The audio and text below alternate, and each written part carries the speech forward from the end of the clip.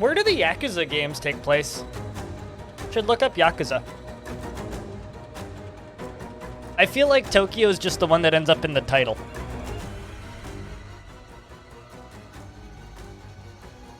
If it happens to be in Tokyo, because Tokyo's a famous city, you know?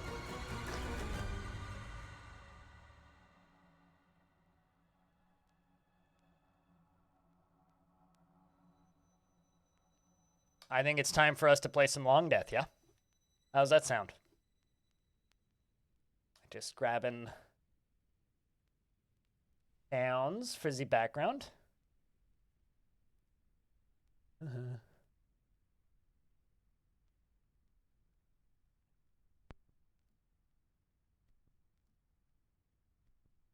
Go.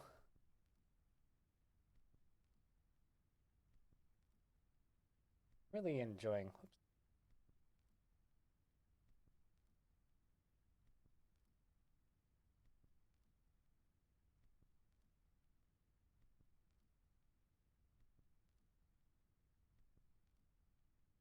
Longdeath.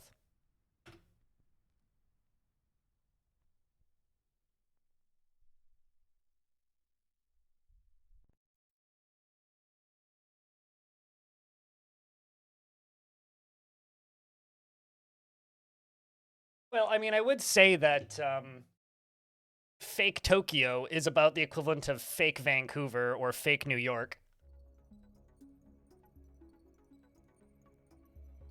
But, so this back in...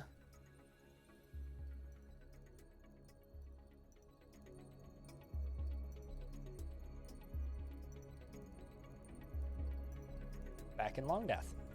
It's been too long. No pun intended.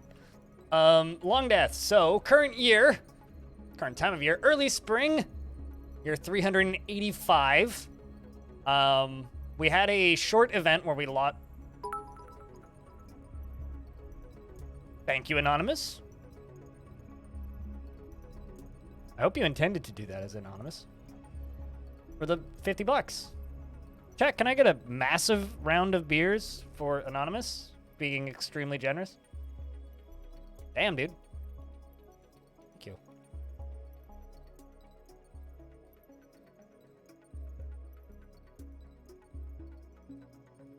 Although I have a suspicion of who that might be. I don't want to say it, because it is anonymous. That deserves 2 beers? Then post 2. Then post 2.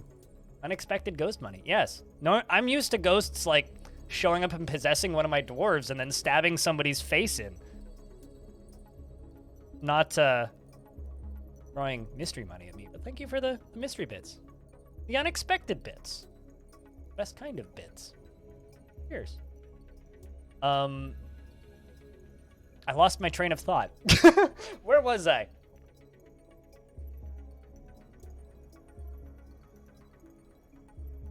Got to go have a good stream. Was that you? Well, we'll see you when we see you, Raz. You have a good one. Nobody expects the anonymous bits. Or the Spanish Inquisition. Or the Elven Invasion. Or the... I don't know. Surprise coffee in the face. Alright, so... Early spring. The elves have not shown up to trade yet, I do not think. And, the humans delivering tribute are just leaving. We had an event where we lost 5 dwarves pretty suddenly.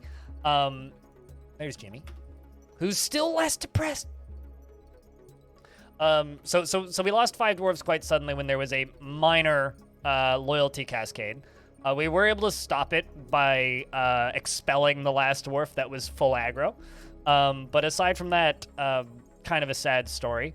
There was one dwarf who was a lover with about 8 dwarves, as well as having a husband in the fortress. And one of the lovers was the king, oddly enough. And seemed to be a pretty healthy open relationship, but one of the dwarves that was together with that dwarf, children tantrumed and attacked the mother, which caused all of the mother's lovers, that's a weird sentence, to attack the child and kill the child, and then the mom went berserk, and then they killed the mom, which, you know, spiraled. Problem, right? Well, we were able to recover it, and everything ended up all right. We did lose 5 dwarves in the process, though. which not thrilled about, but on the bright side, a few of the dwarves that we lost were quite depressed. On the bright side, a few of the dwarves that we lost were quite depressed. That's not problematic. Anyway, so kind of the current goal is still like quelling the remnants of that. We have discovered something interesting though. Jimmy Tibby here, this dwarf, used to be utterly harrowed by the nightmare that is their tragic life. And we have a few other dwarves that were in similar positions that are recovering, which is kind of incredible. But I'm just going to run through and read all of the named dwarves in the fortress currently, starting at the top. Pilot the Third, Axon the Third, Jimmy Tibby, Quavenair, Letharticus, Lil M. Katsu, Anthony Banana the Third, Navy, The Scoid, Malden, Mothrai, Athros, Diamond Destruct, Anonymo, Massive, Volleylol, IDZ, Reinhardt, Tygo, Gone Caribou, Zindros, Stone, Blue Space Weeb, Dragon, Rory, Arch, Paranoid Metroid, Zetsuki, Do It, Tele, Kryvon, Mar, Space Pirate 256, Krabicus, Merc, Elomino, Red Octobear, Hoshan, Cussy, Bloodcat 17, Wogarden, and Whitcoat. You're still alive, incredible. I know that feeling, right? It's like, oh my god, I'm not dead. How old are you? IDZ. Let's see, you're a woodcrafter. I mean, you're only 14 years old, so it actually hasn't been that long.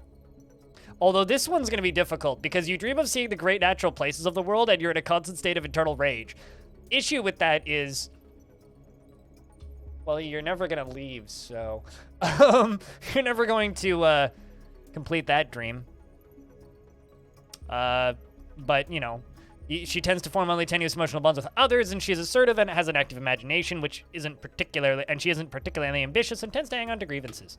The thing about this fort is, like, we're basically playing it, like, 1 year at a time now, meaning, like, it's gonna realistically, well, if we're on year 385, to actually play this fort to the end, well, it's going to take like 700 episodes, 600 episodes. Axon, what's up? Speaking of Axon, how is your dwarf? You're 65. And you've got some broken fingers. The problem is, we have nothing to make casts. So broken limbs are just kind of like, well, guess what? You get that for the rest of your life? Probably import some. Chalk is made into that, right? Because we need powder for casts. Like, bad. But, you know, we're still working on the beautification. And of course, up here in the corner, we have our obligatory Ukraine flag. But someone's bedroom is stinky. That's Longdeath. Think humans sell plaster? Yeah, you know, I only just thought of it now. I'm sure someone suggested it before. I have splints, plenty of splints. Trust me, we do not have a shortage of splints. I mean, in my hospital, because splints only will heal some of those. Yeah, I've got soap. I've got plenty of soap. I got 2 buckets. I got crutches, splints, plenty of cloth, and plenty of thread. The thing that we need is powder for casts. That's the only thing that we don't have, so I need to check that on the humans. The elves have arrived to trade. It's the proper time. We'll bring some prepared food pots over. We're also, thinking about studying more stuff. We were doing some of that. Because I've just got too many gems in this goddamn fort. Discovered an old bug, which is, if you queue up jobs for studying in this menu, or encrusting, they never go away. They just stay there for all eternity, which I think is kind of amazing.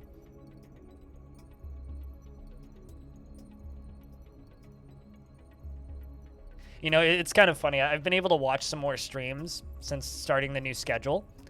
And being able to watch new streams is interesting because I pop in to channels that I haven't watched in ages, and random people will just be like, so when's Dwarf Fortress coming out? Like, random people I've, like, maybe seen before, like, loosely recognized, or, like, maybe I saw them... Maybe I've seen them, like, years ago, or, like, they lurk in the channel occasionally. It's like, It's just random people I've never seen before will just be like, so when's Dwarf Fortress at? I'll be like, I don't even know you. It's something that actually happens like kind of frequently now. Because like I haven't been able to watch streams because I've just been so fucking busy. And then as of late, I've like slightly started watching other streams again, which is kind of nice. But like at the same time, it's just kind of funny just having people at me being like, so, just like person I've never seen before, maybe like has been in my chat once or twice before, is just like, so Blind, when's this coming out? And I guess my response is no longer time is subjective, but time is the objective, I would say. If not subjective, then what is it?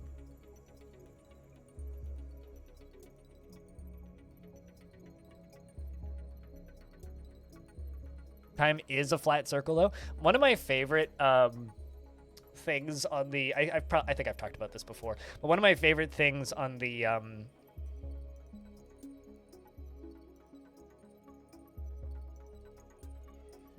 One of my favorite things on the Dwarf Fortress forums on Steam is literally just, no, time is not subjective, and then like a very, very detailed essay on how time works. Nobody's added me with my emotes in another channel, outside of my, like, Teams chats. But if I go into, like, almost any Halcyon Frequency stream, I usually get random messages. Speaking of Halcyon Frequency, by the way, I probably need to update my commands because I definitely haven't done that. But we actually have a new member now. It was Arch over at Arch Plays Stuff. He joined the team because of his industry expertise. Giant rat is fighting, probably with itself. He joined the team because of his industry expertise and is going to be a regular host on the podcast and kind of a background character in the team. He does stream 2 days a week, though. He's in New Zealand, so we officially... Oh. Buzzard attacked my bards. And it seems like Witcode punched the buzzard in the upper body, bruising the muscle and the liver. And then the bard scratches the buzzard in the right lower leg, and the severed part sails off in an arc. That's how fucking cut your nails, dude. Could you imagine, like, somebody scratching a limb off of a creature? Like, God. But yeah, I recommend you go give him a follow. Just go give Arch a follow. Because he's a good dude, and his streams are chill. If you can catch them. Or if he happens to be in your time zone. But, maybe we'll have more announcements on recruitment front in the future, but... Where's the other half of them elves? Yeah, we've got some dwarves running around going, like, confused because of those buzzards dive bombing. The buzzards dive bombing is the actual issue here. Guess we're just waiting on Tele to come over here and Trele.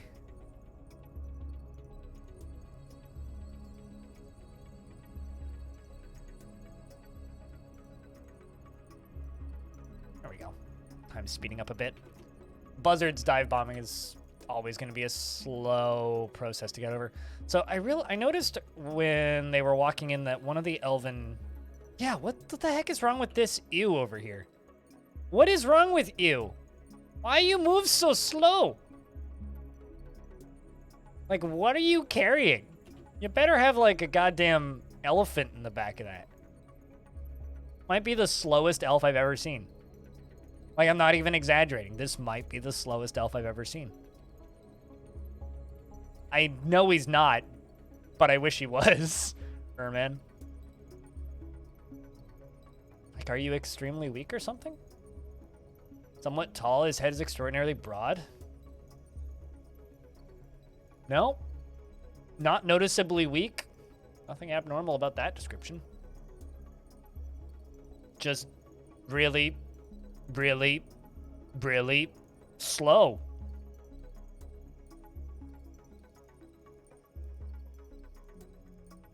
And there goes the frame rate markers, the fucking buzzards. What, abnormally weak or really, really, really slow, Axon? Speaking of Axon, how have you been? Last time we spoke, it seemed like you'd had a rough week, so I hope things have improved.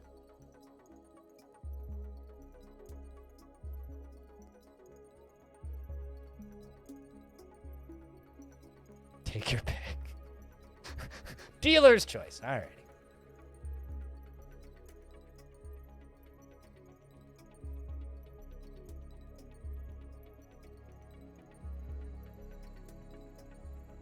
How was my weekend? I went beer tasting out in Steveston. And had a really long bus trip back.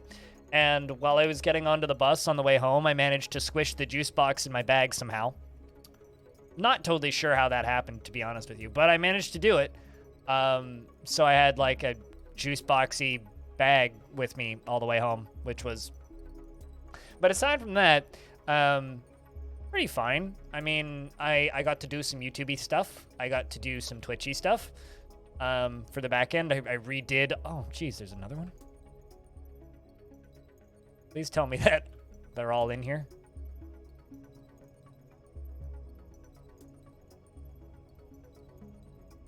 Oh, no, it's just the 2 merchants. All right, so we're just literally just waiting for them to unload. Accidentally canceled trading because I hit R instead of T. Yeah, we already have a herd of unicorns, so unicorns isn't exactly a huge deal for us. Those are all our unicorns. No. In regards to that statement from Casey. Alright, what do we got? A squirrel, a dingo, a horse, a unicorn, green tree frog. Yeah. Use. Outlets. But I got to experiment with some things for YouTube, which was fun. And it's had pretty good response thus far.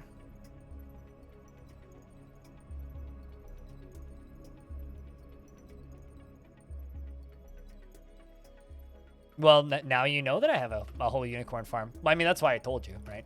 I mean, if I pop up to the surface over here, these are all my unicorns. It took us almost 100 years to get a breeding pair of unicorns from the elves because we'd buy one, because they always bring them one at a time.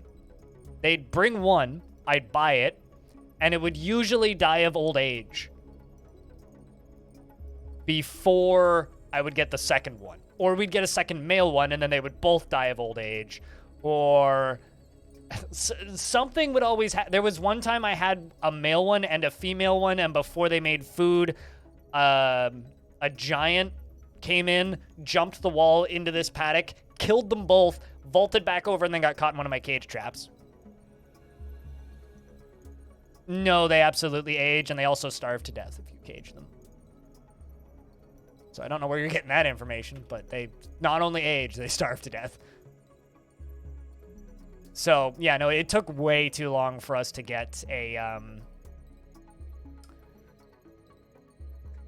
It took way too long for us to get the,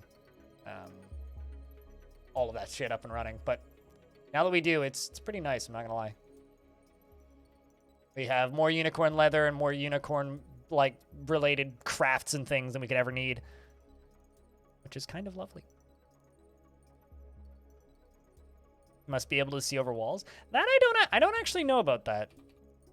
I don't think the game factors their height into the distance they can see. There's the Star Wars mod, the Jawa Fortress mod that lets you play as Jawas, which is kind of a fun little mod, by the way. Adds a lot of different robots to the game that can just walk over walls. So, like, the big robots can walk over, like, 3 to 5 Z-levels. It actually says in their description, it's like, can traverse over 2 Z-level high walls due to its height and stuff like that. It's interesting. So, I don't think the vanilla game takes any of that stuff into account, but it certainly has the capability to. Because, like, that mod can do it. So, I mean, that would make a degree of sense.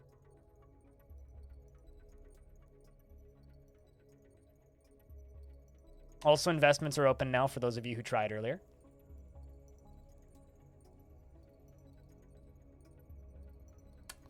What was I gonna do? Let's check clothing. Clothing seems pretty alright right now. I feel like we just did a round of clothing. You know what? Something I haven't done in a while. I'm gonna queue some of these crafts things back up. Not too many of them. This craft store shop, I'm just going to do these manually because I don't want all of the craft store shops to do this.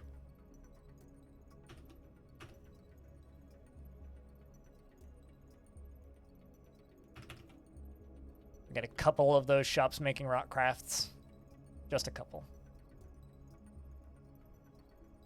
That's probably the best feature of the new bot, is just scolding people for trying to invest too much. Exclamation point tickets to see how much you have. Just like lumped it above.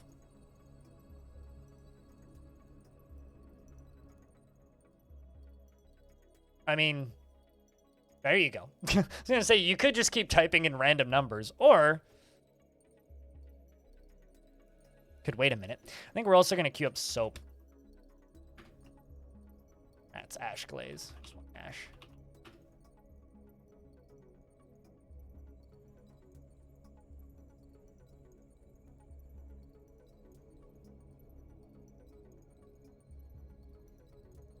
And there we go. Crafts are getting going. We need to clear out all of these boulders, which is going to take 10,000 years, but when we finally get it all done, it'll be very much worth it. I mean, it won't be, but I'll pretend it's worth it. I think, is there anything else that I need to queue up? I think just waiting for the humans, pretty much, and then buying, yeah,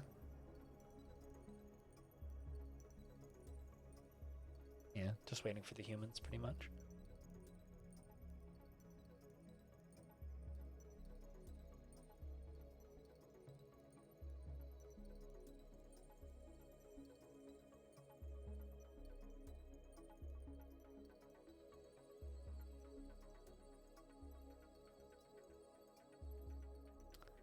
What is that boulder area going to be used for? It's going to be an obsidian printer. It has all of this stuff set up for the obsidian printer.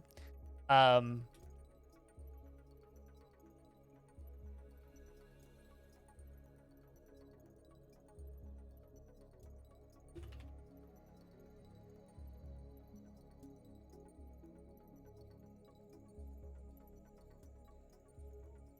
yeah, it's going to be an obsidian printer, which I have all this stuff built for. The only reason I haven't set it up yet is I want to get all the boulders out first. So I could, like, mass dump them all, like, just basically tag them all as garbage and start using the printer. But I don't want to do that.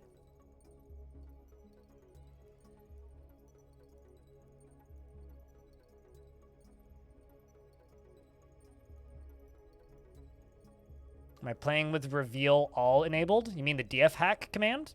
Well, I mean, if you were savvy, you would know that I don't have df hack running.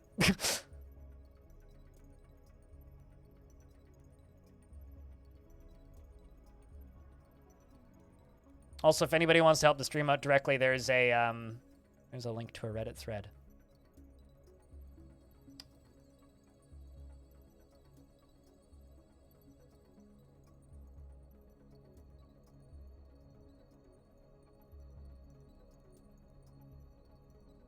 So, no, I'm not playing with reveal all enabled. What makes you think I am?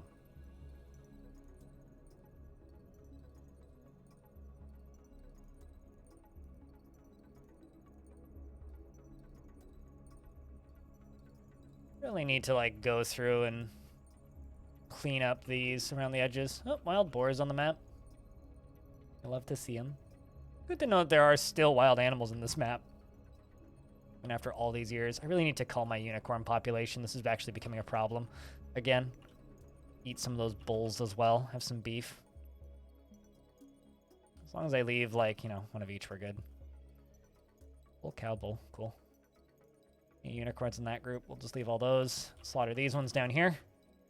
When I say it's becoming a problem, by that I mean that they are eating the food in that pasture faster than it can regrow.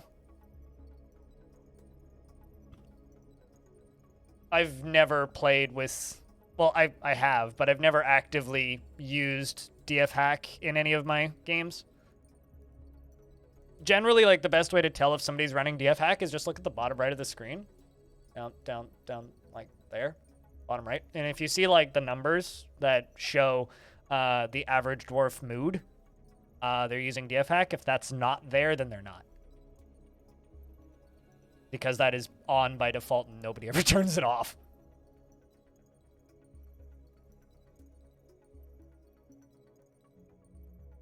You still don't understand how I can play DF without the fun of spreadsheet games? With a keyboard and a computer is how I play, I think. Isn't that how you play most games?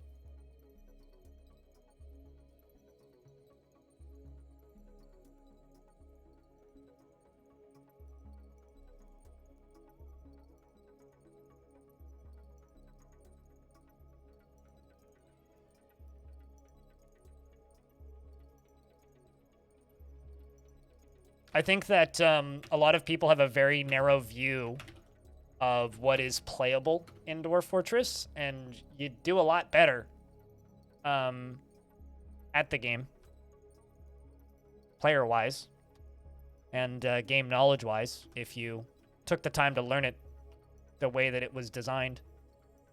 Even though, like, the game does have issues, right? Like, it's not no perfect game.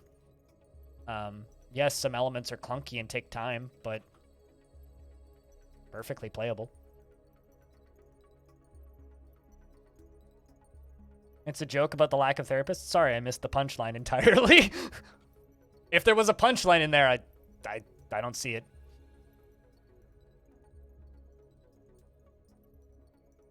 I mean, I enjoy spreadsheet games, and Dwarf Fortress kind of is a spreadsheet game. I just have to think very carefully about each individual dwarf one at a time instead of, you know, just looking at a spreadsheet.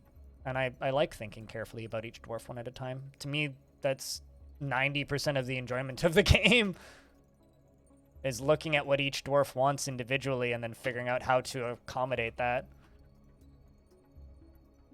DF Therapist is a spreadsheet manager for your spreadsheet game of DF? No. DF Therapist is an extra tool that is completely unnecessary that streamlines a few options if you want that.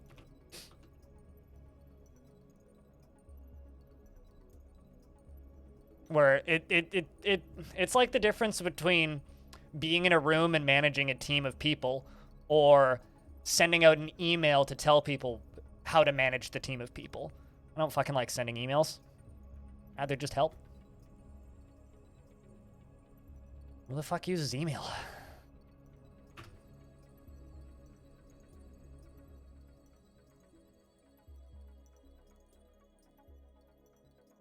Yeah. Also, like, you want to have idlers and you don't want every dwarf to constantly be doing tasks. You know, slaughtering's beginning. I really need to get rid of some of these arrows again. The problem with these arrows is, like, the humans bring them.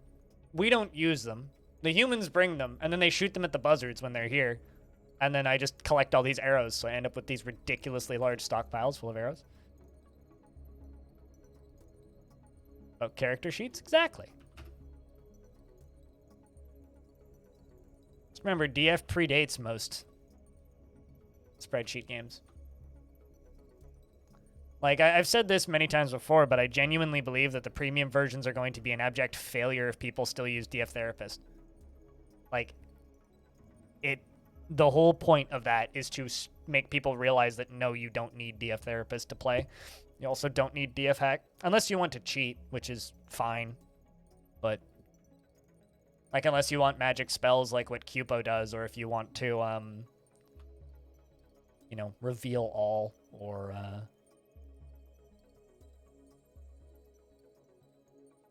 yeah. Unless you want to cheat, like, there's no real logical reason to use it. It just destabilizes your game. Like, the number of crashes I see on other people's streams versus the number of crashes I get is just ridiculous. It's like, I'll get maybe 1 or 2 crashes a year in Dwarf Fortress. Maybe. And that's, like, playing this game roughly 20 to 40 hours a week.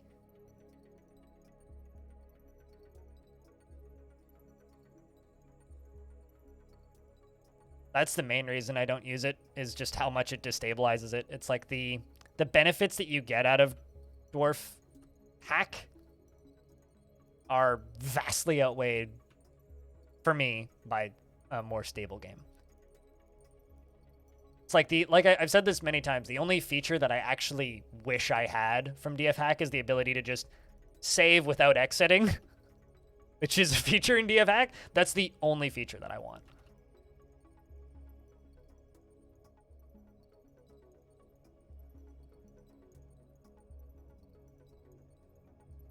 Yeah, see, I hate that. That to me just, I like to go through, even if I'm like quick assigning a bunch of dwarves in the military, I still like to look at their thoughts, right? I don't like I don't like having the option to quick assign. To me, that makes the game less interesting. Everything that makes the game less interesting is stuff I'm gonna not use. And plus, it's not worth the loss of stability. It's just never going to be. Since like this most recent, what are these? All right, I've got a couple that still need to be actually made into tombs.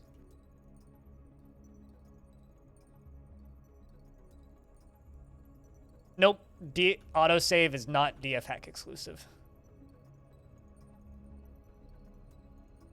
But the reason your game crashes is because you're using DF hack. Like, legit, I get maybe one crash a year. Maybe. Like, I think I can count on one hand the number of times this save file has crashed.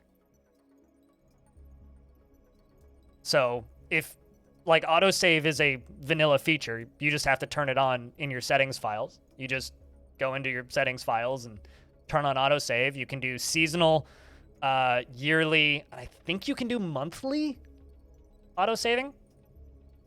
But you can set the game to autosave quite frequently. Yeah, what Stone said. Like, the cause of crashes is not...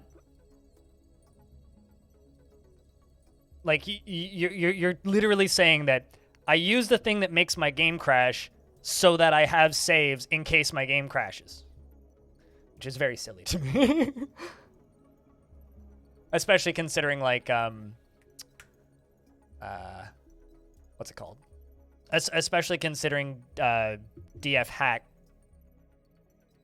is not the thing that's adding autosave. How are the long dwarfs doing? Pretty long. Pretty long. How's Mist Runner doing? It's good to see you. Picture Point, what up? Anyway, play the game the way you want it. I don't care. At the end of the day, if DF Therapist makes the game more pleasant for you to play it that way. That doesn't matter. Free game, so good. You're not sure what's up? What did you do to it?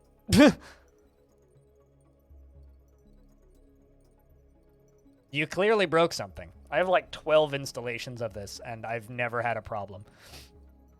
Outside of installs where I, you know, use DF hack to test things.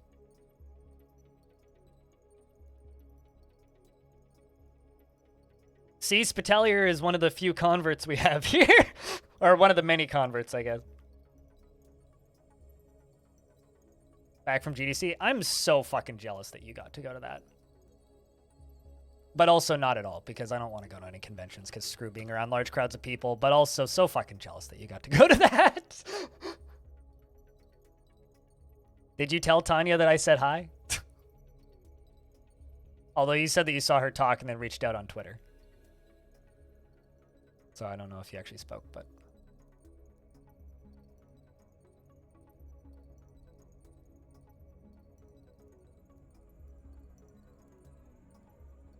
I don't know what you're breaking then. Unless you've got like a really weird computer setup. But something is breaking if it's a brand new fresh install. Where did you get... It's like okay, so I'm not making assumptions on you, Drovin. I'm assuming you know what you're doing. The last time someone was reporting this issue of installing fresh installs of Dwarf Fortress and it crashing on launch, they were launching it through Meph's launcher, using a version of Meph's launcher from 2017, launching it with the most recent version of the game, and due to lack of updates on Meph's old launcher and the way the most recent version of the game works, every time he launched the game, it would crash when he tried to generate a world instantly. The time before we had somebody reporting a similar issue, they were using an old prepackaged version of Dwarf Fortress from like 2014 or some shit with the tile set already installed. And it was doing the same thing. Probably due to compatibility issues, but like...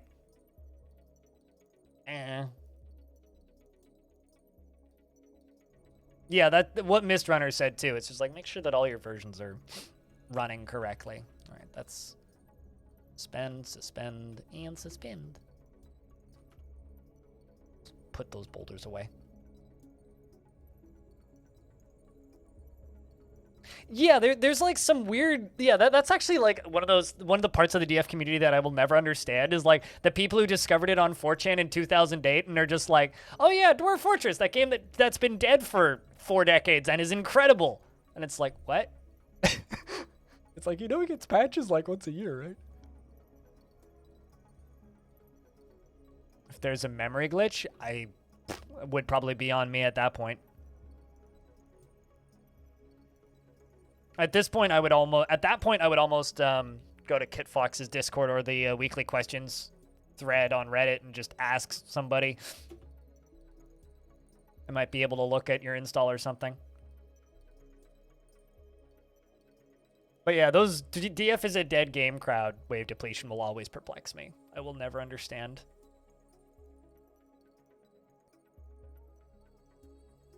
I do have one install of the game where for some reason, and admittedly, that's the one where I swapped tile sets in and out a whole bunch. It's the install that I used for my birthday stream, that one where I was just like, let's click and drag new tile sets in every couple minutes. That one, for some reason, if I try to generate worlds, it crashes almost every single time at year 200. I don't know why. But that's just one install, so I just did a fresh install and moved my save files over and it's fine. So it's not an issue.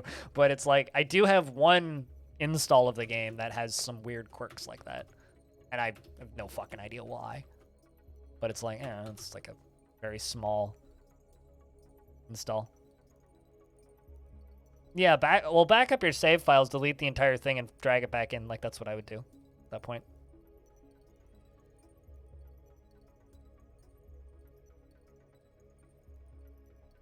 Maybe you just have the exact same setup that Zach Adams runs, so it's like perfectly tested for it, Mist Runner. The reason I don't recommend people go to the Bay 12 forums is unless you already have an account for the Bay 12 forums, it takes like a week to actually get your account like confirmed because Tarn's really slow about that because he's busy. So it's actually like not that easy to get an account on Bay 12 right now and hasn't been for a while. So I kind of just don't recommend people go there these days, which is maybe like counterproductive, but like everybody should have a Reddit, or most people have Reddit accounts at this point. And like, if you don't have a Reddit account, then just jump onto the Discord server. Well, it's not funny. It's like it's taken them. The reason it takes so long to get an account verified on there is because they had issues with trolling, right? So they had to lock the forums down. So now it's just like you have to get your account approved first. Which is basically when just Tarn decides to go and approve a bunch of accounts. If I understand it, that workflow correctly. Which is not exactly, optimal for quick turnaround times and getting your account approved. So that's why I just say just go to the KitFox Discord or the subreddit's Q&A section. Because it's like, you don't need to get your accounts approved for those. Just go there. That's actually part of the reason that the A12 forums are so quiet these days is because, like, it's hard for new people to get accounts. And in order to have, like, constant discussions on a subreddit, then,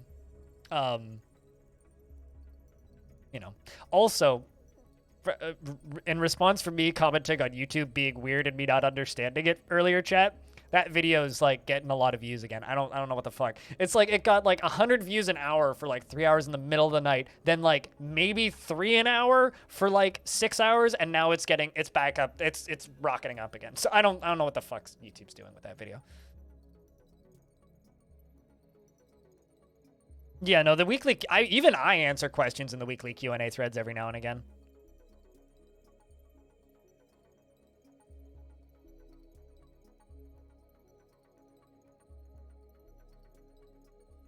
Also, just your weekly reminder, or daily reminder, I guess, to join the Discord and go add a word to the add a word stories room, because I need stuff to read soon, most likely. No, not the quicker flak vid. The one good run that I had in Pixel Dungeon. Axon.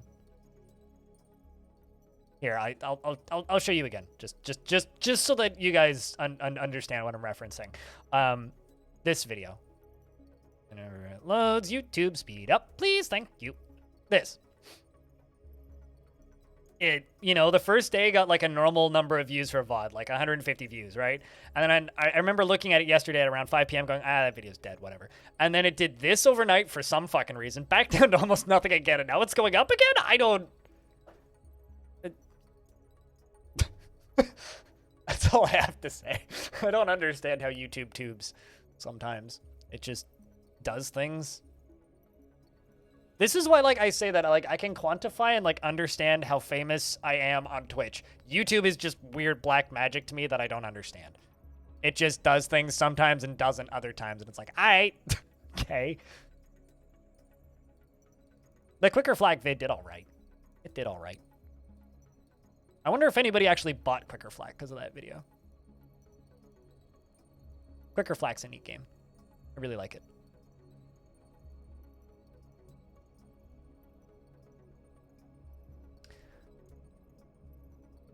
Yeah, it seems like it. I guess like Shattered Pixel Dungeon and toast and eggs is like a healthy breakfast these days. I need to make 2 picks. I should probably check my iron supplies because I'm making so much of it into picks. I can melt those, right?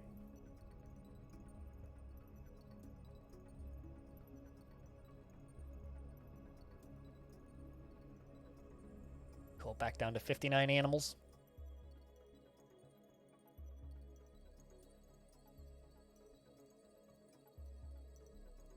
I mean, if the other side of the world wants to be interested in the stuff that I do, that's fine.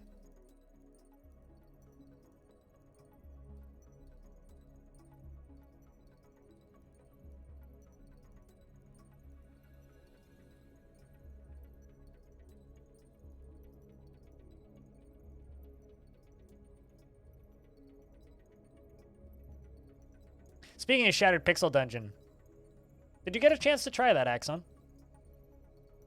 I don't know if that's a game that you've played at all, but...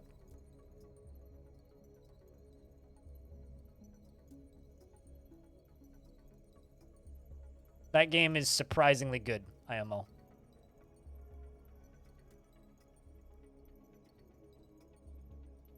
But also, like, weirdly bland. In the exact same ways.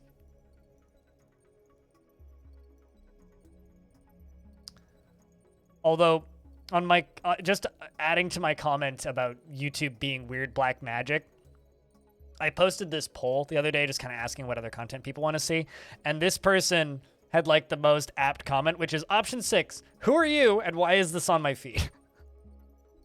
I checked using some black magic tricks. They are not subscribed to me on YouTube. So I genuinely have no idea why that's on their feed. But thanks, YouTube pretending to be Twitter, I guess.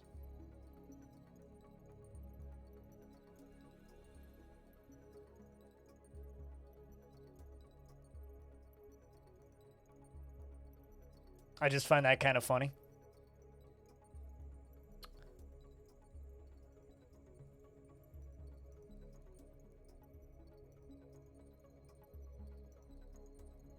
Sacred? What do you mean by sacred?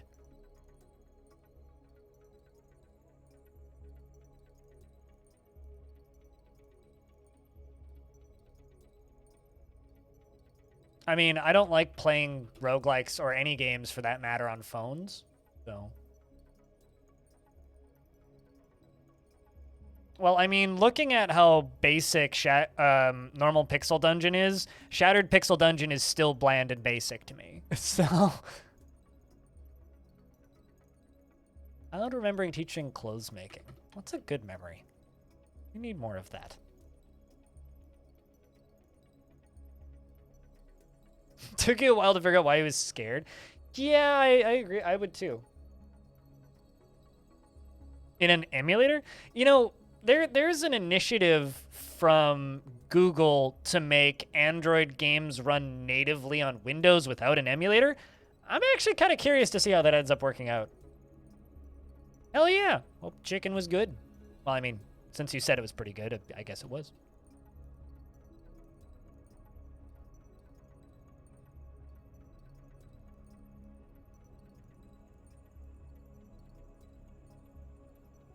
If you play Shattered, then base will no longer be fun and you still haven't beat it?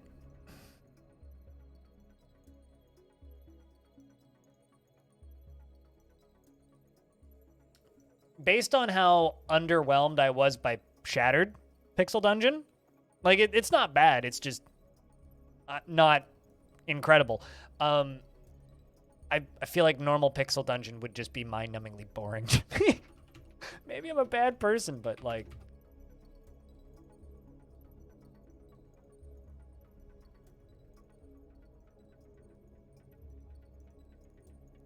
Yeah, no, it's like, I feel like you could do better with mobile roguelikes.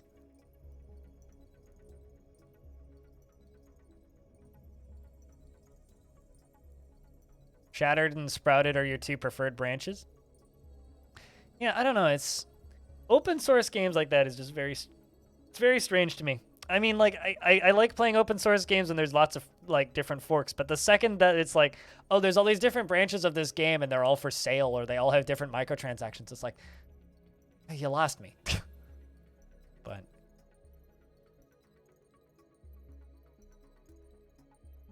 It's the one part of open source games that I don't fully understand. I just don't understand the licensing, I guess. And the business behind it all.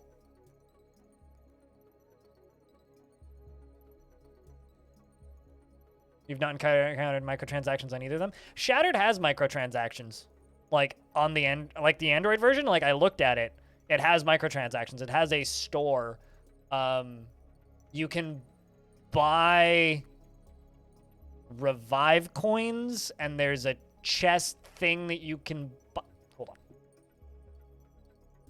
Literally looking at it.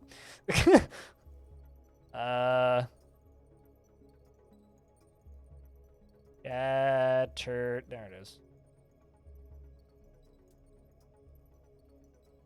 Yeah, it has in-app purchases. Shit's got 1 million goddamn downloads.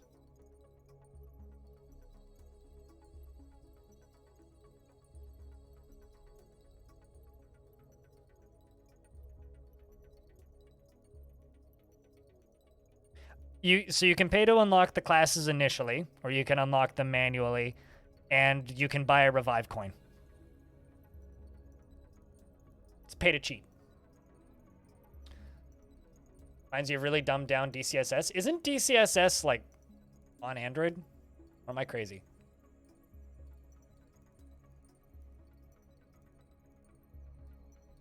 Oops. You play lots of games you've never beaten? Oh yeah, same. Same.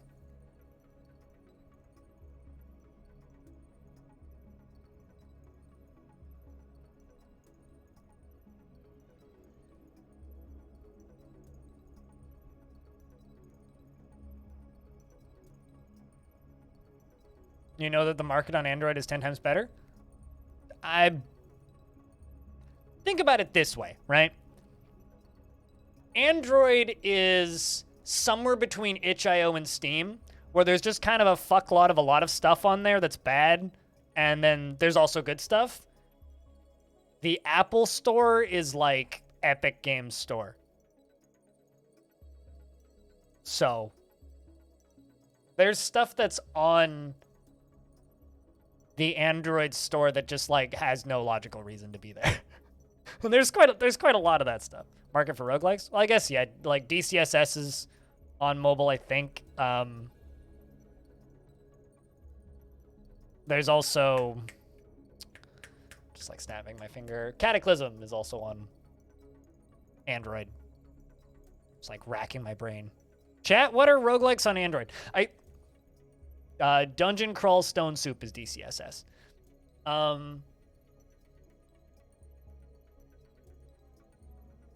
Hold up. I'm literally, like, loading up the Android store right now.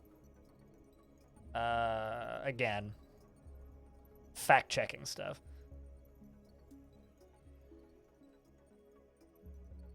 Yes, Dungeon Crawl Stone Soup is indeed on Android.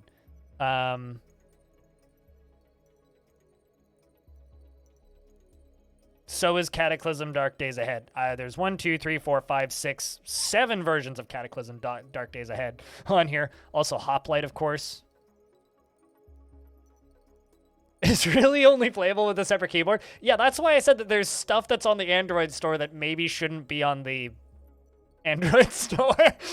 Like, it's just like there was a version of OpenTTD on Android for years, and the buttons are so small, like you need a pin to hit them on a phone. Like, legit. Like, it is unplayable without a stylus. I actually bought a stylus, not for this phone, but for an older phone that I used to have. LG G3? Yeah, that one. I bought a stylus specifically for the LG G3 to play OpenTTD on my phone. I mean, not the game that you just referenced, Mist Runner, but Caves of Cud is coming to phones soon. TM. Shadner? Is that how you say that? Hello. Welcome to the channel.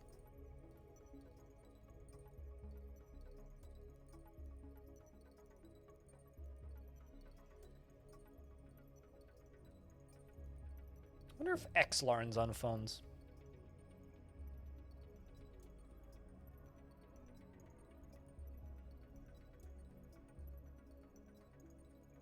Nope.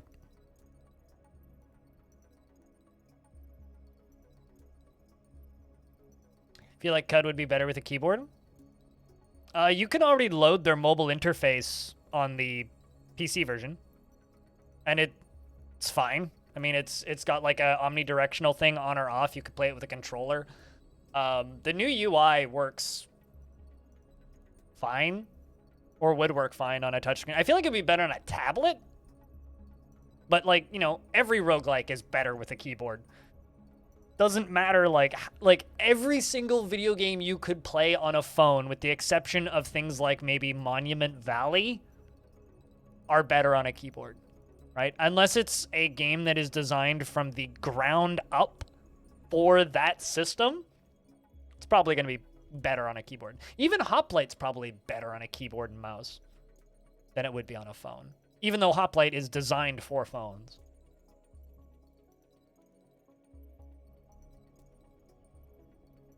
But yeah, I mean, I think that feeling kind of goes for almost every game.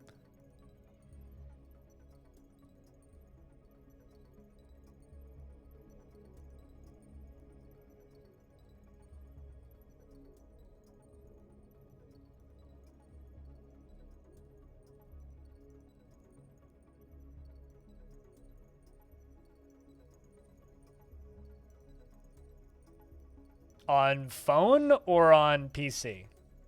What's going on in my fortress? Not a whole lot. This fortress is 380 years old. So most things are automated at this point, so it's kind of hard.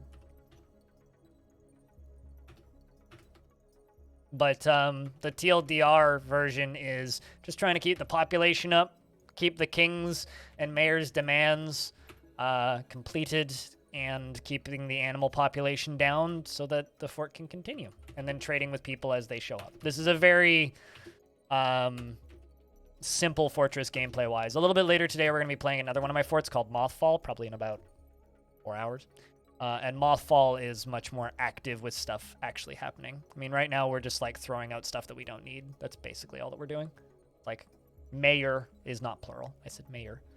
Mayor is, I think, is the sentence that I said. So we have our king, our mayor, and they're the ones that have demands. So I'm just making sure that they are happy. I was going to say, like, messing with it on phone would indeed be, like, fiddly nightmare. Yes, we're basically just trying to keep this fortress alive for 1,000 years.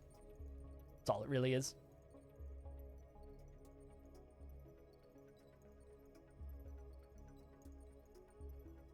You have 2 YouTube videos up and paused about CUD. Why do you have 2 YouTube videos up and paused about CUD? Like tutorials? What do you need to know about CUD?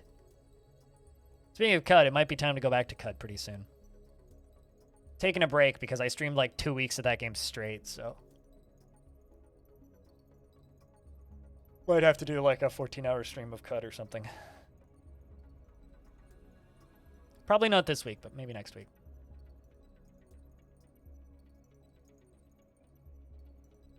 And there are videos of people playing it. All right. That is a game that is like starved for content. Hey, Minstrel, long time. I hope you're doing all right. Wonder if it's possible to build a system that safely disposes items into the hidden fun stuff holes. Safely?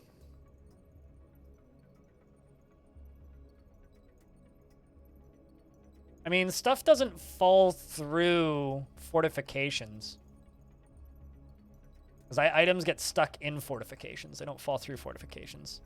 So you'd have to remove all of the things that could kill you in hell beforehand in order to do that, which would be very tedious, I would say. I'm trying to think. Okay, so hear me out for a second.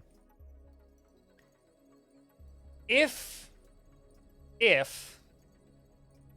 had some way of shooting, well, I mean, you can do this with minecarts. So you could use minecarts to shoot stuff through So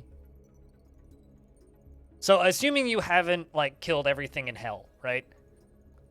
You could have some sort of system set up where a minecart collides with a fortification to throw items through a fortification and then down into hell. But that is assuming that directly below the adamantine spire is the glowy spots where stuff vanishes. And that's also assuming that stuff would fall in a straight line down and not get caught on the possible ledges, which are usually there on the way down. So no, not really. Not safely, anyway. That would be like the only way that I could think of doing it. It would be firing stuff through a minecart into there, when you could just like mash stuff and it has the same effect. So it's like an inverse plot of the new Doom. What, using hell as a garbage disposal? I mean, it's better than dumping it in the ocean, I guess. This is a awful nightmare hell thing. Littering hell? Littering hell is my new album. My death metal single, probably.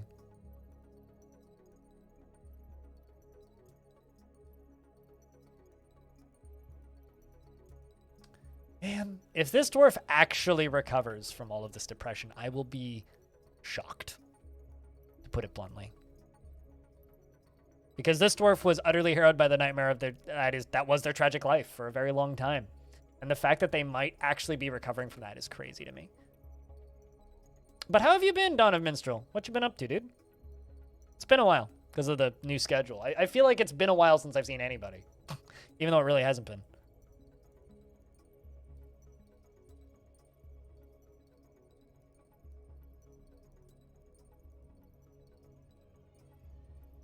It legit feels like it's been forever. We're now auto-saving, which means summer's starting. You started exams again? I mean, that's an annual thing, right?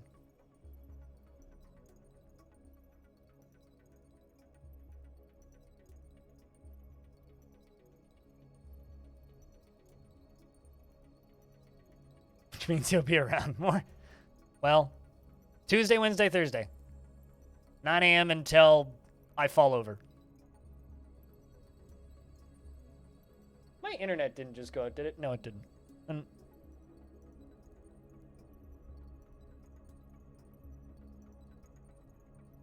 So my bot did like the disconnect reconnect thing. Streamlabs did the disconnect reconnect thing, which is what shows my sub count up there. And I got an error on OBS, but chat didn't stop. So something broke. Fuck if I know what it was, though. Weird.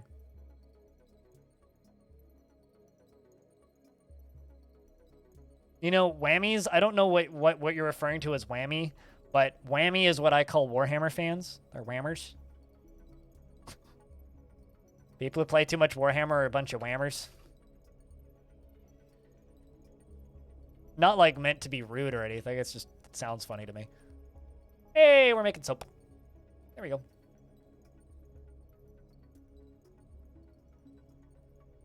Do I save a copy to a file of this fort? What? Save a copy of what? I'll be grading them into the night. Well, good thing I streamed for 14 hours.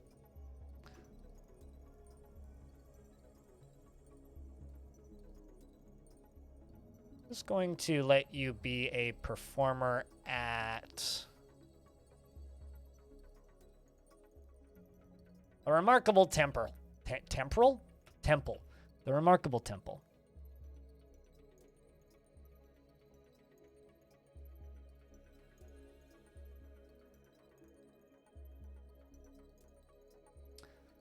But, you know, I hopefully the process of grading things into the night means that you don't have to work too much overtime. Hello, Mino, what's up? Your dwarf's still alive, by the way. Which isn't that impressive. I mean, you're only 7 years old. You do dream of creating a great work of art, and this dream was already realized, and you act with mercy and compassion at the forefront of all of your considerations. After gaining a sibling in 382, that sibling, of course, being, I don't actually know, who is your sibling? Probably either, well, I guess one of these. Either Red Octobear, Hoshan, Bloodcat, or Cussy. Or Wogarden. And you're playing with a artifact, actually. You're playing with Fate Peaceful, the Winds of Law, a diorite toy hammer, which of course is a diorite toy hammer. All craftsmanship is of the highest quality. It is encrusted with rectangular diorite cabochons and decorated with plain point-cut green glass gems and cow bone, and encircled with bands of oval diorite cabochons, cow bone, emerald-cut green glass gems, and rose gold. And this object is, of course, adorned with hanging rings of unicorn leather and menaces with spikes of diorite and unicorn bone. Already peaked? Yeah, it's all downhill from here, man. You'd think that they'd get, like, extra enjoyment out of playing with an artifact, but in awe after playing with an artifact or something.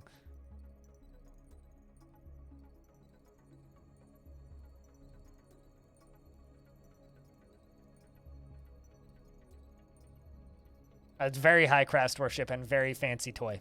Mm-hmm. Although, hold on a second. What was the name? What was the translated name of that?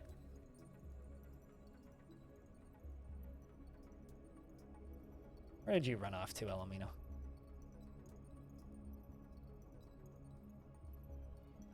Well, you dropped your toy somewhere. Well, fuck.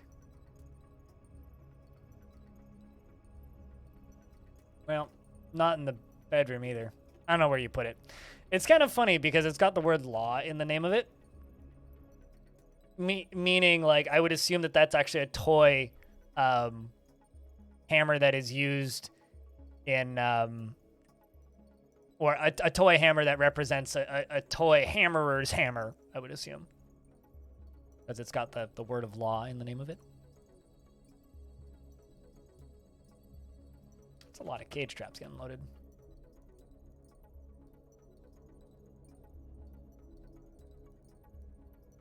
Apparently I caught 2 marmots as well.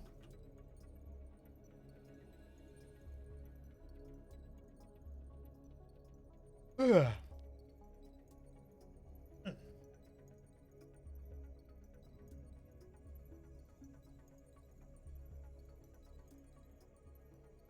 I can't decide if I'm cold or not. Is that an underground river? Nope, that's on ground. Where's that miasma coming from? Oh, just a garbage pile. No, it's that's above. That's like at ground level. So this is ground level right here. There's trees and wood everywhere, and this is ground level creek. We just dug around it, so it's like flying, but it's not technically. I waited until it froze every winter, and then built around it with mostly mudstone. Some of it's constructed, some of it's smooth. Went all the way around the edge of it, and the brook's just there. And then we dug underneath it, eventually.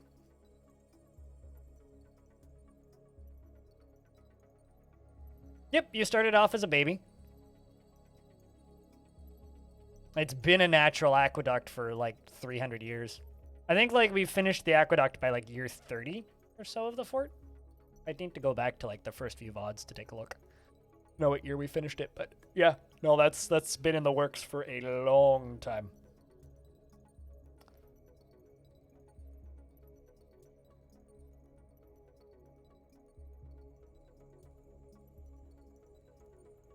The number of unicorns is now much more reasonable. Let's get rid of some of these cougars. Because apparently cougars make a lot of cubs. Who knew?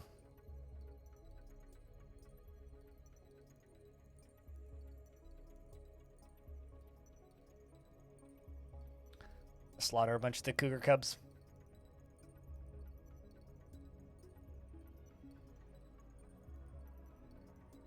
It'd actually slow down the drink's brewing speed. Let's get all this stuff dumped. And the humans should be arriving to trade pretty soon.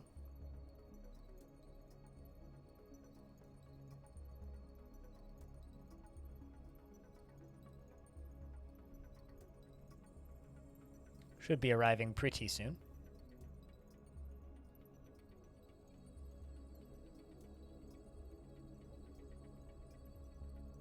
But yeah, it's not the weirdest thing. I mean, probably the weirdest thing that I've done in this fort would be this. Being the giant glass tube filled with lava that goes all the way down to the first lava flow that we found, which is all the way down here. Which, of course, just, you know, goes down to the magma sea, which is all the way down here. Probably underneath the third cavern layer, which we haven't hit yet. So that's probably the dumbest thing that I've built in this fort. That tube useful? Well, technically it's my Magmaforge. My Magmaforge is connected to it, but outside of that, no, not really. It's mostly just for show and to say that I did it. Cougars, cubs, you just need... You know, the joke that I've been making for a while is we need bears, but the elves never bring me bears, and bears never show up here. It's like we've got cougars, cubs, unicorns, and now we just need bears, and we've got everything. It's like that's the only thing that we're missing, and then we've got every single, like, you can make a dirty joke out of this animal. And the humans have sent the royal treasure, who we need to ask for chalk powder.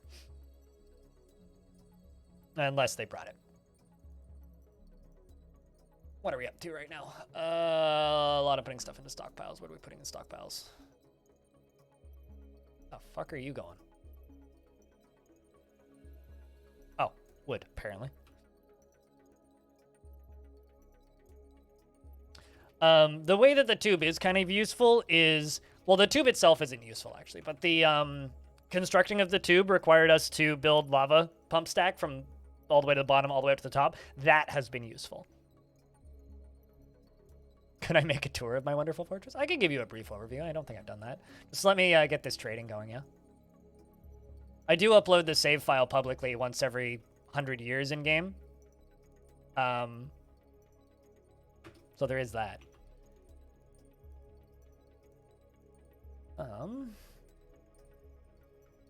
All of these fucking seed bags that are just, like, breaking down. Let's sell these. Just the real crappy ones. Potato seeds. No. Sell the crappy backpack.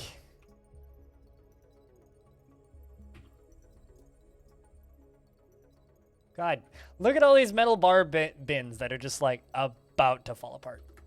Incredible. All right, so if I just let time run by, shut myself off so that you don't have to see me for a few seconds. Don't mind the miasma in the corner, yeah? So the actual fort itself goes all the way up to here. This is where the beehives are. Those little yellow lines are beehives. That's so far away so that the They don't cause problems. The fortress is 380 years old. So we've been running this fortress for 380 in-game years. No cheats, no time skips. This is the upper tavern with our water distribution system. And we fire these ballistas off every 100 years as a celebratory thing. Down here is the tavern in the center. That colorful thing in the middle is our temple. On the left is the library with the green tables. On the right is the king's dining room, alongside as well as the metalsmith's guild hall. And that big room up top is the king's throne room. This is the outer walls, and the windmills over there on the right are the they power our millstones. A lot of these constructions are irrelevant, so they don't really matter. That is just way too much power to power one pump because I felt like it. That's the upper level with the aqueduct where the humans are coming in to trade from the sides. We actually trade with 2 human factions every time we trade with them, which is why there's so many wagons. Then I have my cattle down on the... Thanks, Ilda. We are from the Mouse Guild. There's much to discuss. Yada, yada. Can't wait for the day that I can... Hold up. I need chalk. Or powders, actually. Powders!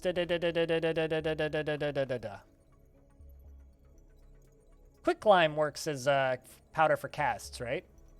In a while. Let's see if you guys can tell me before the DF Wiki.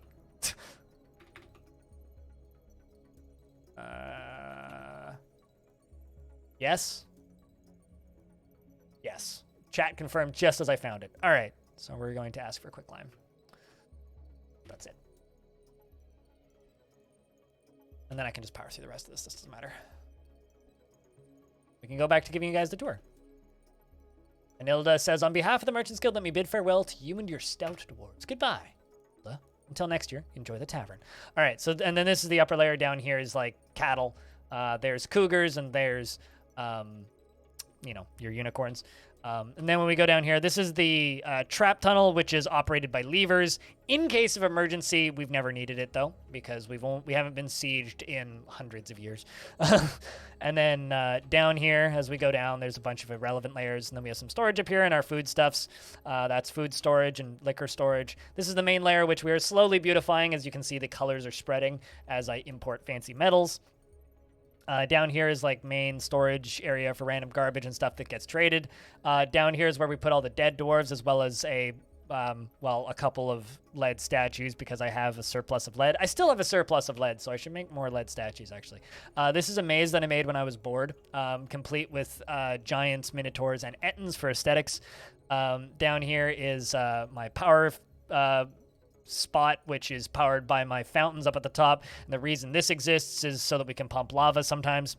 Down here is also the emergency bunker, which is completely stocked with mead, alcohol, and enough food and seeds to rebuild the fortress in case of some kind of calamity on the surface.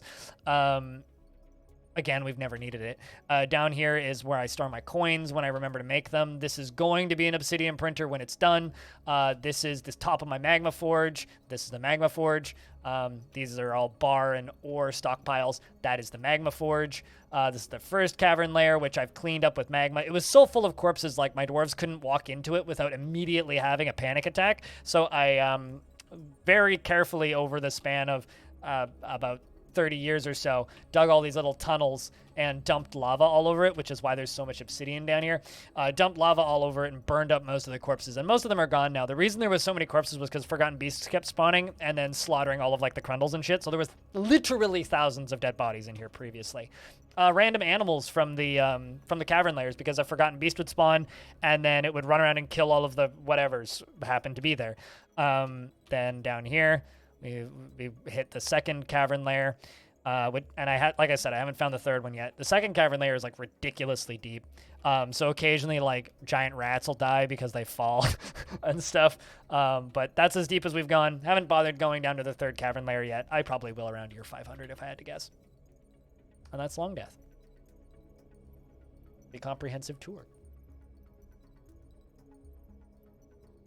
And for some reason, if you want to see how everything is built, everything, yes. If you type in that command, there's a link to the whole playlist, as well as the fan website, Gremlin for Mayor, because we would really like to have a Gremlin Mayor, but I don't know if that's ever going to happen, because I've only ever seen one Gremlin. Yeah. And lastly, there's a link to a Reddit thread if you want to help out this stream directly. With upvotes or downvotes, I don't know. You do you. But, or comments. But yeah, that's this stupid fortress that I've been building. For clarity's sake, if you're wondering, we started this fortress in August 2020. And it's just been kind of chugging along in the background a couple hours a week since. The first few weeks we did nothing but this. B-Lug, thanks for the raid. How was your stream? As always, you can just shout yourself out.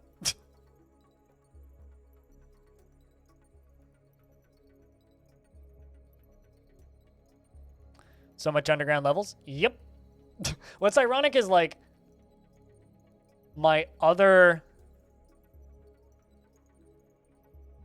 What's ironic is my other fortress world that I have, which is the Crimson Pulley, which is a faction that I'm playing. It's much more active. There's a lot more combat and things, and, like, me actively, like, making the dwarves do stuff. Unlike this fort where it's pretty much automated at this point.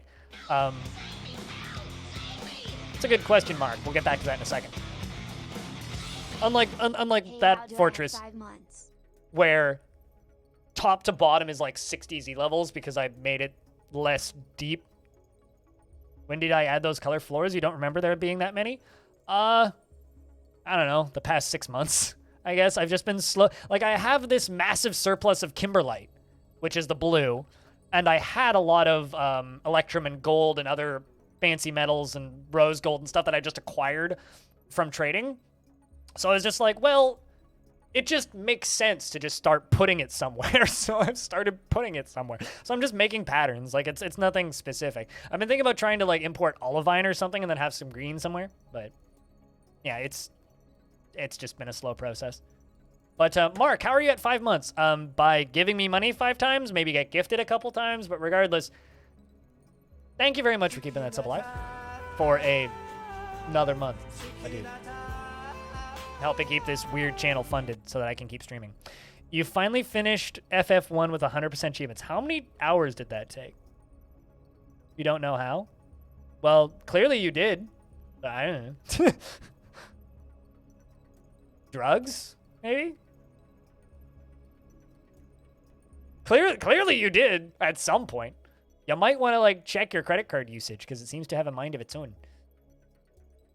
The problem with DF is that it's too perfectionistic. No, it's not. To do anything with results, which results in you sitting in front of an open DF save, doing absolutely nothing for an hour, and then closing it feeling defeated. Do you have ideas on how you can stop being a perfectionist? Rewire your fucking brain. That's how. Stop caring. Let the dwarves tell you a story and enjoy it. I don't know what that means, Casey, but show B-Lug. Are you going to link a speedrun, Casey? That's not helpful. I'm sorry I'm not helpful. Like, legitimately, I don't know. I'm not a perfectionist. I've never been a perfectionist. I enjoy min-maxing in certain types of games, but Dwarf Fortress is a game, it's kind of like watching an anthill. Like, are you if you buy an anthill, are you going to get mad that your ants don't dig out a specific portion of the anthill? No. No, absolutely not. It's fun just watching the ants move around. That's how I played DF. For multiple months, yes. Actually, hold on a second. Yes, you got gifted a multi-month sub. Actually, when you resub, it should say who gifted it to you. Or actually, if you go into your Twitch notifications, hold on, let me just pause this stupid video game for a second. If you go to Twitch, and you go up to this, I think, yes, notifications. Scroll down. It'll probably tell you who gifted it to you. And for how long.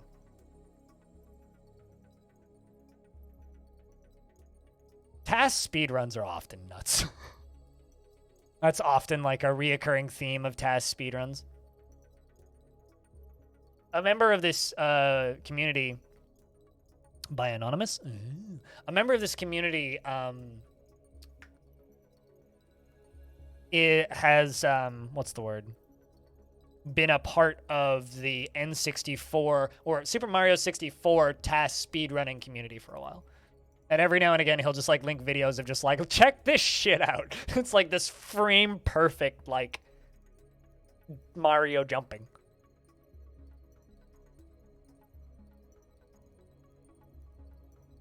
But I mean, people speedrun those games in ridiculously short periods of time. Speedrunners are often nuts.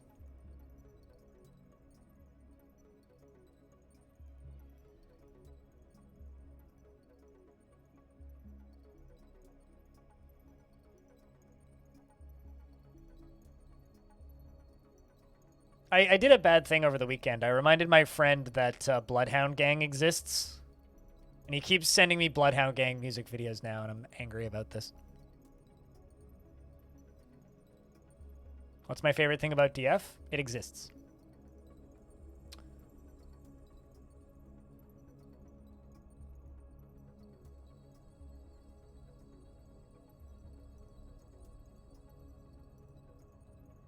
What's your favorite thing about DF?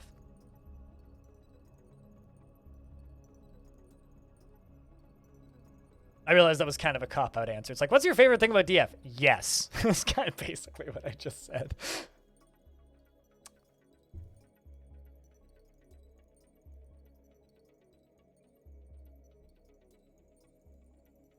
So B-Lug, now that you've finished FF1, are you going to go play FF2 now?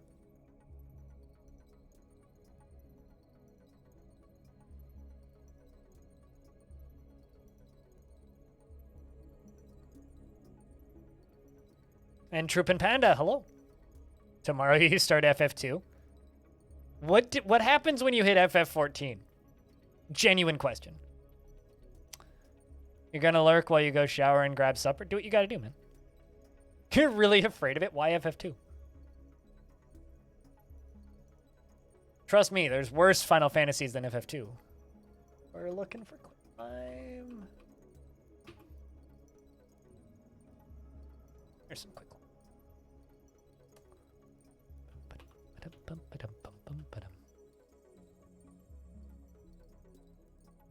Any more quicklime? The others brought some quicklime. Brass, electrum, rose gold, black bronze, electrum, bronze, electrum, brass, nickel. I don't need the nickel. I just post it in the chat, Casey. Or on Discord, doesn't matter.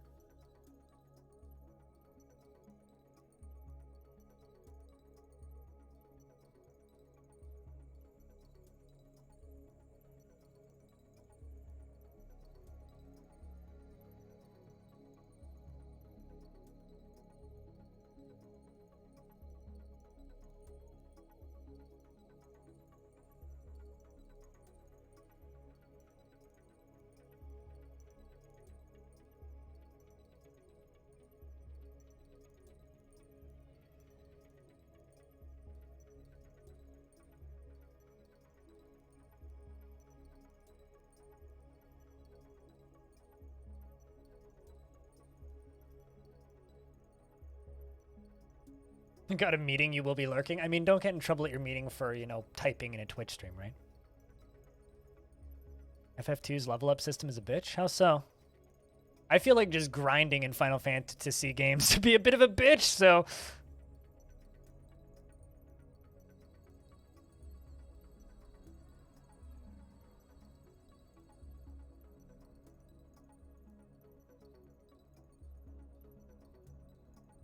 Let's see, what did you bring me? Brass, gold, villain, rose gold, black bronze, iron, sure.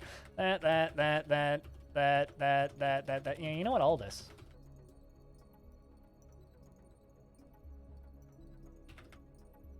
Don't need that.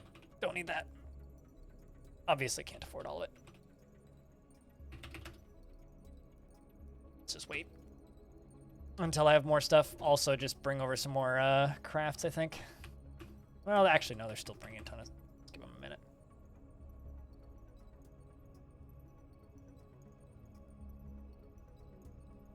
You don't level up depending on what you gain. Depending on what you gain or lose stats. Sound fun? I'll be honest. The only Final Fantasy game I've ever finished is FF1. And I didn't 100% it or anything. It's the only Final Fantasy game I've finished. I've tried to. I think I emulated 6 at one point, and I emulated 7 at one point. But I never made it through the starting zones of 6 or 7. I don't know. I'm just not a JRPG kid. I gotta take a leak. I'll be back in a sec.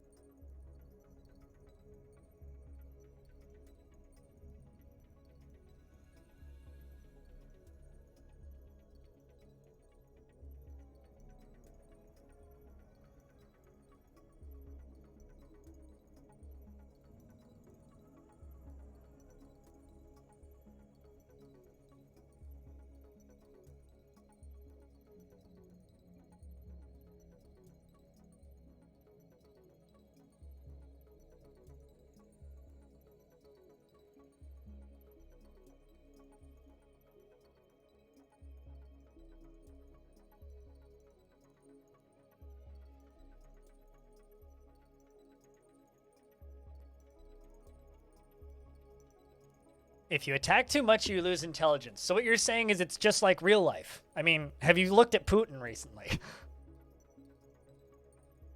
I put on a hoodie. I'm getting chilly.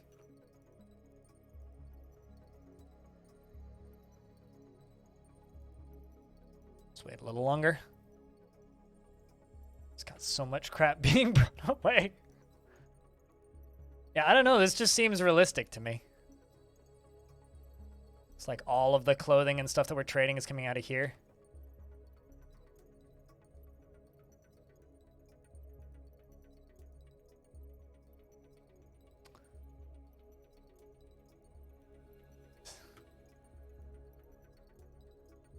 But yeah, that does sound like a pain in the ass mechanically. I've never been much of an RPGs guy. That being said, I did finish both Baldur's Gate 2 and Neverwinter Nights. Expanded edition.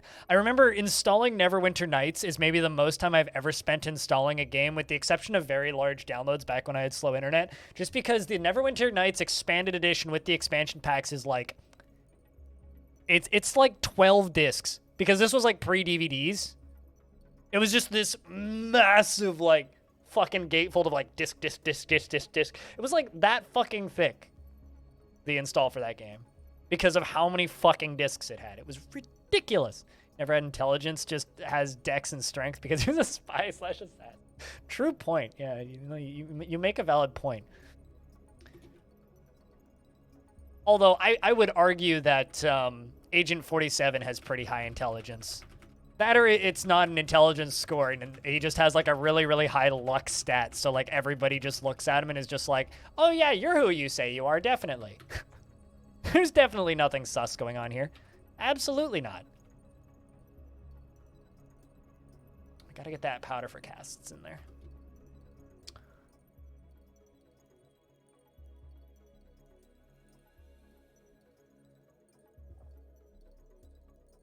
Although these days I think most of his stats are in evasion.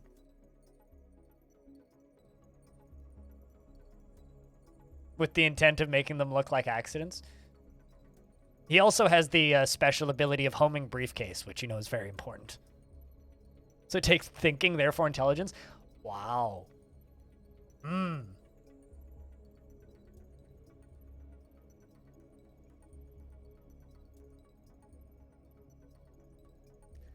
I was talking to has just become a large, scary, bald man. Unsurprising. Yes, this is totally normal. Definitely still the same person. That's his spell, homing briefcase? I don't know if I'd consider that a spell. Even James Bond doesn't have the technology of homing briefcase. You know, I'll be completely honest. I've been very, very, very, very, very tempted to play through Hitman Trilogy, because I've never touched any of those games, and I played the older Hitman games. I played Blood Money ages ago, and I remember enjoying it to a degree, but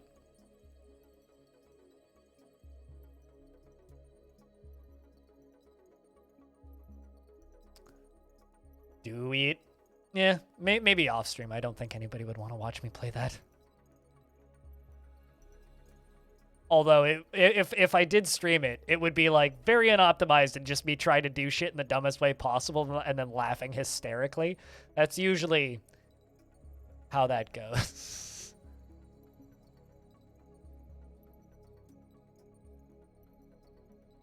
You would watch me play Hitman? Maybe. We'll see. Maybe make it a sub-goal thing. Alright, so we were able to buy 1 bag of quicklime. Hope that gets put in there. Let's hope.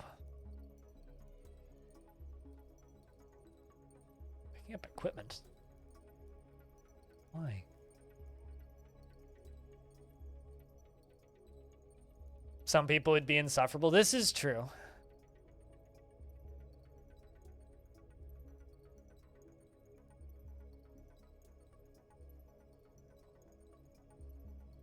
Oh, look at this. So this always happens. I turn on the pump, and it just fills this area up with salmon. And then when we drain the water out, some of the salmon get stuck in here and then die, and then they just go collect them, which I think is very funny.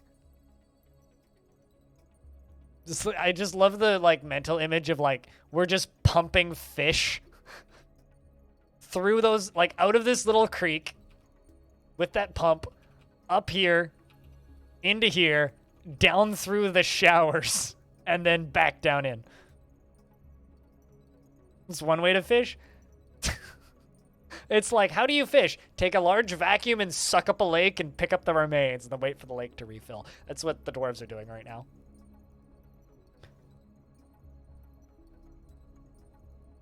This reminds me of the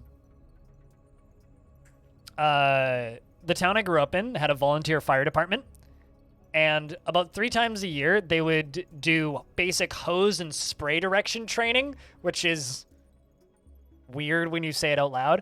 But what they would do is they'd take their fire trucks, drive them onto the fucking beach, and they'd usually do this in the winter. And we would try and, like, show up and watch, because as little kids, we love, like, find me a little kid in the world that doesn't love a fire truck, right?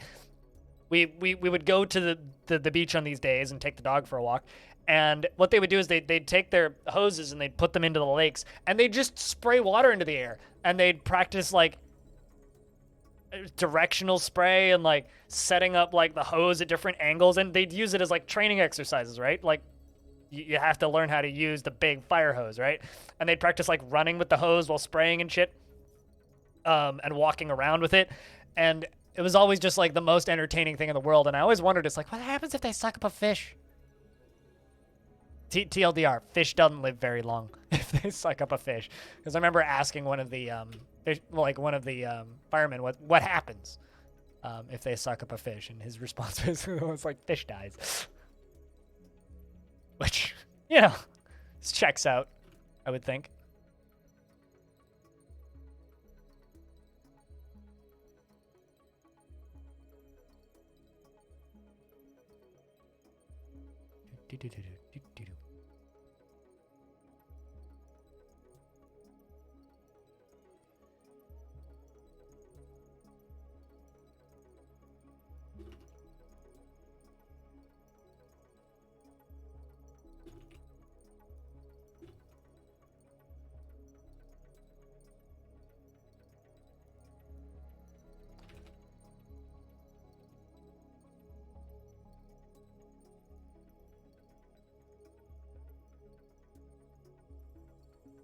Can you suck up in water in DF? I thought that the pump had to be submerged. You can suck water from the layer below. Yes. In fact, I think I always do that. Like, this is a brook, so it's 1 layer down because the water is down here. And this is the layer above where the water actually is. It doesn't have to be submerged. It just has to be touching water. So it either has to be like, so let's just say this is the pump that does the sucking, and this is water. Pump either needs to be there with the water or there with the water. Doesn't actually matter. It can be like 1 layer below. As long as it's touching the water, doesn't matter.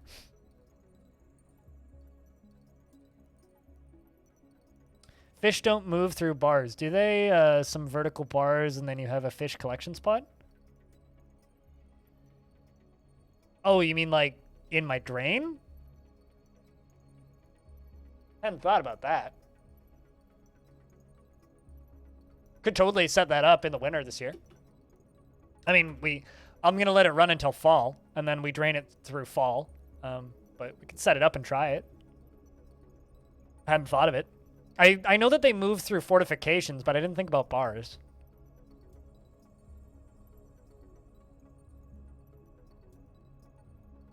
That, or like there's just enough water up there that the fish just spawn in there.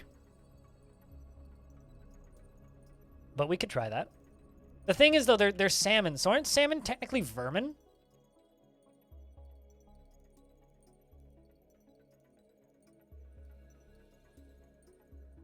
It's funny, because like you're telling me thank you for the explanation and whatnot, right? Troop and Panda? I feel like I haven't explained anything of value or talked about anything of value in the last, like, 2 hours.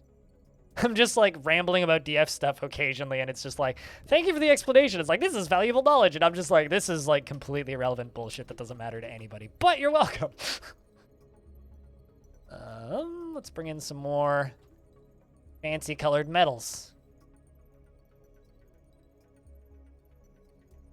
Brass. Pages down, I think it was.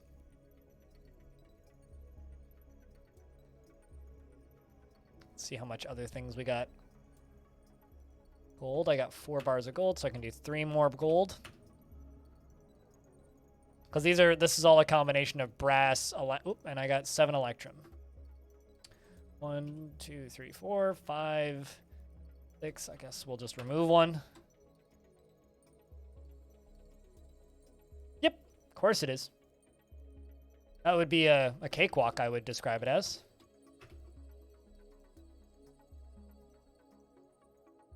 In regards to making an underground water or lava canal. The problem would be like starting the lava flowing, so you'd have to pump the lava up initially, but yes, you could absolutely make like a flowing lava river that flows off the map if you wanted. Be easy to do.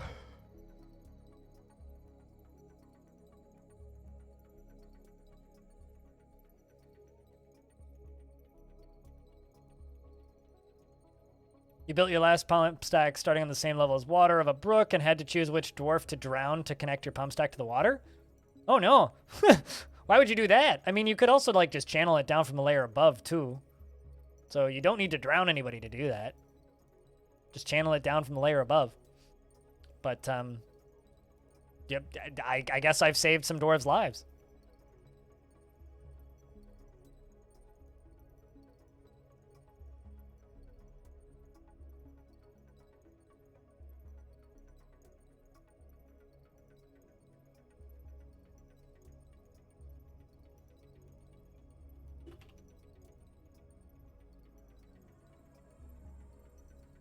The water gods need a sacrifice. I mean, lava is the thing that I haven't fully figured out yet, is like transporting lava out. I need you to bring powder for casts, please. Actually, hold on. Container. This isn't going to take 10,000 years at all to find.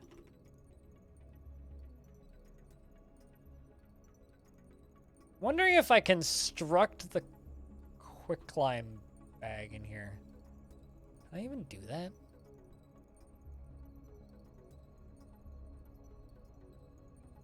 Guess not.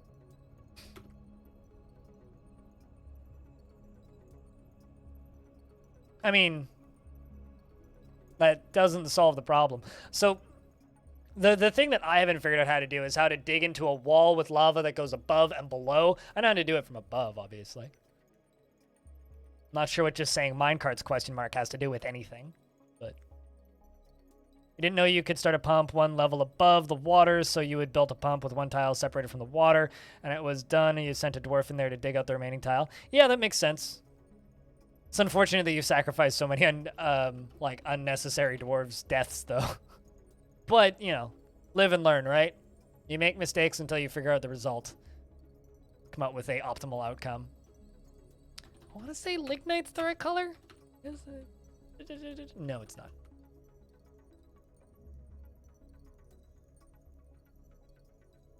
Yes, but you need access to the lava in order to fill the minecart with said lava. So that doesn't fix my problem of how do I dig straight. Okay, so if I'm above the lava, I know how to get the lava into a cistern. That's fine without killing a dwarf. If there is a wall like this with lava above and below, I have not figured out a consistent method of saving the dwarf. If you channel down in the last tile, it's like a 60-40 chance the dwarf gets out of the way in time. But if you do it diagonally, I often don't have enough flow to do it consistently. So it's like 2 diagonals is one option, but that's tricky. I have causing a cave-in is another one that I've tried a couple of times. Yeah, no, that's not the problem that I'm trying to solve, Casey. That is not the problem that I'm trying to solve. The problem that I'm trying to solve is how do I flow the lava into the pit to begin with, not dig out a giant pit for lava storage. That you're skipping the step that I'm trying to solve. Moving lava isn't an issue. Getting the lava into the pit in the first place that's the issue, without killing a dwarf. So you're skipping the part that I'm trying to solve. You say, dig giant pit for lava storage. This is like the rest of the fucking owl, the subreddit. You're telling me to draw the rest of the fucking owl. You're not telling me how to draw the owl. It's the getting the lava into the pit initially that's the problem. Safely. I know how to move lava once it's in there. That's a non-issue.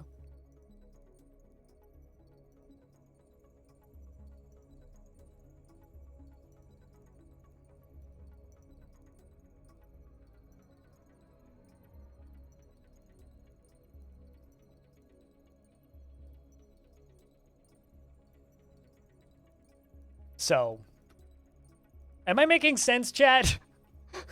The quiet is making me concerned that I'm not making sense, which is fine. Too abnormal, to be honest.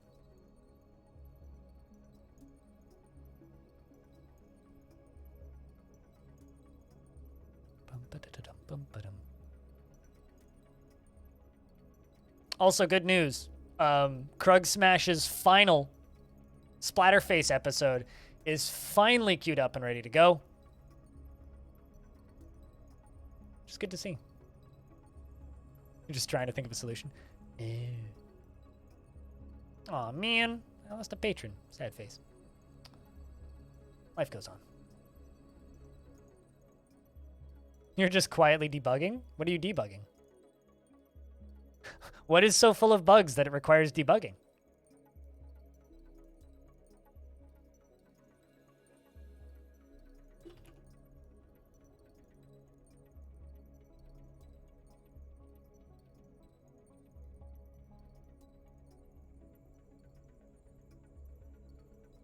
Oh, it's all good, Mr. Runner. This is all good. Trying to figure out what mod was making Don't Starve crash the other day. Yeah, I wouldn't be any help in that. I think I've played about 90 minutes of Don't Starve in my entire life. About 90 minutes. How are we doing on that soap? Slowly coming along. I only have one soap maker, so. And they're busy.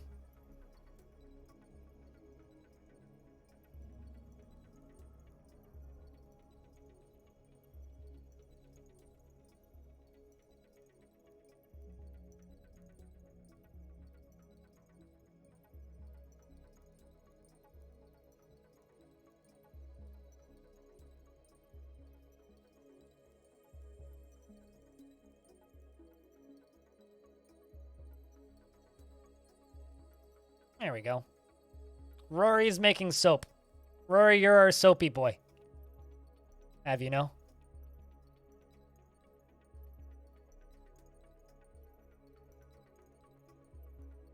Or put that quick lime in here.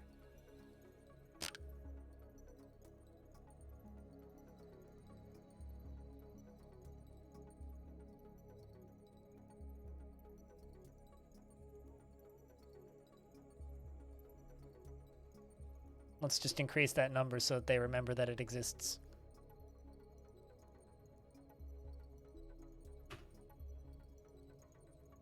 And I'm also going to make just a tiny little stockpile with nothing but quicklime in it. Question is, where in the fuck are powders in here? Because it's like, every now and again, it's just like, all right. It's probably not other material. It's probably not in finished materials, right?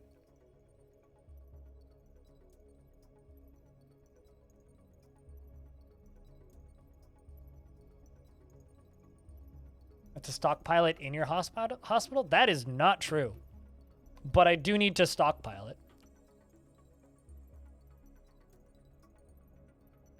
I can tell you for fact that is not true, because they've done it before. I'm just trying to speed up the process. Question is, what section of custom stockpile is quicklime in?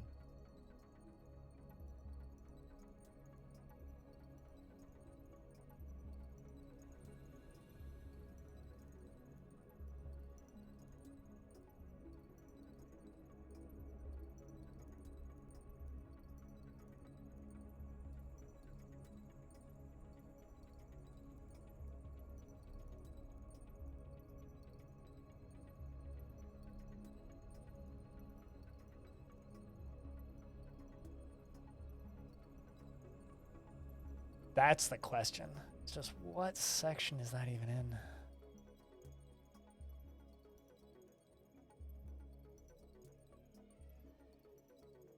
Certainly not under food. Does anybody know where in here quicklime is? Because that'll speed this process up considerably. Finished goods.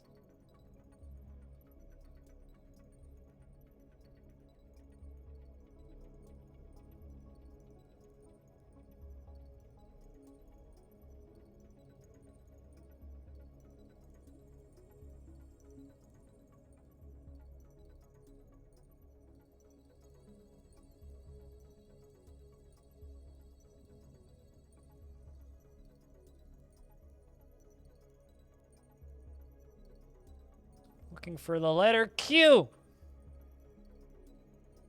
This is something I have to make a stockpile for like once every 50 fucking years.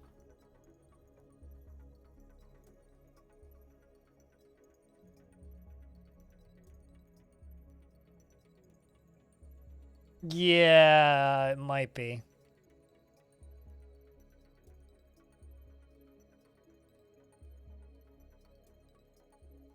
There's gypsum plaster. Oh, I know we don't have any gypsum in this map. I guess I could also put chalk in here. Chalk is also used for that?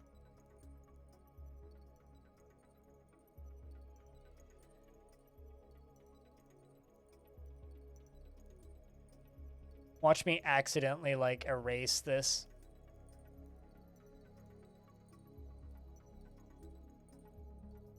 Other materials, maybe?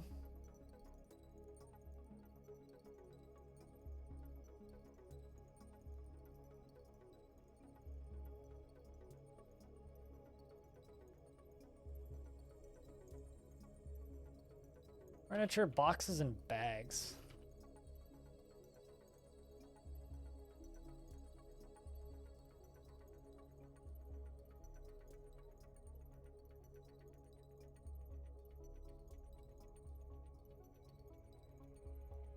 Boxes and bags. Oh boy.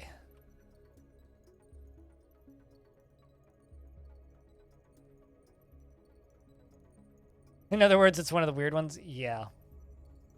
No kidding.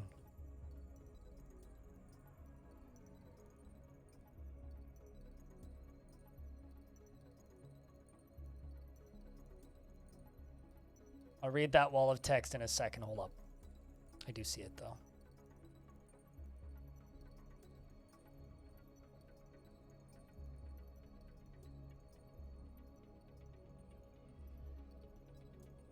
You know, I'll be honest, I don't actually know what Realgar is. I don't think that's a gem, isn't it? Might be a gem.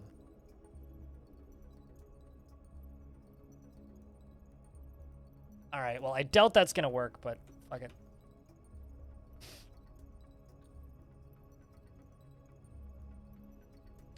Having thought about it, there's a potential solution: directly diagonal or deconstructed tap point. We have a door and the rest of the tap point is the walls.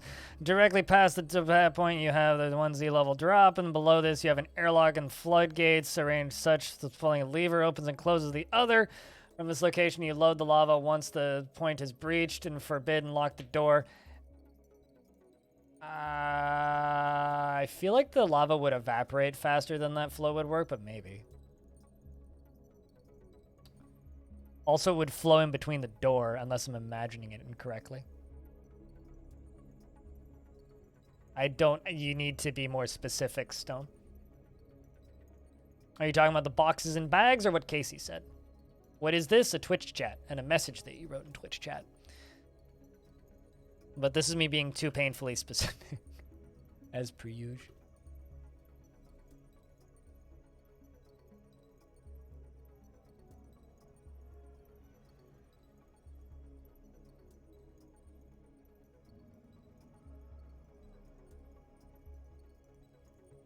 But you're gonna need to elaborate a little bit more. Oh, Realgar. Or Railgar? Ralgar? Rilgar? I think it's a gem. This. I mean, I guess I could just Google it.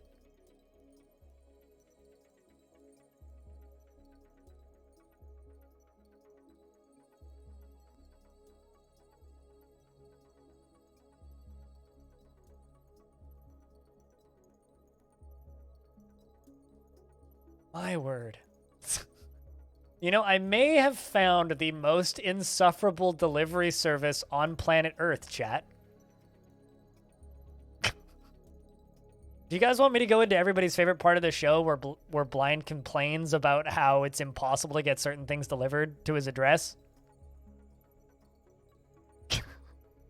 And you want to know what's even more fitting is it's the private company that does all of the deliveries for weed in BC. It's a brilliant red stone found in small clusters, exclusive layers, and neither fire safe nor magma safe. Huh. So there's this company called Pineapple Express Delivery Service. They are the cannabis delivery service for BC, the official one that legal dispensaries use. They send you a text saying that there is a 10-hour window where they're going to deliver stuff. In order to receive a delivery from them, you have to meet them with your ID, with your photo ID, right? They sent me a text last Tuesday saying that they were trying to deliver a thing that I ordered. I wanted to try and order stuff through them. They sent me the 10-hour window. Okay. At 11:30 p.m., I receive a text saying that they missed delivery. It's like, all right. The next morning, I realized that they left a thing on my fucking doorknob saying that they missed delivery. Knock on the goddamn door. They ask me when I want to reschedule, and I type in the date to reschedule in the text message. It's an automated thing. Rescheduled for the next day.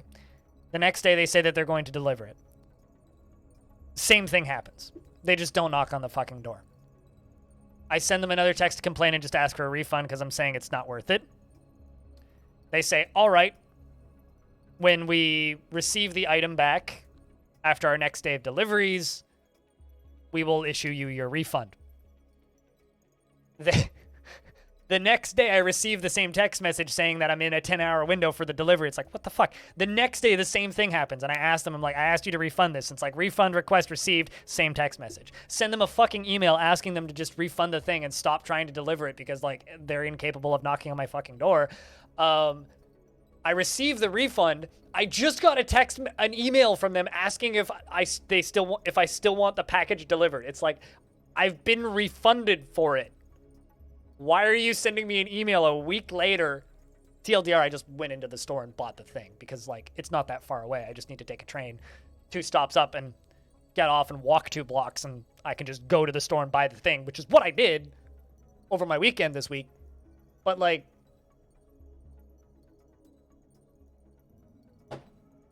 bruh, you've already given me my money back, and now you're sending me emails asking if I still want the, like, I thought I communicated with this company. It's fitting that they sell weed. I'll put it that way. They're about as forgetful as they should be. My Christ.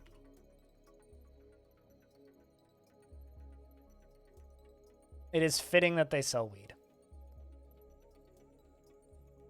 What kind of photo ID do people carry? Normal people or me? I carry a passport or a BC ID if it hasn't expired.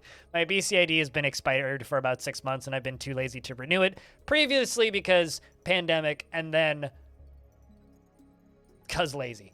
So I use a passport, but normal human beings use like a driver's license, but I don't have one of those because I can't drive.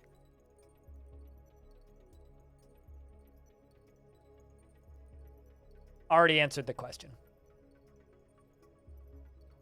And that's not like America. It's like most of the goddamn planet. But I use a passport. Real talk? Real talk what? Real Gar talk. Yes. Real gym hours. God damn fucking... I just think it's so fucking funny that, one, British Columbia named their weed delivery service Pineapple Express, and two, they're terrible. Is the two very funny things about this. I'm amazed that they managed to get into my apartment building and just didn't knock on my goddamn door. Hey, wait, what? How are you?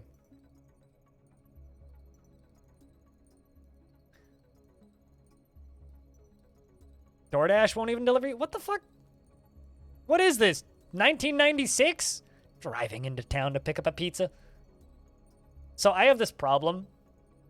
There is a Domino's in my building, like at the bottom of my stairs, and across the street there's another pizza place. So if I want pizza, I don't even need to order DoorDash. I literally just like send a text to a guy if I want the one across the street, or go to a website and click 2 buttons if I want Domino's, which means I still only order pizza maybe once or twice a year, but it's still like,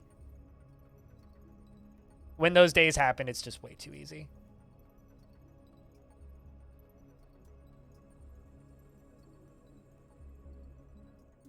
What, the complaining about package deliveries? Because fuck yeah, please. I can get, I live in Canada. I can legally get psilocybin delivered. But yeah, I think I'm just going, when I want weed delivered, I'm just going to stick to my gray market cannabis reseller, because it's just like, they're so much easier. It's like the legal store, damn near impossible to order. The gray market store, which is like legal, is literally, I just send them the money, send them payment, and they send me a text message with a picture of the vehicle that's delivering it and a GPS tracker of them delivering it. And it's just like ordering DoorDash, and I just wait until they're in the driveway. I just walk out and get the thing, tell them who I am, show them my ID, and they just hand me the stuff.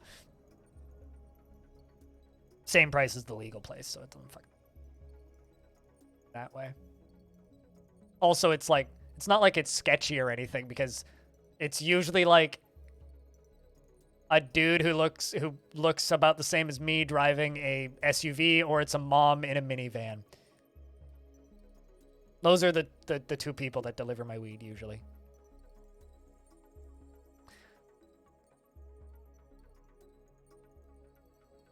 Got a bunch of car parts delivered? Ooh, what you building? Wait, what?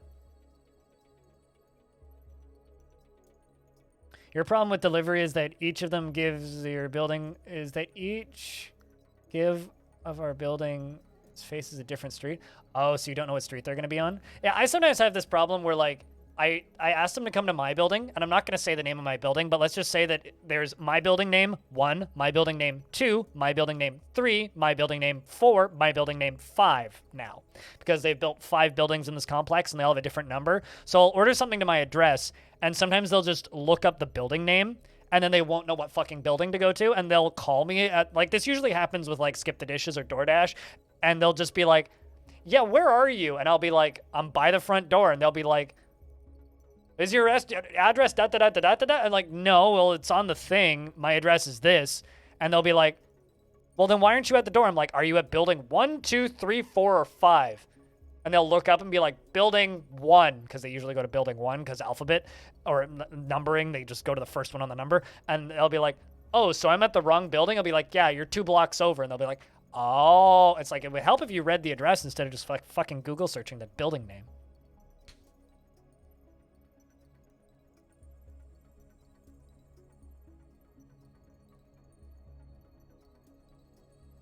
I don't know what a Kroger or a Sam's Club is, but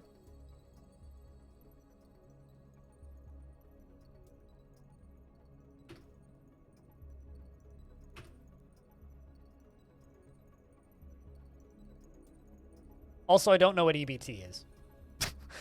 To the point where I just Googled it and it's not what I thought it was. The heck is that? An Eastern U.S. chain, for the most part. I think I've heard the name before. Every time I hear Kroger, I think of Helmut Kruger, who's the bad guy, or one of the guys that you can kill in Hitman. Because I used to watch Hitman speedruns, and it was always Kruger %. So whenever I hear Kroger, I think of Kruger. Time to kill Kruger.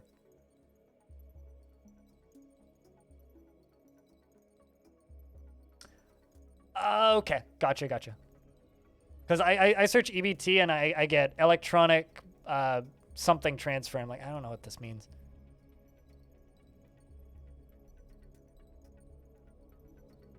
Aren't those just digital? Why do you need to... So wait, hold on. Are you saying like food delivery or are you saying like food stamps delivery? Because aren't those just like electronic at this point? Because like when my family was on food stamps years ago, it was literally like my mom would just get a text and we'd just walk in with the text message and that would confirm the number. We are now into fall, heads up Stone. Summer's over, which means I need to turn the fountains off.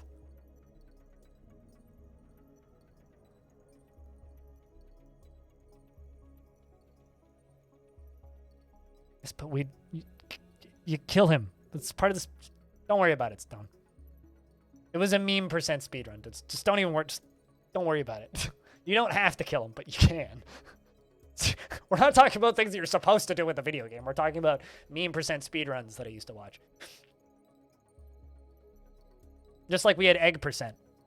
Because there's I think it's Hitman 2 has a flamingo costume that you can wear, and one of the things that the flamingo costume can do is it lets you lay a literal fucking egg. Because Hitman is weird.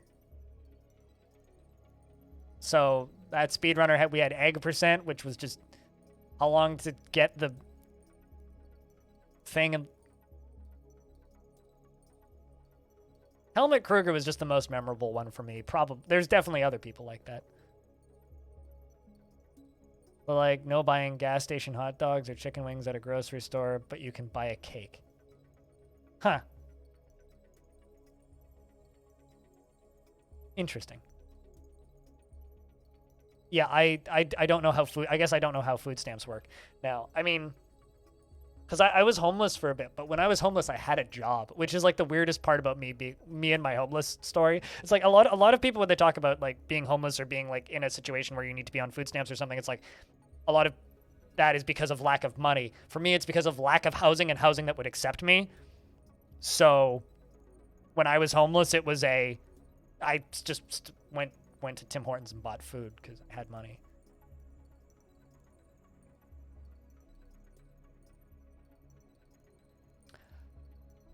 Oh, okay. I mean, I never played New Vegas, so I don't know. But we didn't hate Helmut Kruger. We just thought he was funny. So he was just a fun character to kill.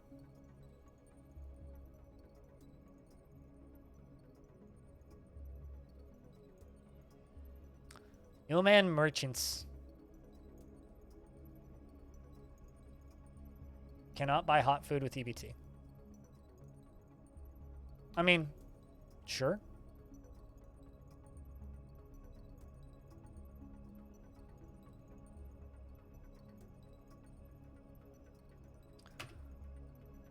Shout at me when you're ready for me to scroll, Stone. You know the drill at this point, I think. Council of Men, Autumn 385.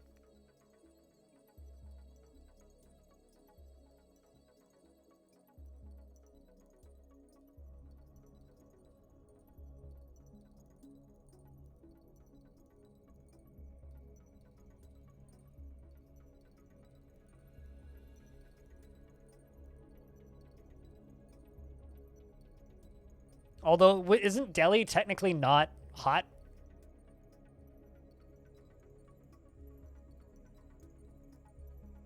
I mean, if you're giving somebody food stamps, you don't want them to go spend that on expensive, like, restaurant food.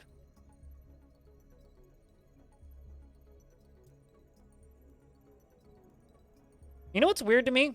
Is that in the States, Papa Murphy's is, like, pizza that you buy in a grocery store, like, cold and then take it home and cook it. Whereas, and, like, I think they have restaurant locations.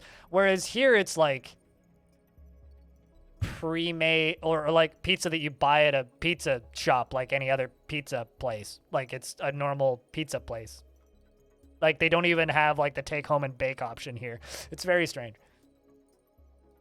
and confuses me whenever people reference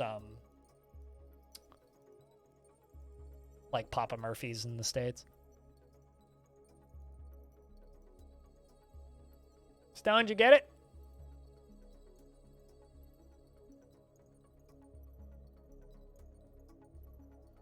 It's an option and it costs more? That's very strange to me.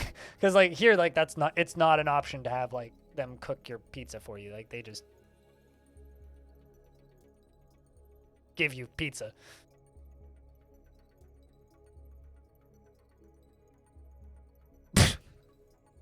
Ouch. Aqua.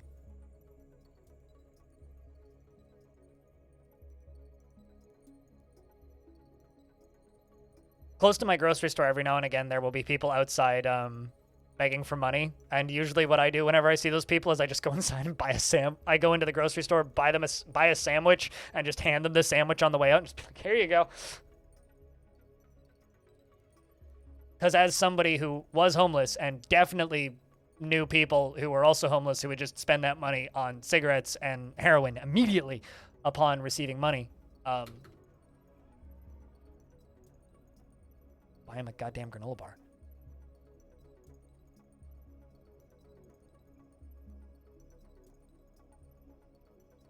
Oh, I mean, I've definitely listened to what elected officials have to say about homelessness and like feeding people who live outside in Canada, and my general response is, "Oh, I'm gonna elect the other guy." That's generally my response.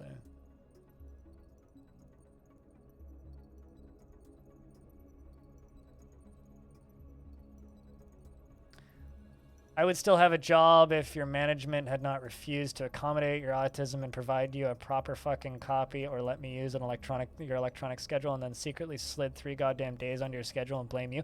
They did that to me at my old job. So at my old job, McDonald's Canada switched from paper written schedules and emailed schedules, because that's what they used to do. They used to just like write out a paper schedule and then like email you the document. That's how they always did scheduling. And then they changed it from that to an app called the McLounge, right? The McLounge is an app that you fucking have to install on your phone to get your schedules at that job now. They do not print out the schedules and they do not email the schedules. So in order to get your schedule, you have to install a fucking app. And I am convinced it's an invasion of fucking privacy, because that app has like every single permission on your phone that you can possibly have. And if you don't have a smartphone, well, get fucked, I guess. So I would get my schedules by asking my manager. I literally would like send him a text. I was like, fucking what days do I work? He's like, same weeks. Okay. And then he quit. And I cut my schedule back one week, and they refused to give me that schedule. And so they threatened to fire me 3 weeks before I quit because they scheduled me for the day that I'd taken off my schedule. I'm like, sorry, I'm not available that day. And they're just like, well, you're on the schedule, so you have to come in. I'm like, no, I don't. And they're like, well, we're writing you up. I'm like, that's fine. So they damn near fired me because I refused to install an app on my phone. Not that I would have showed up for that shift anyway. I would have called them and said I can't make it. But, like, that shit should be illegal. Fucking hate that. Absolutely ridiculous. So, can completely relate with that, Casey. That's fucking ridiculous.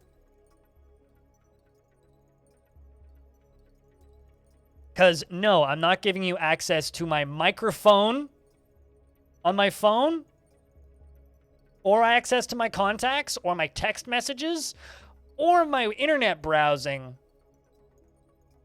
Fuck you, job. Sounds like a policy waiting for a lawsuit. Well, if you want to sue them and you have more energy than me for that sort of thing, go get a job at McDonald's Canada and have a fucking ballpark of a day. You quit a restaurant job the day after they refused to clean up raw sewage.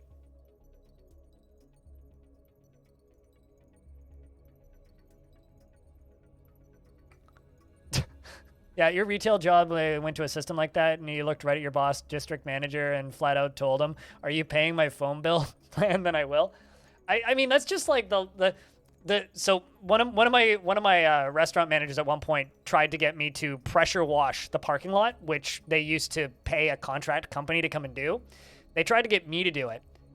And so I did it the first time because, like, fuck yeah, stand outside the last 2 hours of my shift and spray pressure wash a bunch of shit. Obviously, I didn't get all my tasks done because the last 2 hours of my job were doing a different task.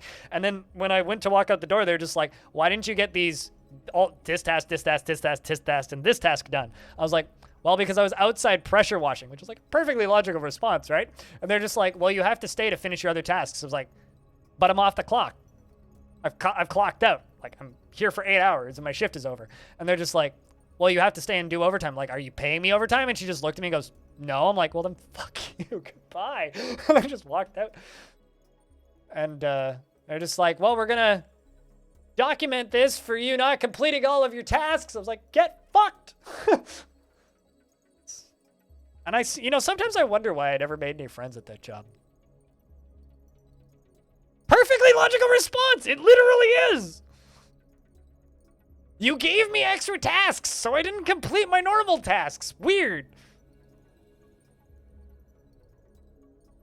Okay, but exactly. Like, and there's nothing they can do against me for that. Neil Tungs Dumati, liaison from the Mountain Homes, is here to update our maps and ask what we want. And I'm going to be like, "Give me all the metal, and then also give me quicklime."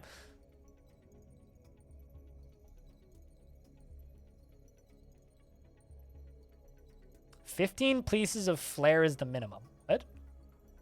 I don't know. I don't understand the reference. Hi, Norstat. How are you? It's good to see you. I have hiccups, apparently. Where'd those come from? Powders. Gypsum. Plaster. That's what we need. And quicklime. Office space? Okay, yeah. Whoosh. Way over my head.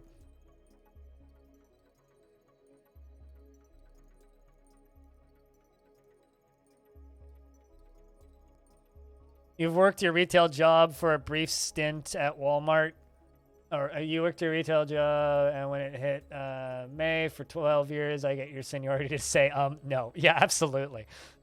It's just like when I told my store manager that I've worked for the company longer than she has, and she just looked at me blankly like, "I can fire you for saying that," and I'm just like, "I don't care." It's like, if you fire me, your job's gonna get way harder than my job is. There's the other one. They brought us one Electrum bar. Very easy tribute, Stone.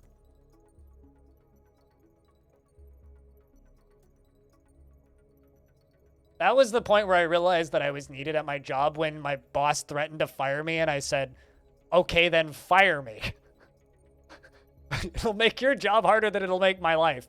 So, because I'm literally the only person who knows how to clean the ice cream machine, and I'm literally the only person who knows how to clean half of the shit in this restaurant. Hey, it's something that we need, too. We need Electrum.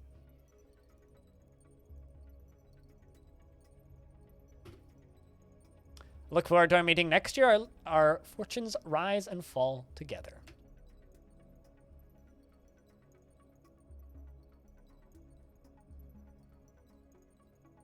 Yeah, I've no familiarity with Office Space whatsoever, so the reference goes way over my head. It's actually like one of my biggest fears of streaming full-time is, outside of like Twitch, I have zero relevant games industry experience. So if I ever, for some reason, am not able to stream full-time, it's highly likely I'll just end up working in a restaurant again.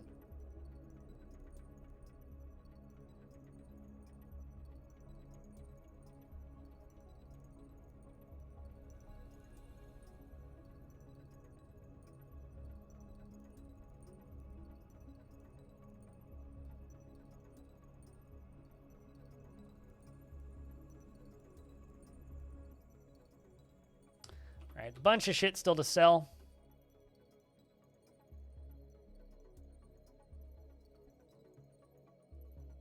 I'm just gonna sell all the bags.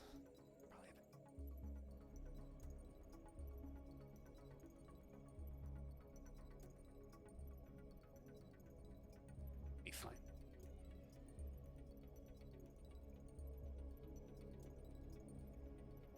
We'll get plenty irate pretty quickly because you know exactly where everything is in your store to forfeit sections. And also many customers know that your staff and you don't pressure them into buying things they don't need. Yeah. Yeah, I don't know. I made it to a point after years of just shortening my own lifespan due to other people's stupidity around me. I did enough time at that store to just know my way around how to actually do what they wanted me to do. Which, you know, maybe isn't for the best, but... Sell some of these shields. I've just got way too many fucking shields. Oh. Arrow.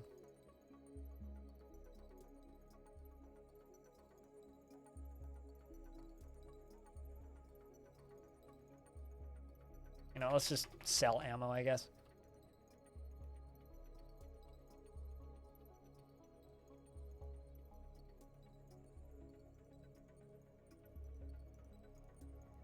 They hide ammo in this menu. I know it's in here. I could just type in AMMO. Ah, there you go. Sell all those ammo bins.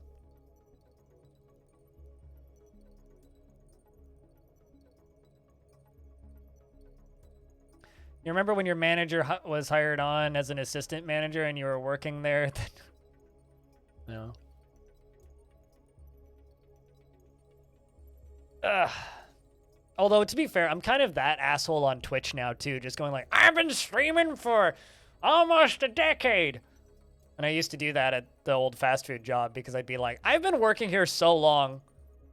Like, there was one point where I looked at my shift manager. This was like one of the last weeks I worked there, right before I quit. And I was only working 2 nights a week just to kind of supplement Twitch. Boomer, don't you ever call me a boomer again. I will send you into the fucking sun. Jesus Christ. Anyway, get off my goddamn lawn, you child. Calling somebody a boomer. Christ. Anyway, it was one of the last shifts I ever worked. And I remember looking at my manager and she told me to do something that wasn't like my normal tasks. I'm like, that's your job. And she looks at me and she goes, yeah, well, I can tell you to do it anyway because I'm in charge here. And I literally looked at her. I'm like, how old are you? She goes, 17. I'm like, guess how old you were when I started this job? She just looks at me kind of blankly. I'm like, you were 7 when I started this job. That was a guess. She was probably 8 because I'd only worked there for 9 years. And I'd worked at like 4 different locations. But I was like, you were 7 when I started this job. And she just goes, all right. She goes, tell someone else to do the thing.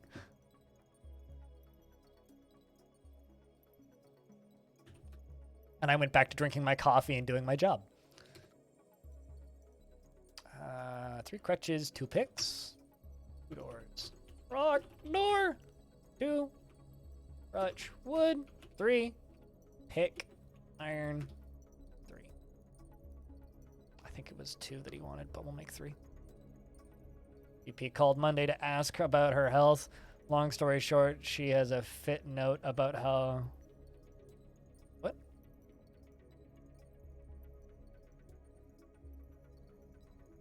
Good news is your mom's finally quit her shitty career. Oh, yeah. That's good. Been her 4 weeks notice about 2 weeks ago. And since then, they were having a fucking laugh with her, piling so much work on. Sunday, she got an agreement to do this week and not next week, but fate decided to get her a break. GP called on Monday to ask about her health. Long story short, she has a fit note that says that until the day that her job ends. Well, that's good.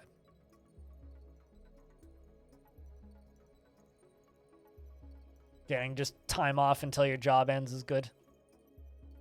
Can confirm that.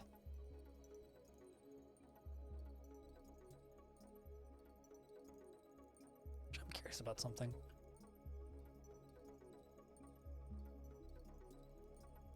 Actually, I have genuinely no idea why this stockpile is empty.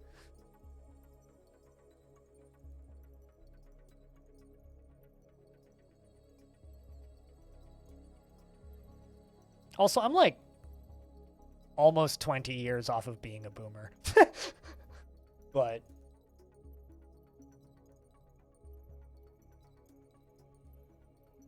I did see a tweet the other day that was basically just, if Russia starts World War III, we're going to have boomer zoomers, and I'm not ready to live on that world.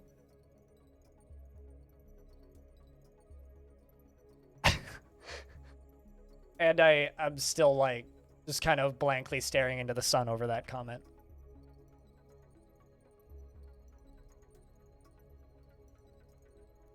The concept of boomer zoomers is terrifying.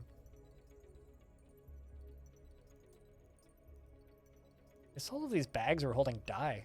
All these bags that we're selling that are really old are coming out of the dyeing shop. How old am I? I'm 27.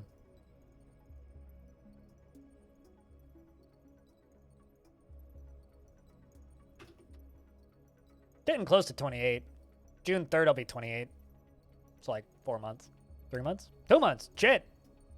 Yeah, shit. We're fuck, this month's almost... The problem that I have with the early year is February is too fucking short. So I always feel like March is like a third of the way over when March is like almost over. What month is it? Yeah, Jesus. It's March. I just paid my taxes, which means it's got to be almost April.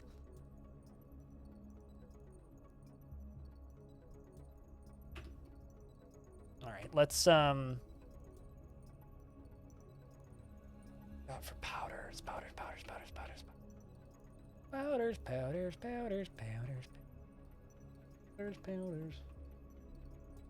I'm an actual military professional. Generals who have so badly botched an invasion is almost that almost any strategy wargame fanatic wouldn't have botched it this badly.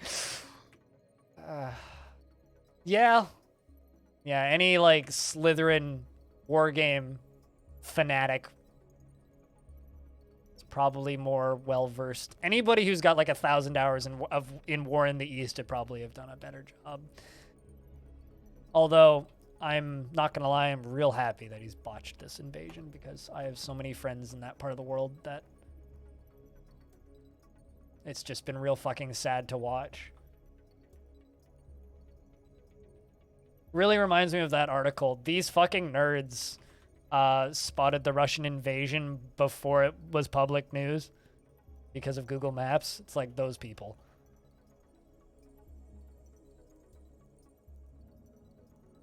But that's how wars should be taking place, is just in simulators in video games, because we're not a bunch of fucking barbarians anymore. At least I thought we weren't. Hoped we weren't.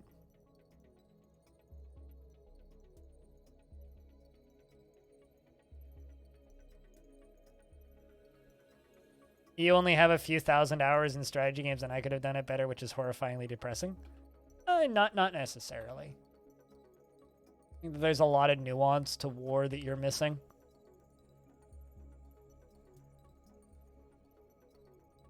Like, are you better trained than the average Joe to run a war effort? Probably. Would you have done it better? I think there's a lot of human cost and things that you're maybe missing. Like, I do understand, like, it on a meme sense that, like, you know, any kid could have done it better, but I don't know if I necessarily agree with that sentiment. I think that you're missing the fact that large portions of the U.S. military, or not the U.S. military, the Russian military has fucking family in Ukraine. I think that's the part that you're missing there. You're missing the human element. Also, yeah, a lot of logistics are missed out. Like, large portion of the reason why the Russian war effort is doing so poorly is just because they misjudged the amount of resistance they'd get. They expected to walk in there and just walk out with a victory. They didn't expect to walk in there and be met with an actual army.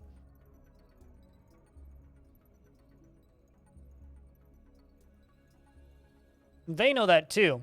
But they expected that they needed their army to run for 2 weeks. They didn't expect that they needed their army to run for an extended period of time in trench warfare.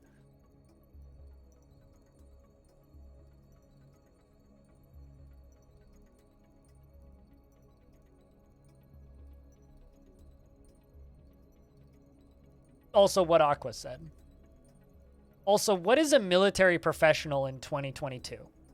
We're not exactly constantly fighting full-scale assaults on each other. The majority of the fighting that happens in the current year is infighting in civil wars, which is a very different war front. What did you miss? I mean, you can just read back. You've been lurking. I don't think you've left chat.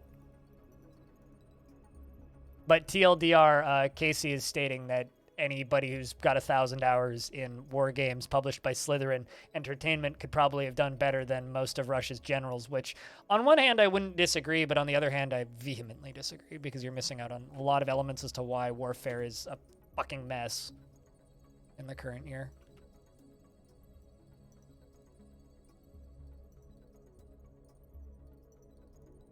I guess TLDR, our weapons are more powerful than the capabilities of the humans who control them.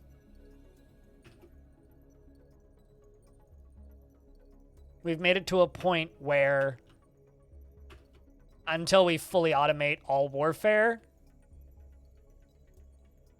humans will always be the bone that breaks. Ah, I get you. Yes. Well, welcome back. I hope your food was good.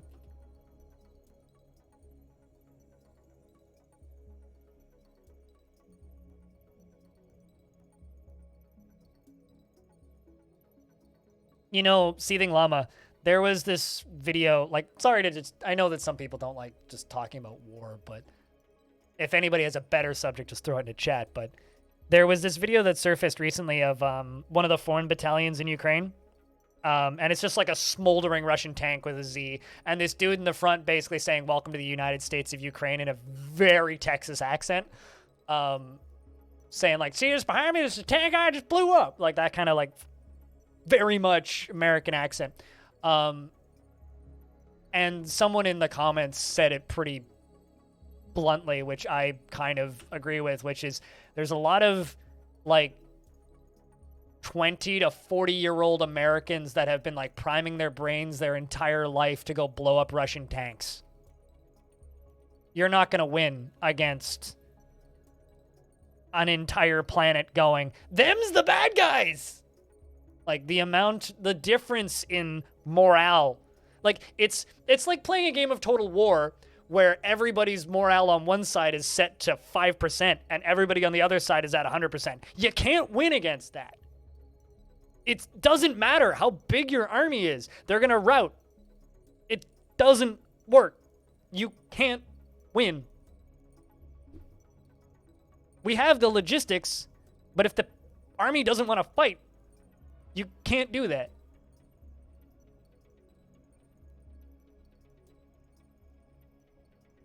The math just doesn't work. It's only a matter of time until they buckle.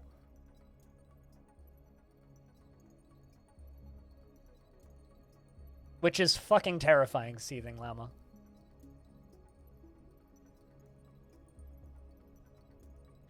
If I didn't stream full-time, Casey, and was still working night shift at McDonald's, wasn't a type 1 diabetic, and also wasn't legally blind, I would probably be in the same situation. They wouldn't let me join if I wanted to. But if I was still working night shift at McDick's, you fucking bet your ass I would have. Also, I wouldn't have been volunteering for the battalion. I would have just flown over there to volunteer. Help with humanitarian aid, because screw shooting people. Simply put, screw shooting people. No interest in holding a gun. But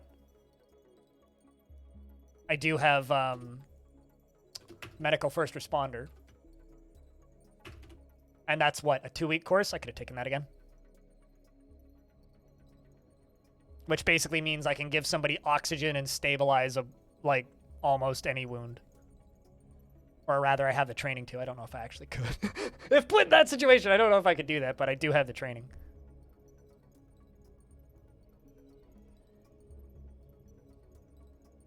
Unfortunately, yes.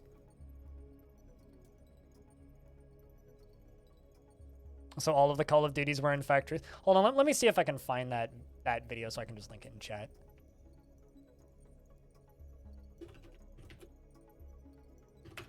Also, for the people going, but you're giving away your position, just remember that this video was filmed a day or two before it was actually posted, and they've long moved. That's the video I'm referring to. It's safe for work. There's no dead bodies or anything in it. Don't worry. It's just a smoldering tank and a dude with a gun being a nitwit. But also, you know, hats off to him for blowing up a tank, I guess. You saw it and you didn't like it? Well, I mean, lots of people didn't like it, but it's still pretty funny.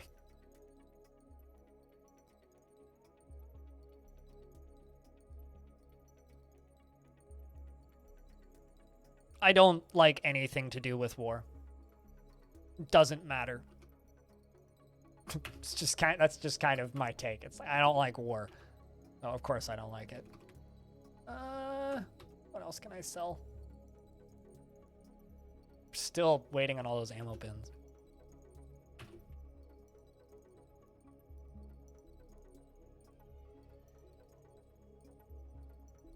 The only video that I will actually like out of all of this conflict, cutest, is Putin getting arrested.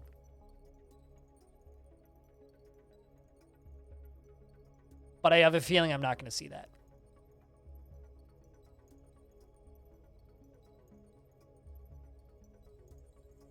Although, I would like to know what video games he's played, if any. It's just like the only article that I enjoyed reading about Osama bin Laden was the one that was just like, this was what was on Osama bin Laden's Steam library. It's like some of the strangest. It was like Call of Duty 3. Like, not even like the good ones. Hold on, let me see if I can find that. Like,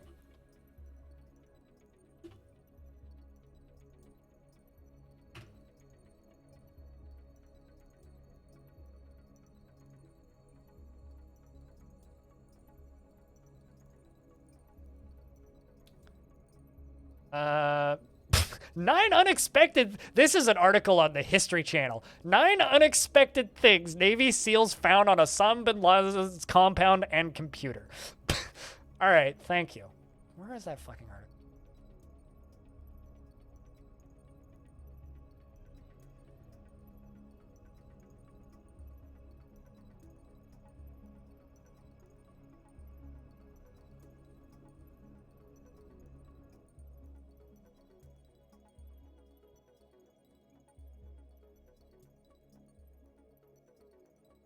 Can't even find it now.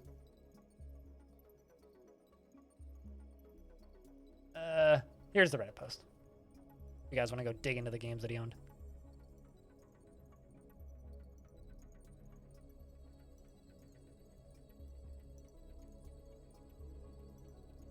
Oh, also, then somebody else links this, which I think is hilarious, which is basically like pointing out the fact that somebody in Pyongyang has a Steam account.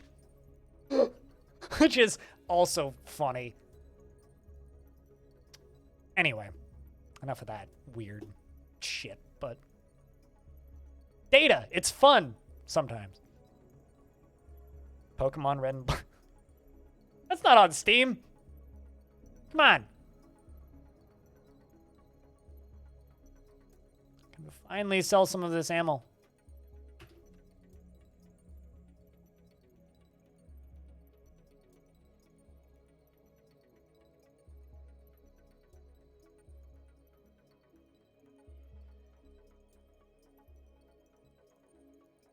Might get into a hunting accident or something. Damn, I hope he does. Although I have a weird feeling he ain't going hunting for a couple of decades.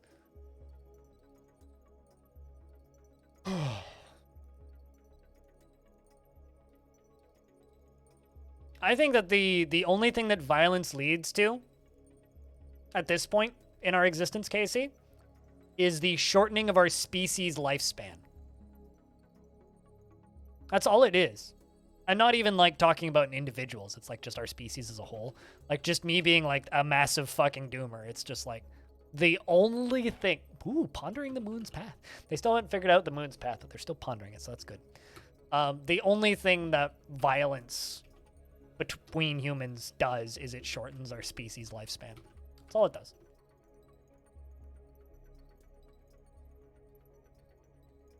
Everyone is responsible for claiming that their forces were super ready while stealing the money and equipment and saving on maintenance, and there are some things that you don't understand about the Russian army. It was, in fact, very corrupt. Oh, I do understand that. Incompetent. I also understand that. And no one was expecting it would actually have to be put to the test. I mean, it's just like the Russian army has been peacocking for the past 30, 40 years or so. Like, actually, a really good example in media of the Russian army is what happens to Mars in The Expanse. Actually.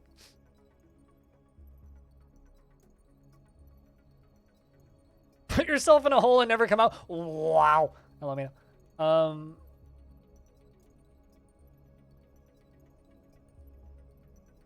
But absolutely. Shrink. I mean, like, you've stated things that I'm aware of. I think that in the wide public and people who listen to Fox News, yeah. No, very much so. It's perfectly understandable that people would believe that about the Russian military. Like, if the only news sources that you have are corrupt and fear-mongering, trying to make you fear everybody, then yeah, it would be understandable as to why you would be completely unaware of the fact that the Russian military has been in a state of disrepair for the past long time.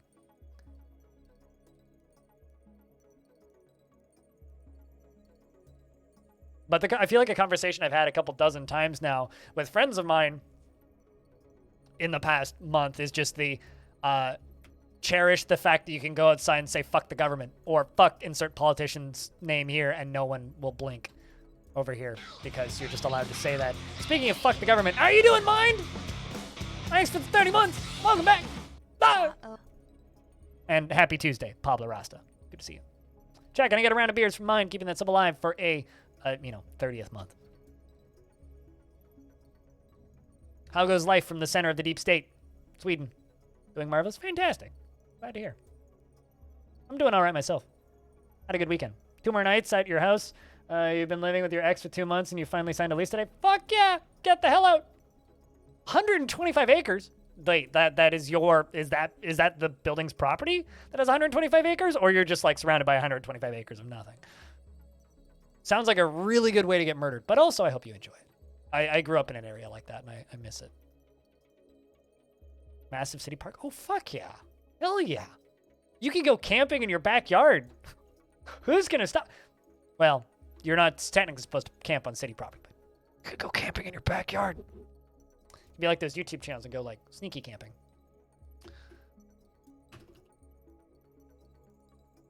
You do what you want? Hell yeah. That was great.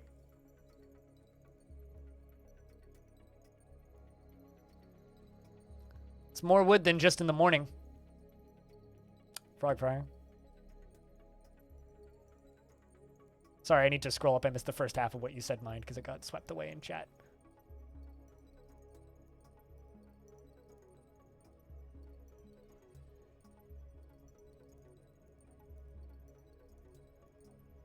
Are you referring to Russian military? I mean, the people that are disassembling the Russian military is definitely Ukrainian farmers. Or are you talking about the deep state of Sweden? We have too many conversations going on at this exact moment.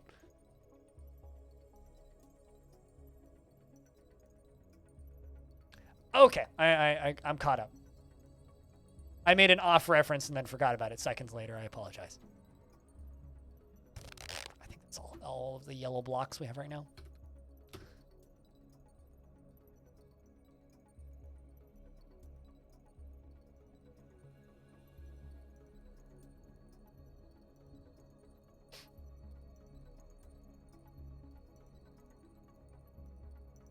But 100 acres, 125 acres of forest sounds lovely.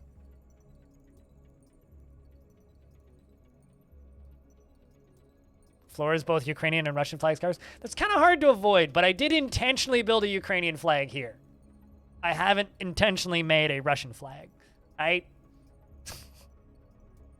It's kind of hard to, like, you know, make this floor with default Dwarf Fortress colors and not, like, end up with that. I mean, there's also red, white, and blue on this floor. So, come on. Give me, like, a teaspoon of a break here. I mean, if you really want me to go be fancy, I could just go, like, remove red from my, like, player colors, but then lava's gonna look real funky. I could just make lava purple or something. You're thinking about Winnie the Pooh, lots of conversations going on, you don't need another distraction, but public domain now? Winnie the Pooh's public domain now? Huh. On the most recent episode of the Halcyon Frequency podcast, we discussed how Winnie the Pooh is one of the voice actors in the Final Fantasy MMO. Which is... The guy that does the voice of Winnie the Pooh apparently is in Final Fantasy. It was funny.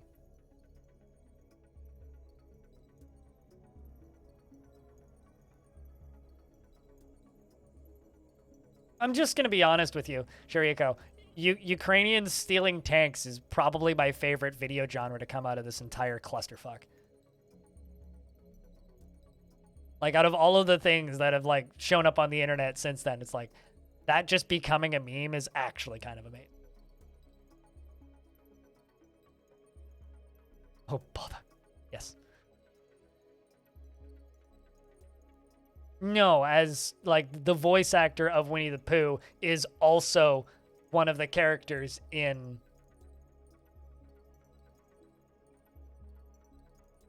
Best meme ever. Yes. Like, around the time I saw that photoshopped image of, like, a tractor pulling a jet, like, I was like, all right, I'm in, let's go.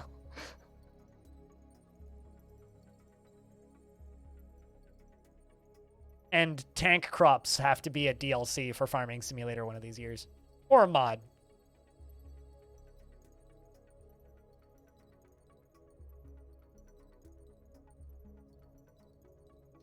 But yeah, back in 2014 with Donbass, my connection to all of this was just like the amount of technology that has changed is incredible. It's like the only news I had about that back in 2014 was the combat footage subreddit, which I've been subscribed to as long as I've been on Reddit. And as long as that subreddit's existed, more or less. And, like, news reports on CBC and, like, the occasional tweet. It's actually kind of amazing how much social media has changed war in the developed world. Because it's like, I was talking to my dad about this about a little over a week ago. This was, like, not this past weekend, but the weekend before when he came over. When he dropped the cat and dog off. Or, no, when he picked the dog up. Anyway, doesn't matter. But I was talking with my dad about this, and it's just like, when I learned about World War II and the Vietnam War, it was like a few still images that I saw in pictures, like during school, right? Like, still pictures, images, and the occasional, like, 30-second clip, right? That's been, like, colored or steadied or, like, modified in some way. And now it's just like, you want to see war footage, you go on TikTok. It's wild. It's whack. Like, this, in 20 years, when kids are learning about this shit, they're going to be watching TikToks with hip-hop in the background. Maybe they'll remove the audio. But, like, they're going to be watching TikToks.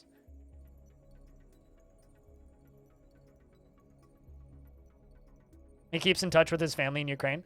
My neighbor has family over there. That's where I've been getting a lot of my information, actually.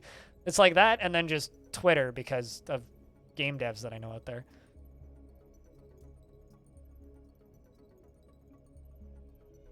And then shortly after the, like, stuff started going down, I gave the Kiev Independent $7 a month on Patreon so I can just get, like, their what the fuck's going on heads up once a week, which has been more than enough.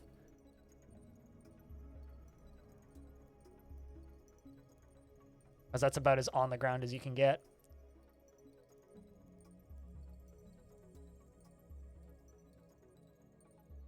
Yeah. Like, years, like, decades later, all that footage came out. Literally decades later, like World War II in color and all.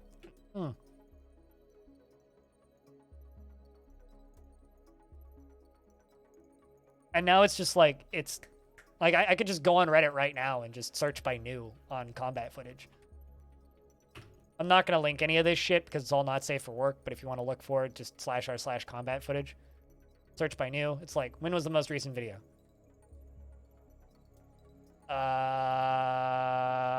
6 minutes ago.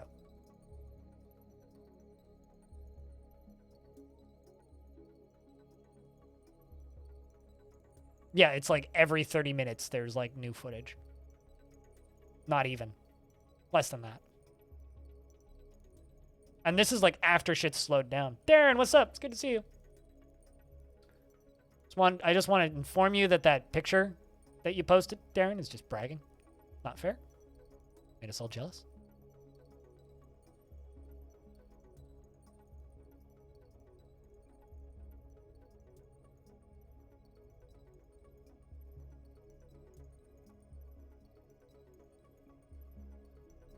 Are you digging through CIA posts? Because that's a dangerous rabbit hole, Cutest. Like a really fucking dangerous rabbit hole. Like that is a dark rabbit hole.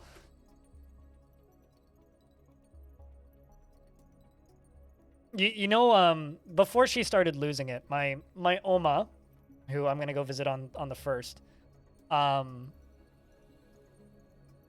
used to talk about like her perspective in Nazi Germany and how that changed the day the war ended. Oh, I thought you were digging deeper. Cutest.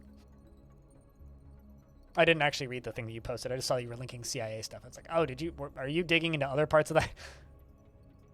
Because digging into the CIA public database is a nightmare. Don't ever do that. Unless you want to like lose all of your faith in humanity and everything else. All at the same time. How are we doing? Gotta make 2 more picks. Okay. Let's queue up. Building's still fine. Might actually just let the dwarves chill for a minute. Maybe queue up some more crafts for a little bit. Did they refill all those stockpiles? Yes. Let's queue up some more crafts.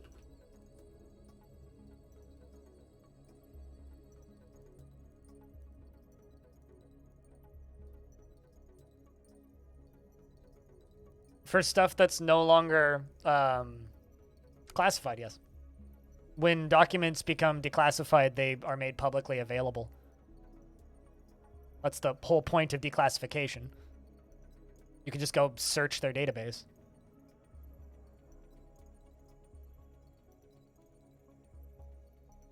I literally, I don't, it might have actually been before you were here, but earlier,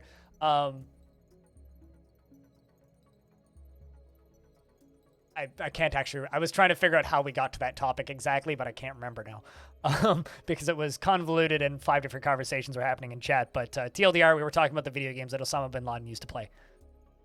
And so I went and found the declassified document and linked it in the chat, stating like what he used to play. TLDR, Osama bin Laden had a Steam account.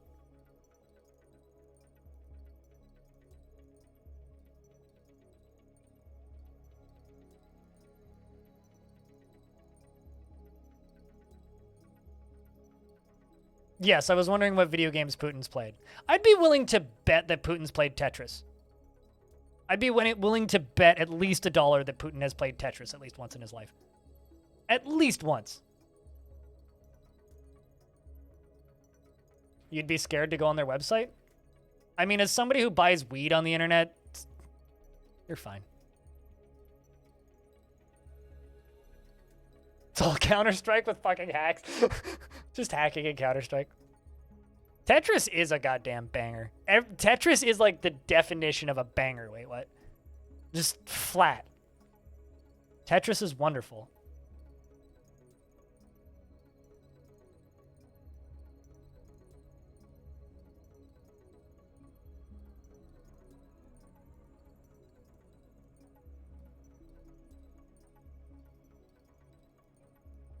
So far, no farm sim tank stealing mods.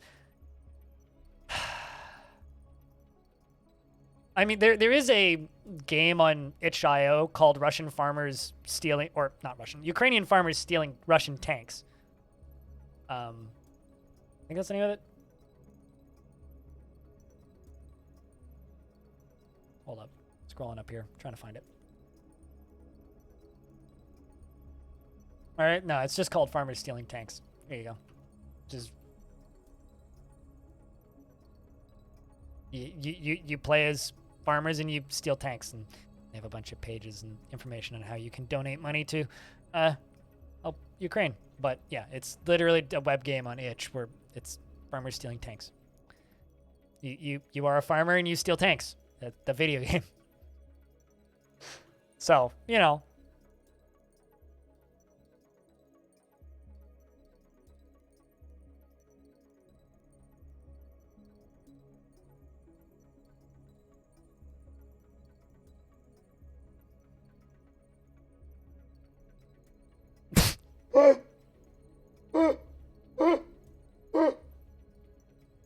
I just saw it posted in memes. So there's a lot of really good photoshops and art going around because of the whole Will Smith, Chris Rock, and this might actually just be my... Columns is wonderful, and no one talks about columns anymore, Bastet. Whoever made this Photoshop, well done.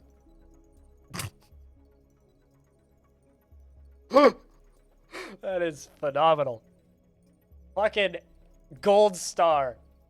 Gold fucking star. It's in memes. You can go grab it, cutest. Although, careful. You might be committing, like, international treason for laughing at that.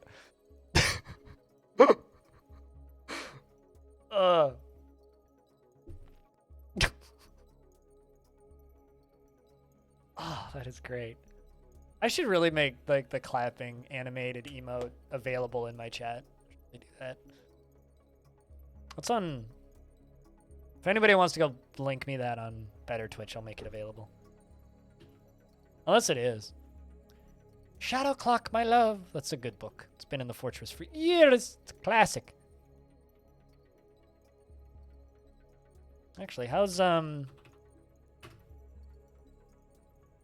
code is good? Still getting there. Sorry, cutest.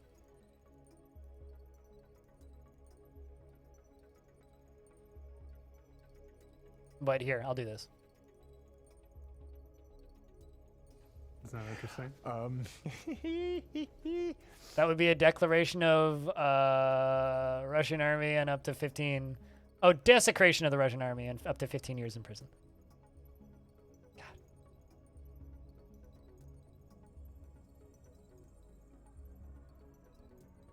Oh, it's farmers stealing tanks, IDZ? I thought about making a video of it for YouTube, but I figured just tweeting it and posting it on the Discord was enough. Although I've, like, done a very good job of, like, annoying a segment of my YouTube audience with, like, all of my postings of, hey, go buy that Humble Bundle, and hey, go buy that itch.io bundle. By the way, that Humble Bundle raised 20 million US dollars.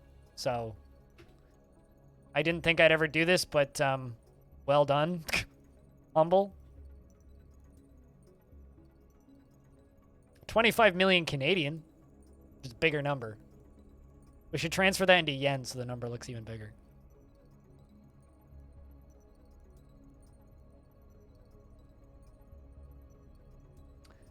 Ash, making crafts. My king is making rock crafts. Thanks, Aqua. Add to channel. There you go. I fixed it. Clap works now. You can now clap in my chat. No one ever types it in, so I always forget that it exists. And then today I was like, all right, fucking, we'll make clap work. Let's see if clap works. There you go. You can now clap, chat. That's a lot of yen. I can't read that number because it doesn't have, like, you know, separators. It's like looking at it, it's like, well, is that 245 million? I think that's a 245 million.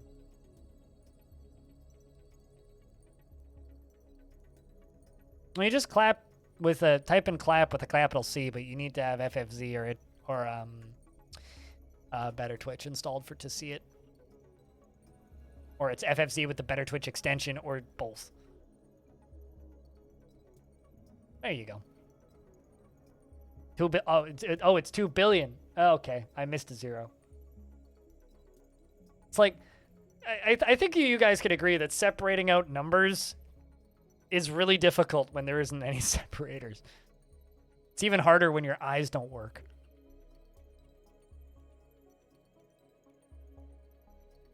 Yes, you need to refresh to see it.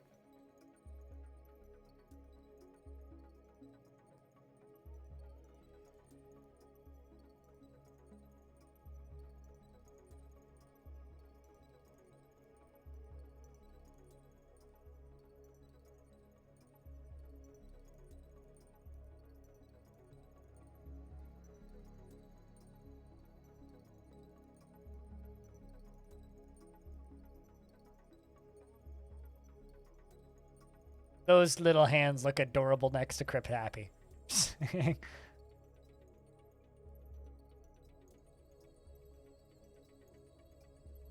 The one problem I have with the clapping emote is it's not really somebody clapping. It's more just like... It feels like a golf clap.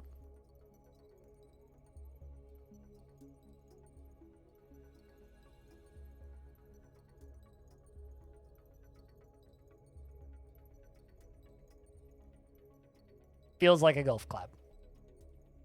Also, I hope you've been well, Psychon.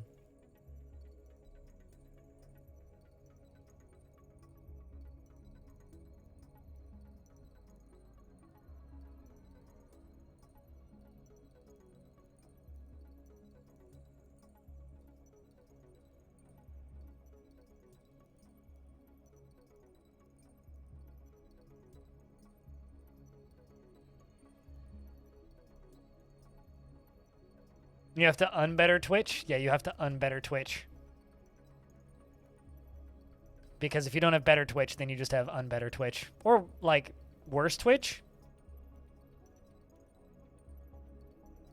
Going through some work stress right now. I'm going through work stress, but that's just because, like, my workflow is completely changed with this new schedule. So it's like work stress because, like, it's like work stress where... You don't know if you're going to get your quotas filled or not. Worse Twitch just equals normal Twitch. Yes, that's true. It's worse Twitch. There's no such thing. That's just Twitch. Instead of better Twitch, you just have just Twitch.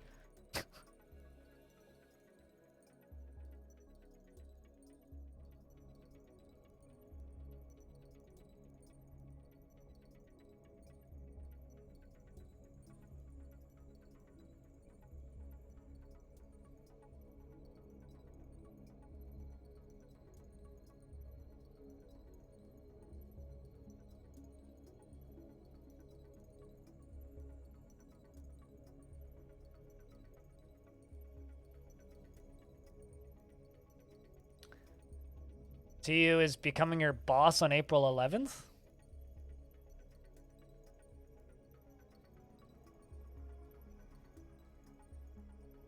I mean, I feel you.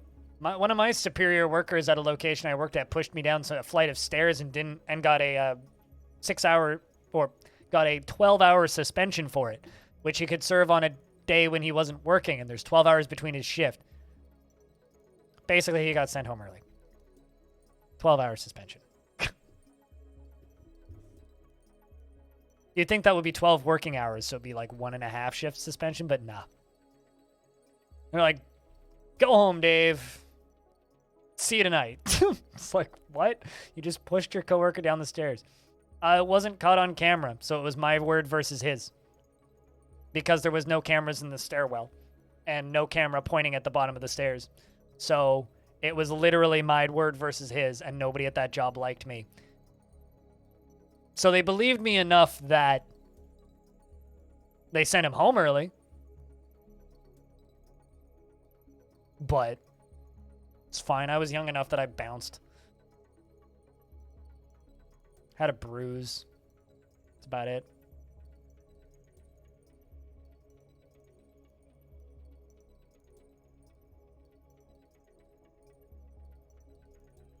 I still, like, transferred locations by the next day, though. I literally, like, went up to my boss when she came in the morning. I was like, hi, so I'm quitting. And she goes, all right. And she goes, how about this? Instead of quitting, I'll give you 6 days or 7 days to find a new location. I'll let you transfer without, like, because my boss actually at the time liked me. It was literally just I will let you transfer, no questions asked, with no notice, if you can find a transfer within 7 days. Otherwise, you can quit. I'm like, all right, that works. So technically, I quit and transferred. But to my knowledge, that dude still works there.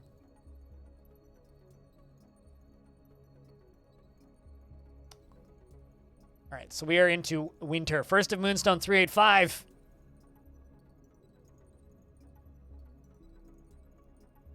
And threatened to hurt you, and you. That's quite literally what happened. Was he caught me at the top of the stairwell, Psychon. Told me he was done with my bullshit or something after I made a joke. Like, I made a joke about something that was a lot of work, which I just did, which was a lot of work, and I just did it, and it was also a joke, and another coworker laughed. And he literally walked after me into the stairwell, said he was done with my shit, grabbed me by the fucking neck like this, and shoved me backwards down the stairs. Bounced down the first 3 or 4 stairs, managed to contort myself, so I landed on my ass and slid on my butt down the last of the stairs.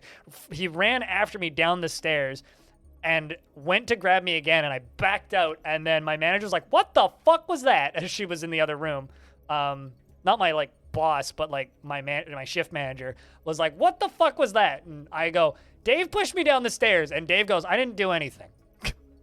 And then it was my word versus his.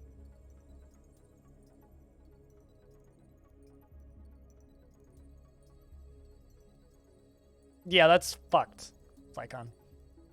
That's fucked. And the scariest part about being in situations like that is if you complain to upper management, you just get removed from your job so that you shut up. That's the worst part about being in situations like that.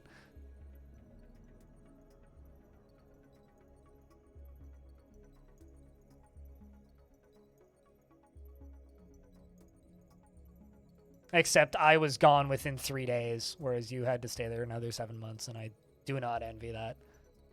I guess the benefit that I had there was desirable skills that other locations wanted.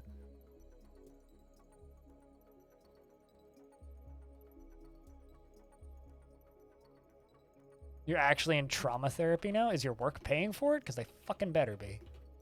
That's fucked up, dude. I would actually say that your situation sounds significantly worse than mine, because mine was just really shitty 48 hours, and then I had a job at a new location. I had to work one more shift at the old location on a day where, basically they asked me to cover that guy's day off one day.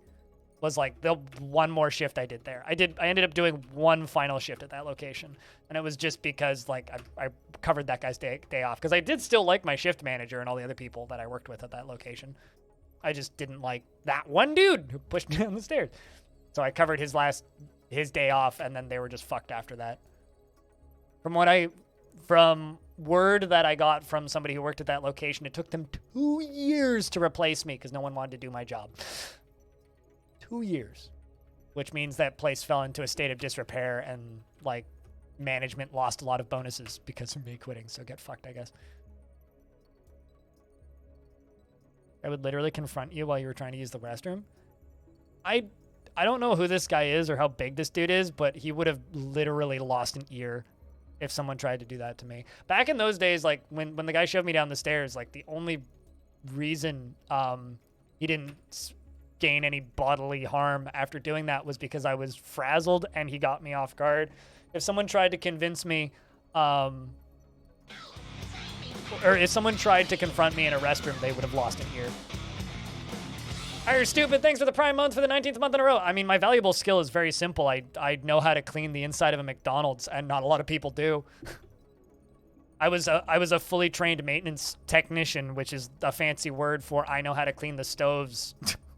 And I'm willing to do it for McDonald's pay, or I guess was at the time.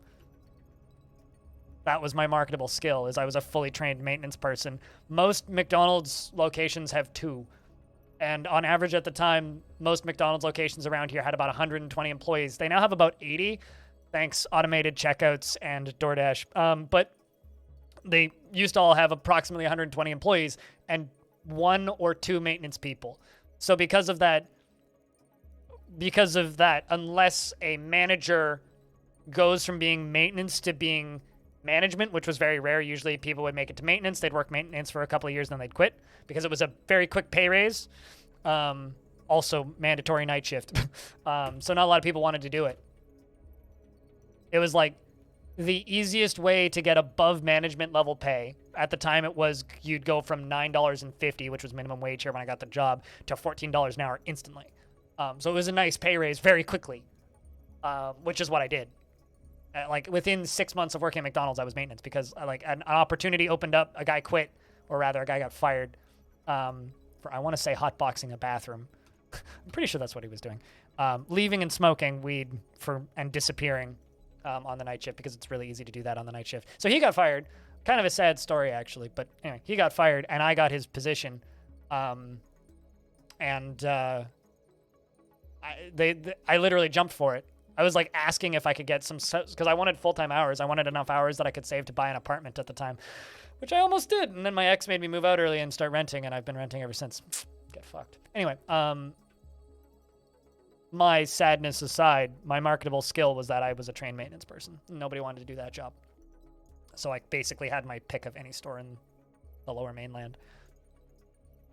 Also, one of my first weeks after I got pushed down the stairs and I was at that new location, I was walking into my shift, like literally just walking in to start my shift. So it would have been like 9:30 at night. And there was a few people from head office sitting in the lobby talking with my boss, who'd just hired with me, which later I found out he was in trouble and about to get fired, but that's a different story. He was like not maintaining the store enough and not paying repair and maintenance fees so that he could get bonuses, because then he would be under budget. Because if you're under budget, then you get... Oh, right, yeah, you changed your name again, Pablo Rasta. Hold on, let me give you tickets. See if I can do that.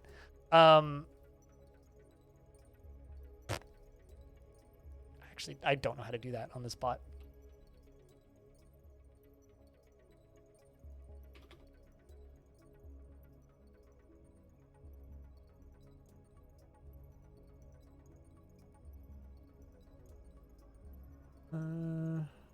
I can fix it. It's okay.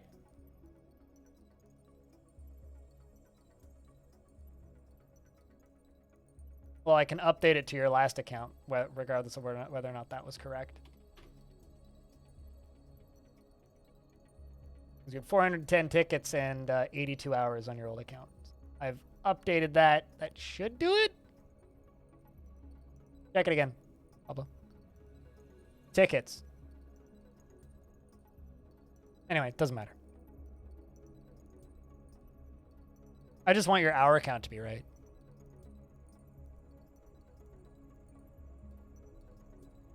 But yeah, anyway, so they were talking to my boss in the lobby, who hired me at that location, and they literally looked over at me, and I overheard them talking, saying, "Is that Greg?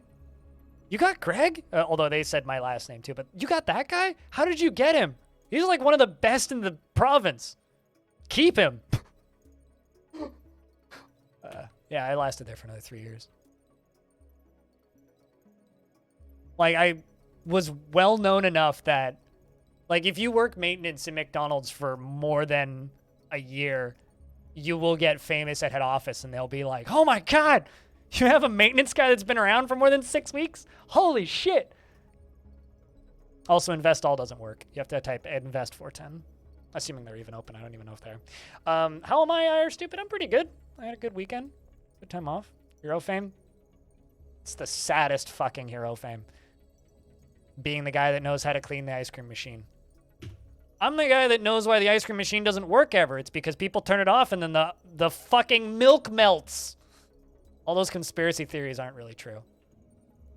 There's degrees of truth, but literally it's just because idiots during the day turn it off because it beeps, and they think that the mute button is the on-off button, so they turn them off.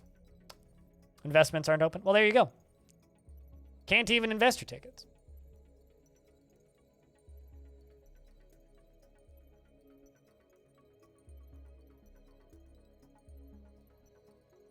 Knowing that you're not alone and being a victim in a workplace violence really helps you. Yeah, and the advantage I had is my boss listened to me. She had no proof, so she had no way of like actually pointing the finger at that guy, but like she listened to me enough to let me transfer without reprimanding me. Oh, also, then no, not because you can press a button, because you can disassemble the whole thing and clean it. And you know how to put it back together. That's why you get higher pay. But ironically, transferring locations got me a raise too. And I've told this story many times. My new boss at the location that I ended up moving to didn't like the boss that I had named Megan. So I had a boss named Megan and a boss that, we'll just say boss 2, right? We'll just call him nameless because he did get fired like 6 weeks after this. Anyway, Megan didn't like my new boss, and my new boss didn't like Megan for reasons that I would find out later. TLDR, he was under her for a point, and she was his boss for a bit, and he hated her. It's pretty simple. When I transferred over there, he asked me who my old boss was, and I said it was Megan. And that is fucked up. Like, I have a question, Psychon. Do you want to get a lot of internet karma and maybe fired? Do you have like a copy of that of an email saying that or anything? Because if you do, put that on /r anti-work and you will get a lot of fucking karma. When I transferred, my new boss asked me how much I was getting paid at the old job. The old job at the time I was getting $14.10 per hour. And I just looked at him blankly and said $16 an hour, and they bumped me up to 16 instantly. He's just like, so how much are you making at your old job? Rather than like asking my old boss. So rather than phoning my old boss and asking how much I was making to give me the correct pay, literally just asked me how much I was making at the old job. And I said the maximum amount without thinking. And he's like, okay. So I gave myself like a $2 raise, which I'm still proud of to this day. It's probably my highest moment in my working life of giving myself a raise because like I was quick on my response time.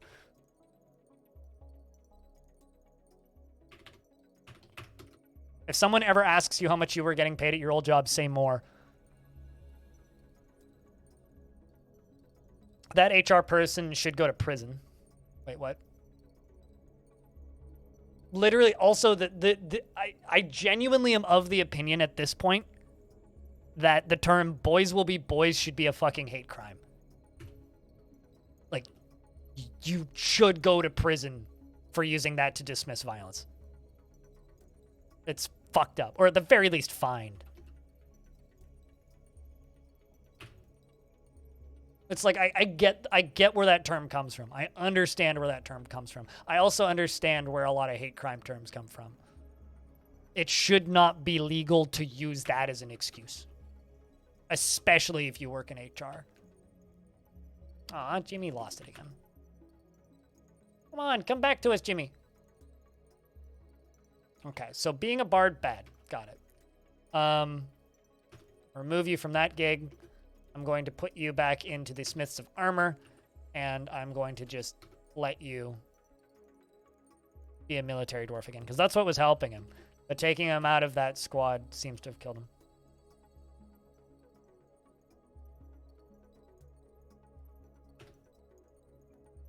Have you ever looked at the anti-work subreddit? You might find it really cathartic. Even if you don't agree with that subreddit's politics or what they stand for. It's like, if you've had problems at work, just reading this subreddit is super fucking cathartic.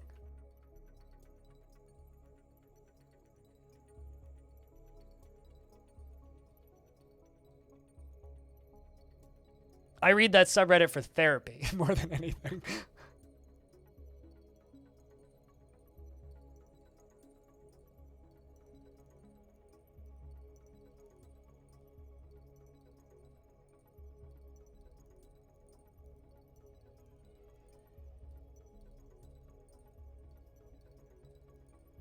$58 month subscriber? Wait, me being a 58th month subscriber? It's because I've had my sub button for 58 months.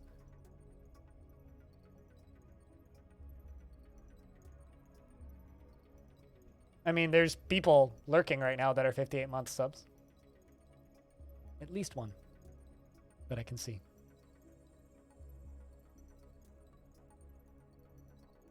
I don't see why me, like, getting a free sub to my own channel for 58 months requires a round of beers, but okay.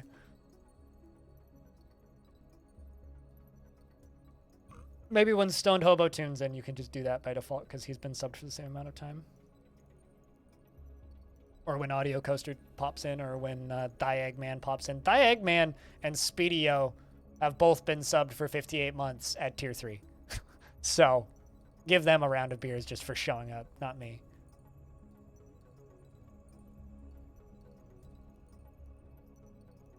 I worked at he would take the chance to walk by your cube and stare at me and while you tried to ignore him.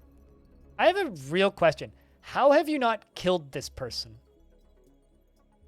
Like, genuine question. I think Psychon just needs the round of beers for not committing murder. Like, if I had to be around somebody like that every day, my self-control would crack.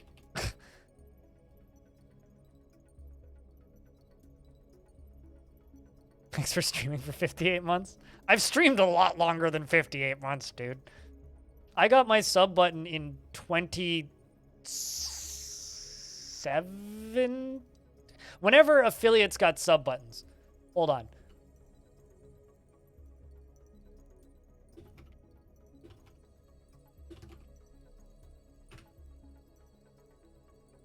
When did that happen? 2017. Yeah, so I've had it since 2017. I've been streaming since 2013.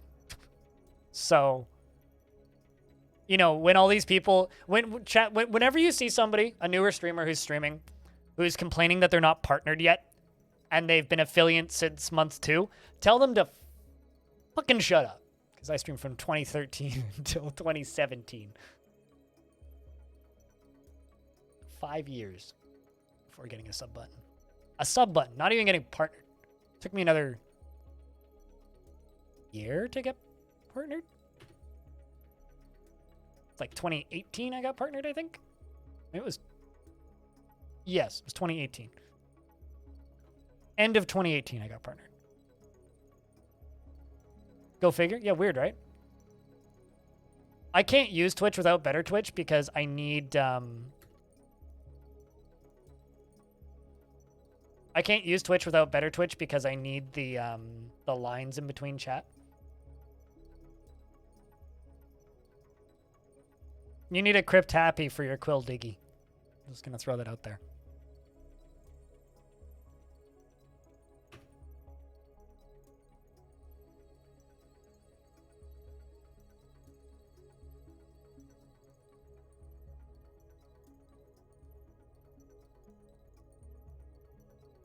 Actually in therapy right now dealing with that. Are you still in that same work situation? Like, do you still work with this person?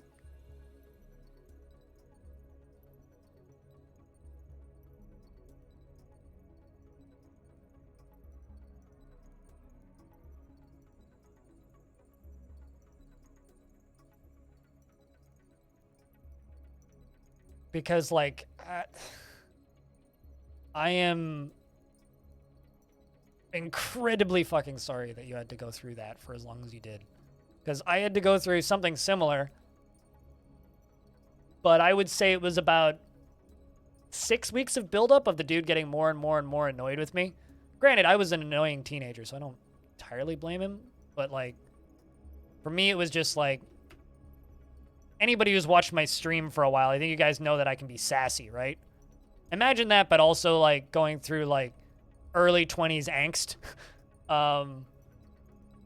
was what he had to deal with. So he had to deal with working with me. But it was about 3 to 6 weeks of him slowly starting to, like, get mad at me with build up until him pushing me down the stairs.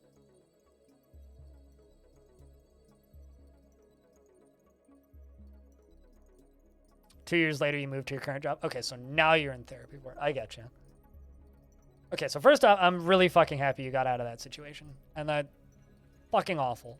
But at the very least, we live in a world now where there is therapy for this sort of thing. You know? I mean, like, me talking to my dad about work stuff and hearing what he has to deal with his coworkers, I'm extremely proud of him because he like my dad's in a really privileged position in his job, and in general, a lot of the stuff that they do where he works is just to make his job easier.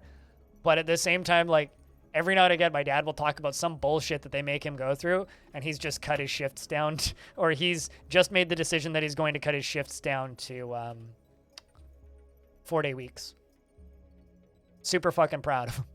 Which, like, he, like, made the snap decision to do when I was just like, yeah, I'm cutting my streams down to 3 days a week. He's like, so you're doing 3-day work weeks? I was like, well, not totally. And he's like, I'll tell Bill that I'm going down to 4 days a week.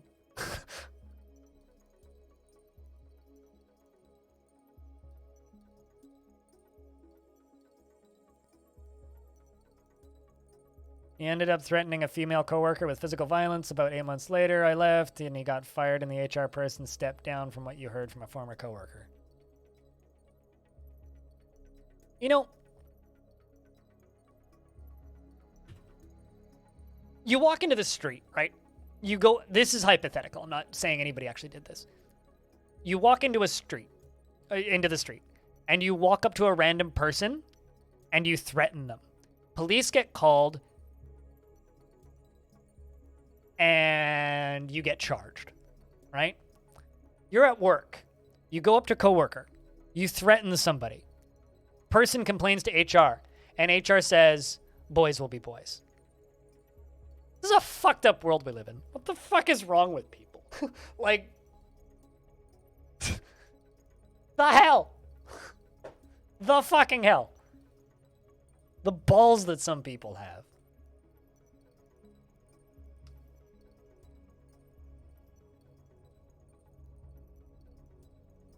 Like, that's literally a thing that you've been through. That's fucked up. I don't know. It's like, it's fine to assault people as long as it's at work and nobody notices. Basically, is like the vibes that those people are giving off. I think we're making Hore Marmot soap. Because I keep ending up with more Hore Marmot blocks. Color.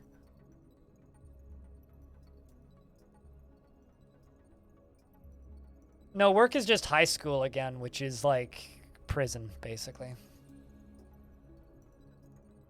My favorite thing that like we're having to like break out of as a society is the whole notion that we have to work 5 days a week, when it's like, you do realize that like the 5-day work week was invented to kickstart the economy after a Great Depression, right?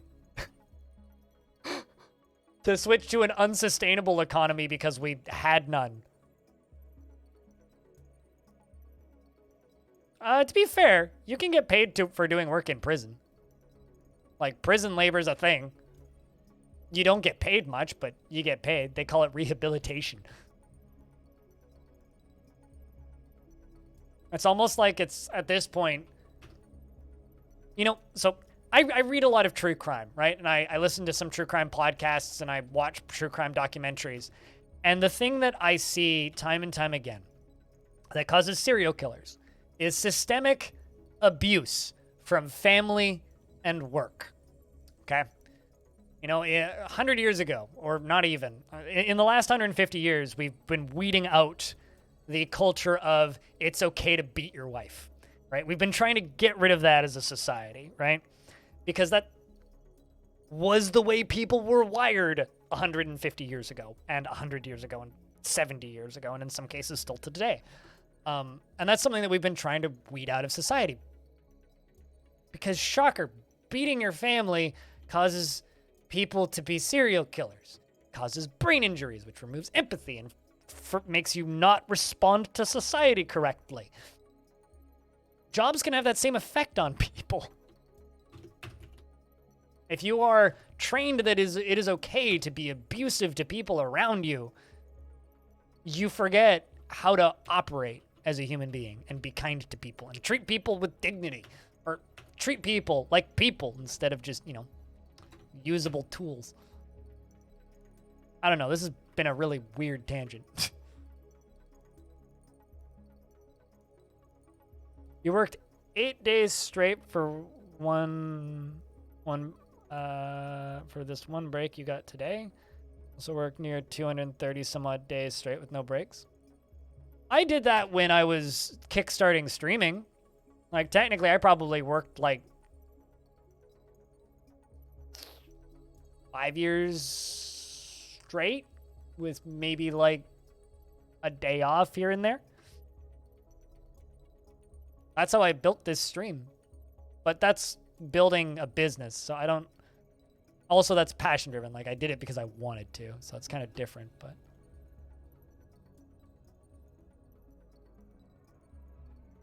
Watching the American TV shows set in the 1880s, the 1920s is like, damn, time machine in reality would be useless.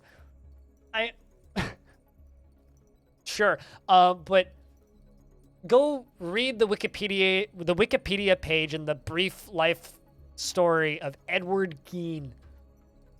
For anybody who doesn't know who Edward Gein is, TLDR, don't Google him.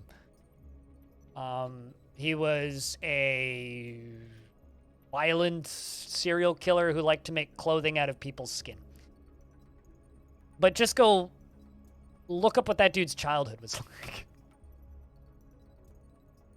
Because I wouldn't want anybody to have to go through living that guy's childhood.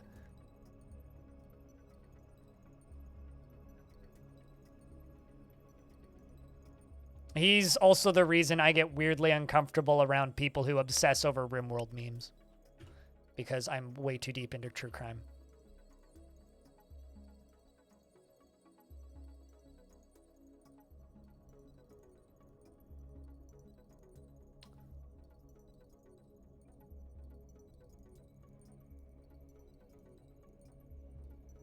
RimWorld memes, yeah. You know, cannibalism and I'll make you into a hat. That's what I mean by RimWorld meme. Yay, war crimes, all that bullshit. Blizzard just had some scandals recently where the administration of the company is believed to be horrible and hired... yeah. I've definitely... I don't know about the... I haven't heard the hired prostitutes one, but at this point, when it comes to Blizzard stuff, I wouldn't necessarily disbelieve it. I definitely heard about, like, hiring strippers, but stripper does not equal prostitute.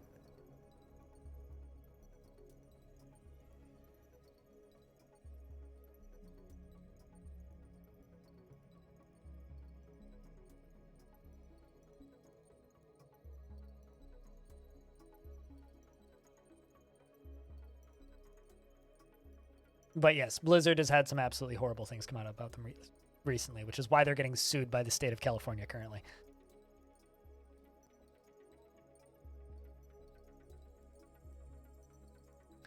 One thing about the statement is the purpose of work is to enjoy your time not at work. Has a bunch of colors such as not as take into account retirement as if work is interfering with your time away from it. Oh, well, none of us are going to get to retire. Come on. We don't live in a world where retirement exists unless you, like, become a surprise millionaire, which doesn't happen.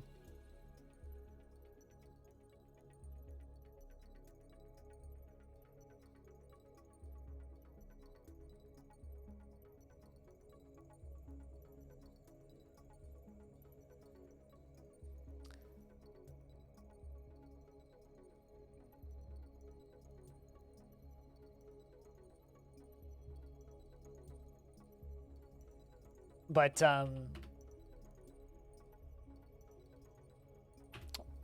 in regards to Ed Gein, he was born in 1906 and died in 1984.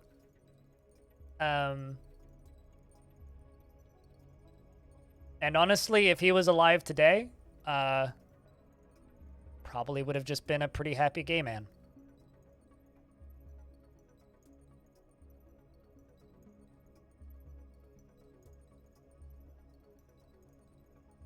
Or he would have transitioned at some point and also been quite happy with himself.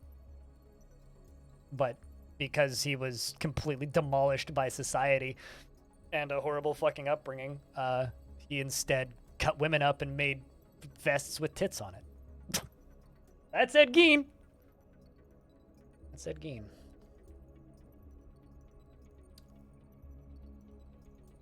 There's lots of those. Mind. There's lots of those.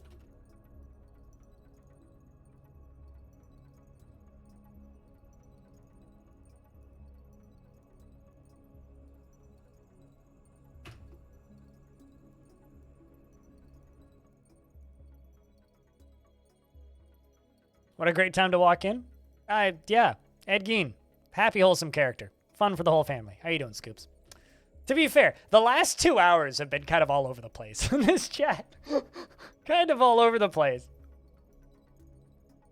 But if you've got other things that are happier that you want to talk about, feel free to start a subject. I'm willing to jump. I'm just kind of stuck in this rabbit hole right now.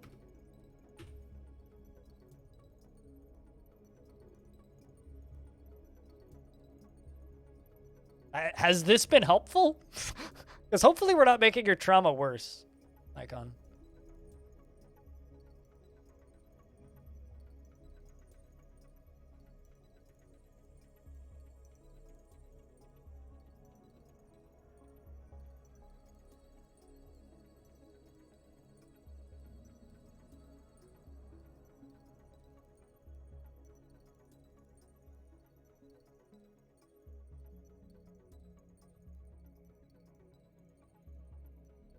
You know, at some point I need, okay, so this is completely unrelated. At some point I need to do like a quiz on the Halcyon podcast with my teammates called Indie Band or Vegan Restaurant, because I'm currently just glancing at this email that I got from MRG, yeah? And these are all actually bands, okay?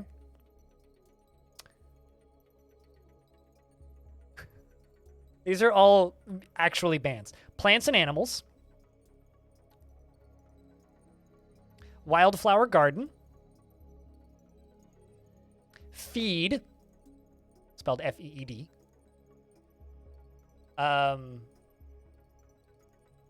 Release the Animals. And Cattle Decapitation. Granted, that last one's a kind of a joke, but...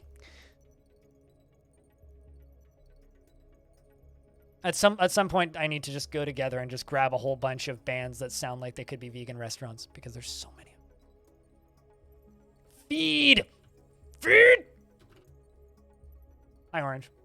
How's you? What's up? To be fair, in Vancouver, we have a restaurant called Meat, spelled M-E-E-T. E-E-T?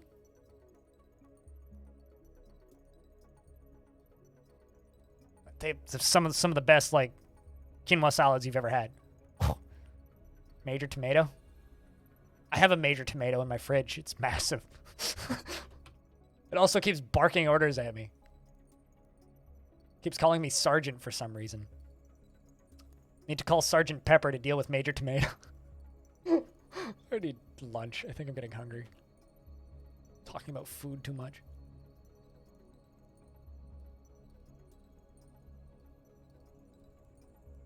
Nobody's normal. Zycon, we are all a creation of our own life experiences. Just remember that. There's no need to feel normal because nobody is normal. Everybody is broken in their own weird way. You date there? What, Major Tomato or Sergeant Pepper? I would absolutely eat. Is there? Oh, hold on. I need to. There's got to be at least one restaurant called Sergeant Pepper in the world, right? Google Maps. Maps. Okay, let's go. Let's just go to Google Maps. Sergeant Pepper. There's a Sergeant Pepperoni's pizza store. There's a lot of pizza places called Sergeant Pepper. There's one in walking distance from me called Sergeant Pepper's. You're the normal level of broken? Wait, what?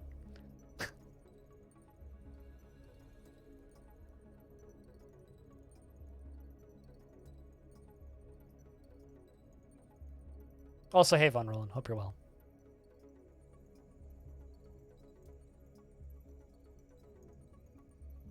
I mean, just Google Sergeant Pepper restaurant and start scrolling. A lot of them. A lot of them. This is like, it's just like, they just need to police their IP rights, just like Rockstar does when they close down Rockstar Tattoos.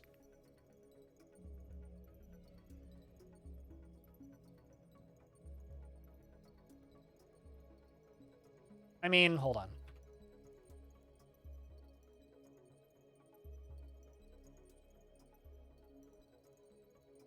There you go. See, it's a real place. And it is actually delicious. Their menus are great. Food is awesome.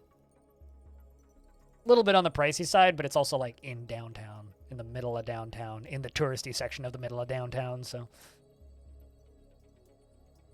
it's not that bad.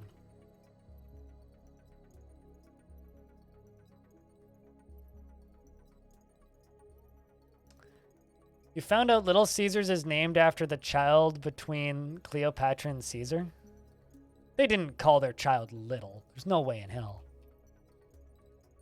We're locked? No.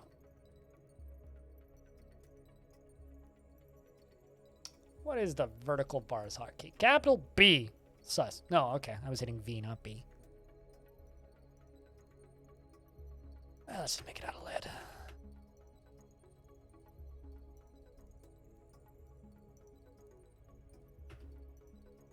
"115 kilometers from your place." There's one, like, almost, like, not reasonable walking distance, but let's just say about 10 kilometers.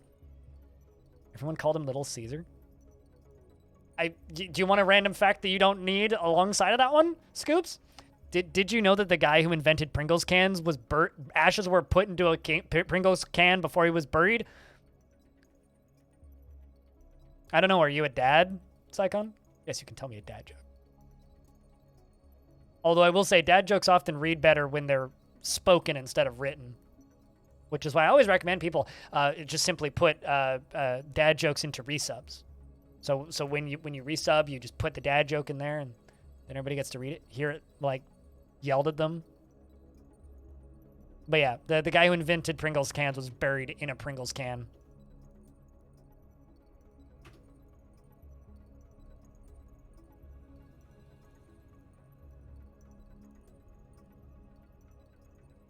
Pringles can. Yeah, the guy who invented the Pringles can was buried in a Pringles can. Hold on.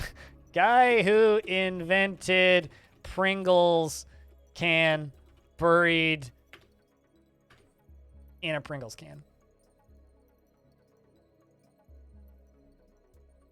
Yeah.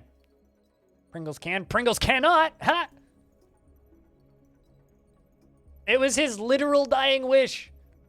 He wanted to be buried. Yeah, his ashes were put in a Pringles can. He wanted his ashes to be put into a Pringles can. He wanted them. It was literally his wish. He wanted his ashes to be put into a Pringles can.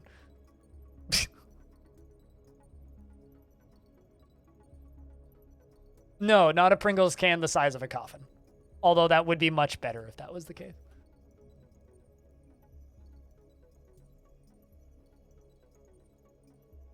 Fat free. No, he was put in the classic. Yeah. I may be a slice of pie. Thanks for the penny. Appreciate it.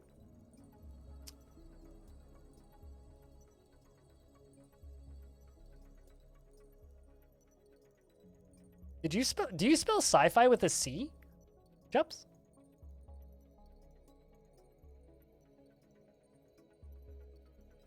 Oh no, I think I might know this one, but what did Chris Rock find on his face the morning after the Oscars? What?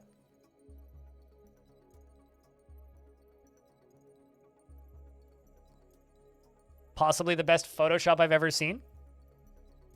Fresh Prince? Ah! Yeah, I have heard that one. Saw it on Twitter. It's good though. This is still maybe the best Photoshop I've ever seen. Like, golden award to that Photoshop user. Midwinter. Almost in the spring.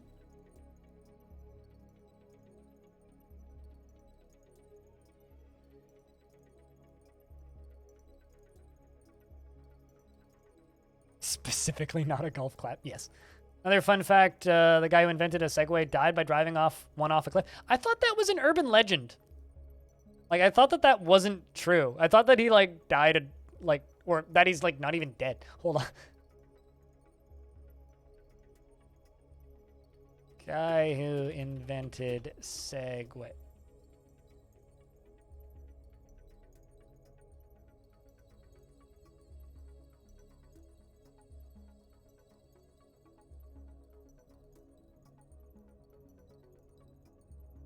I'm still I thought that was like an urban legend, like it wasn't true. I don't know what a slush puppy is. Was the guy who bought the company from the inventor? Oh, would this be like if Elon Musk dies in a car accident in a Tesla, it would be the articles would be the guy who invented the Tesla died in a Tesla, which isn't true because Elon Musk didn't invent shit. He just bought the company and then booted the two creators out of it and the original designers. So it would be like that situation. Not that Elon Musk died, although, world wouldn't exactly be worse off. Official name of the mascot of Wikipedia vandalization became Canada? Became canon? I don't know the name of it in the first place. I wasn't aware that the Pringles dude had a name. And you were like, yoink? I mean, good. Damn straight. Possibly the best Photoshop I've seen maybe ever.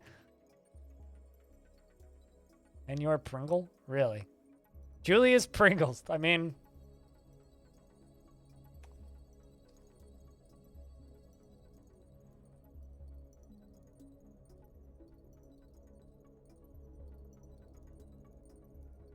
More like if the inventor of the car died in the car crash. I mean, like if... What? Sorry, like we've gone so far up our own asshole at this point with this discussion, I've lost the light at the end of the tunnel. With the whole thing dying after inventing a thing. It's like I've lost the through line here. Help.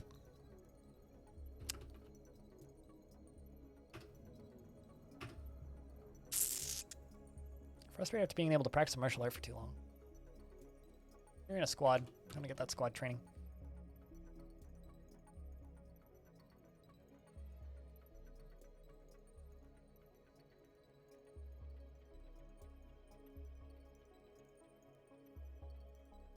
And marketing went along.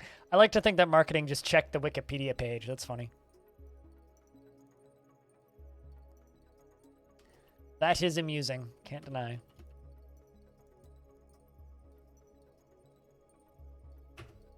Is that real? Orange? Is that real? Because a lot of patents have been lost in fires.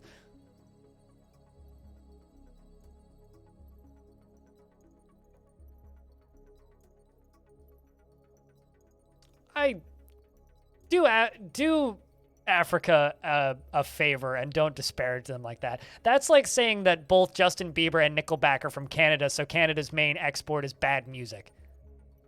That is not fair.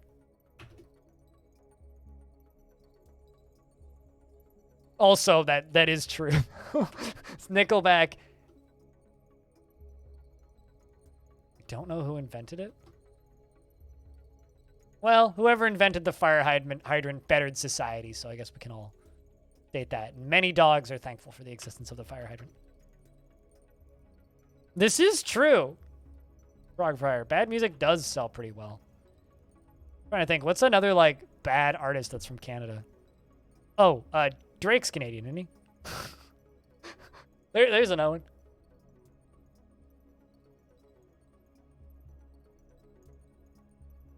Is The Weeknd Canadian? I know. I'll be honest with you. I don't think I could name like if you played music by The Weeknd, I don't think I could tell whether or not it was The Weeknd because I don't believe I've ever sat down and listened to The Weeknd. Deadmau5 has some bangers, but yeah. Although if you're gonna put the Deadmau5 argument there, then I would just say that Canada is really good at popularizing musicians that turn out to actually just be huge asinine fucks. Because Deadmau5 is a bit of a dick. Bit of a dick.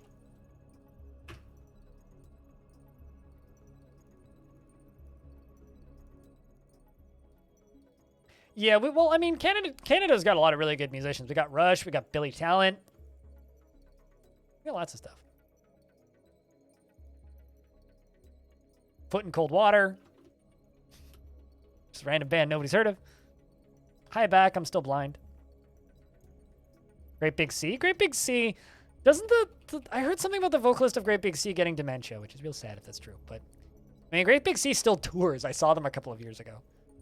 I saw them in like 2016. Speaking of tragically, Orange.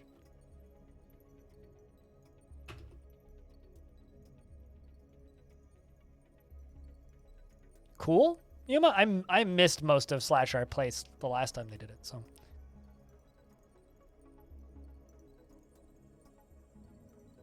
Someone suggested putting the DF logo. Okay, now this I can get behind.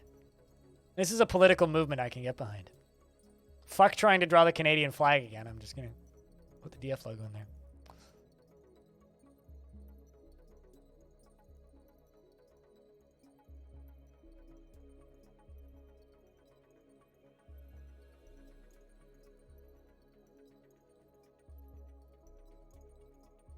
You know who's also amazing? If you like the Great Big Sea, Casey, look up the band Spirit of the West.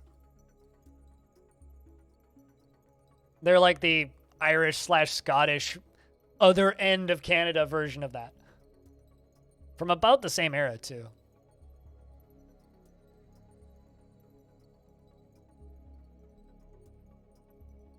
And I know two of them in real life. Like they're family friends.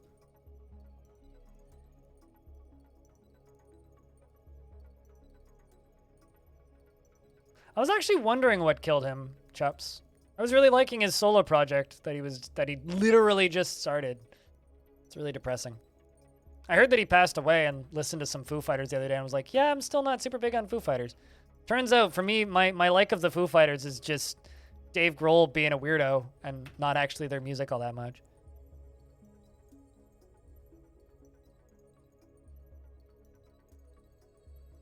Like, I could watch Dave Grohl sitting on the back of a pickup truck, like, mocking the Westboro Baptist Church all day. I could watch that all day, every day.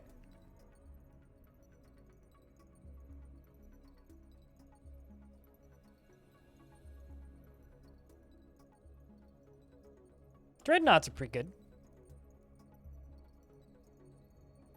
They pretty good. Another band that's pretty good, that's also Canadian. Do you ever, like, go to say a thing and then you, like, forget it?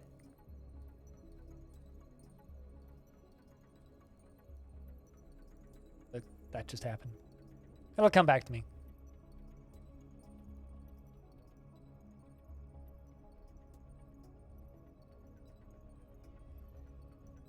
I mean, for whatever it's worth, I don't know what it is with fucking drummers dying, but the drummer of Hum, obviously Rush, and now Foo Fighters have all passed away in like the last 2 years. It's ridiculous. What is it with drummers dying?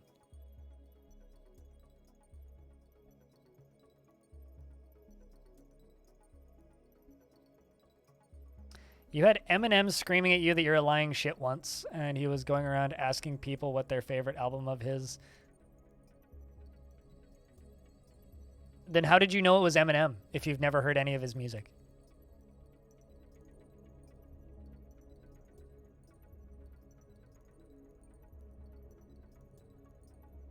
Another random humble brag was I was in the closing ceremonies of the Winter Olympics here when that happened, and I got to high-five every single member of Nickelback because they were on right before our act, and when they came off the stage, we were all there was like 1,200 of us in a line waiting to go on stage for the closing ceremonies, and they just ran past every single one of us and high-fived everybody in the entire line, so I got to high-five every member of Nickelback.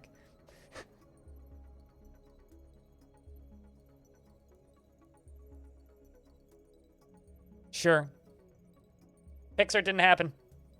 Are stupid.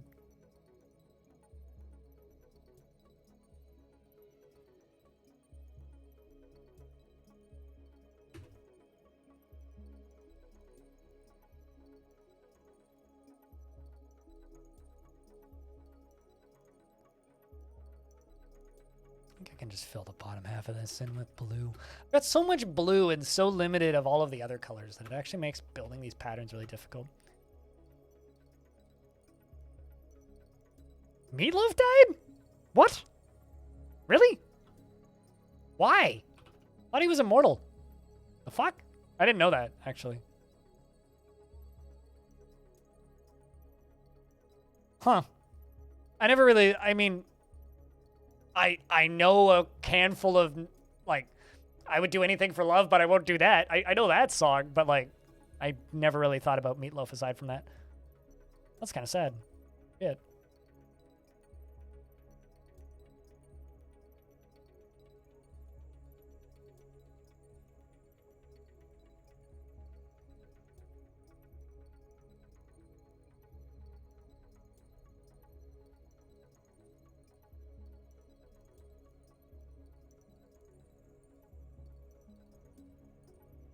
Yeah. I feel like the ones that we remember are the weird deaths. Yeah, Meatloaf. He was a singer-songwriter artist, popular in the 80s ish.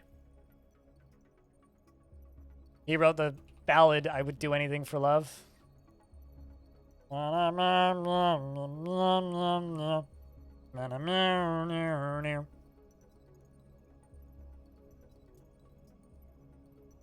Lots of kids haven't heard of Meatloaf. Don't be shocked.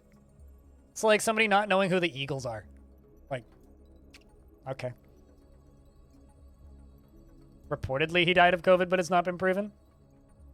I mean, older folk get sick and die of all the time.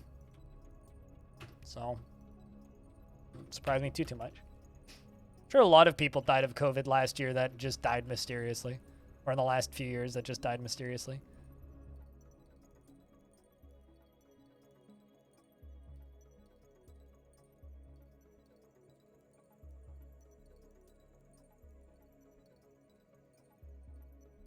Now, when you say tracker, do you mean like following wild deer, or do you mean like writing music tracks?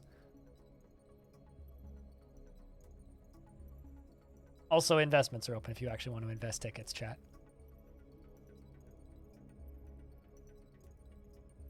Okay.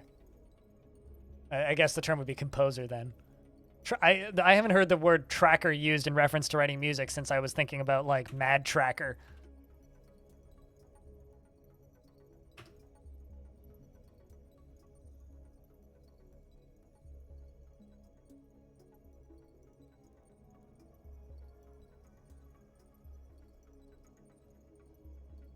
Oh, it's fine, Stone.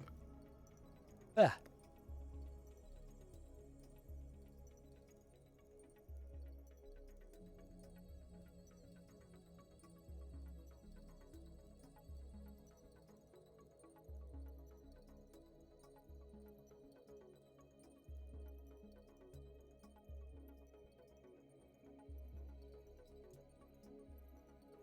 I know very little about Meatloaf.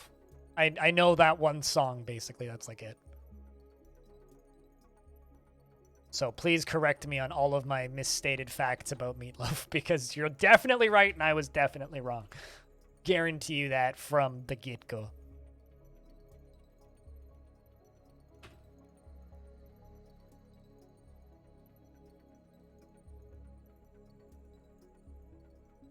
Using dreams, really?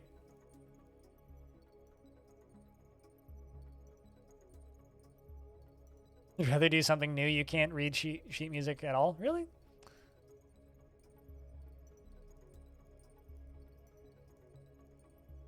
You're a Meatloaf expert? True. I mean, I could talk a lot about random bands that nobody knows about, so don't bother. God, I want some actual Meatloaf now. Thanks, chat room. I'm kind of hungry, but I'm not hungry enough to get a full meal, so I'm just going to go grab myself a granola bar. I will be back in a couple of minutes because I have to stab myself with a needle to eat said granola bar, but I will be back. I'm also going to get me water. And then I think we'll do another 30 minutes of this fort, and then we'll jump over to Mothfall. BRB?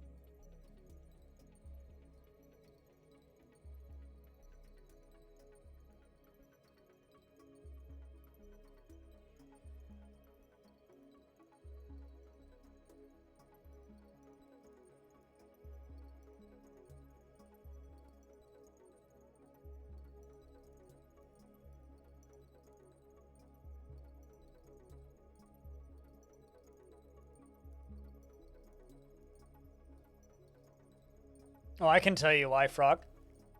Pretty simple answer, actually. You just installed Better Twitch TV, right?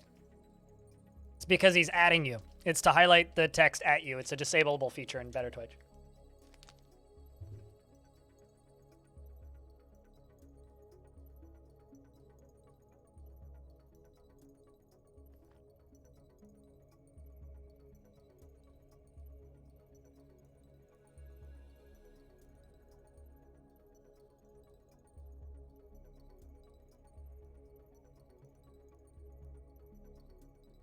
It's basically just so that you notice quicker if somebody ats you.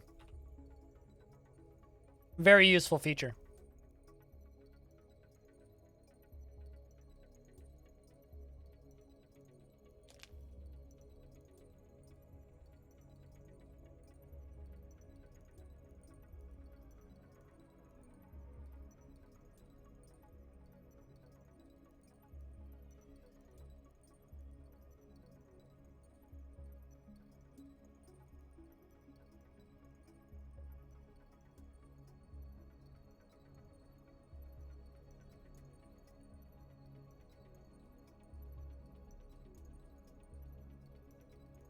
Also, on the topic of food, I've got this peanut butter bar with extra peanuts and no actual butter.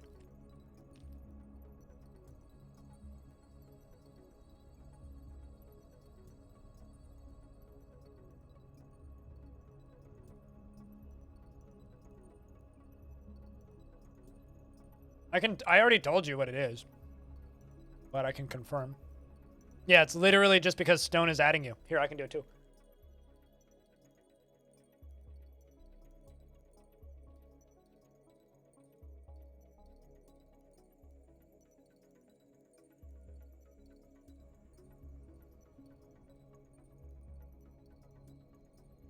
Like everybody at Frog for Hire.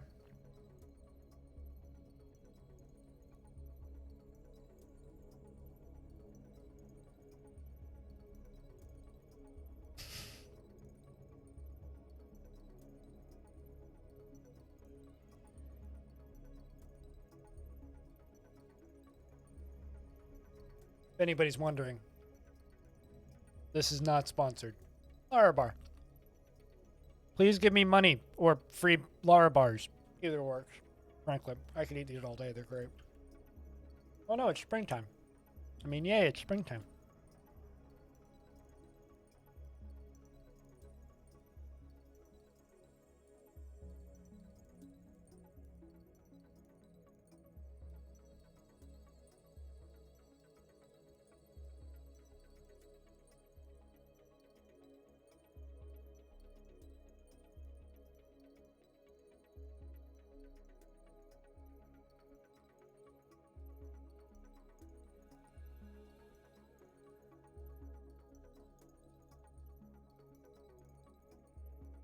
Must muck with some settings now? Yeah. There we go. It is springtime. It's time to jump.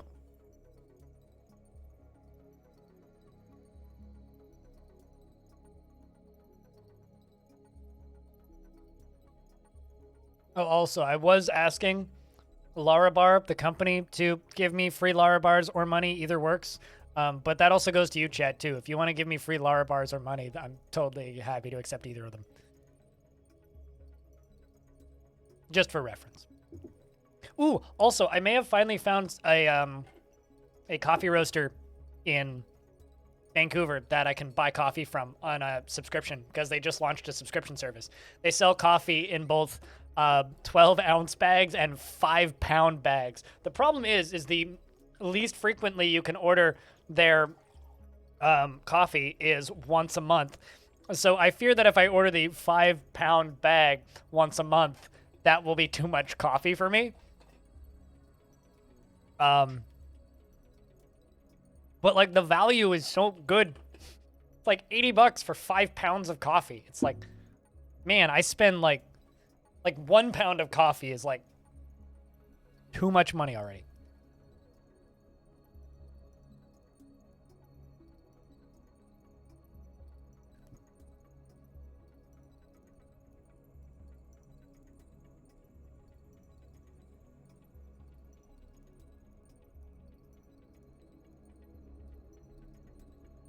Yeah, it is great for £5. But, like, you could subscribe monthly and get, like, a 15% discount off of that. I drink about 30-ish grams of coffee per day. But I can't get through £5 in a month. Like, that's a bit much. Because occasionally, like, I go to the coffee shop and then I drink none, right?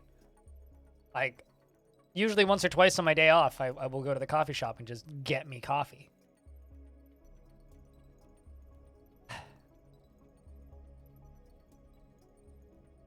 Subsale? What? What is the red area? Lava, probably, if you're talking about the tildes.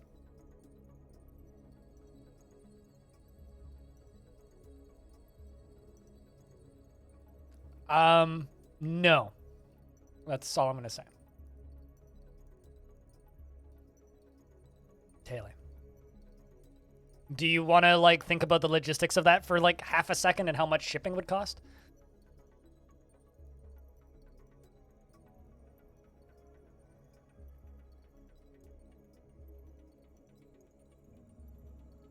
Like, just think about shipping coffee to Australia for 10 seconds. And think about how logical that would do. How logical that would be. So, no. Never. Thanks. I might just buy, like, the 5-pound bag of coffee once every couple of months. Even though, like, without the subscription discount, it's like $85 plus shipping. Might just do that. Or just do it with pickup and then just go over, like, bus over there and buy it. Because this coffee's good. Because I bought one of their bags on my day off. Just a little 12-ounce thing. Animal, what up? It depends on how much fuel we have, Animal. Naturally. Hello. Hello. How's things, Animal? What's she up to?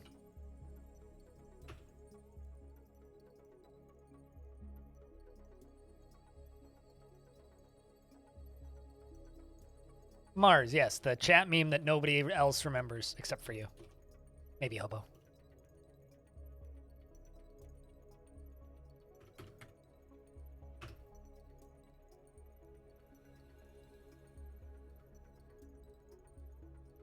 Got a nice busy-ish day at work. Gotcha, gotcha. Hopefully you didn't miss me too much while I was gone. Which streams back for the next 2 days, today and tomorrow, the day after. Hells yeah.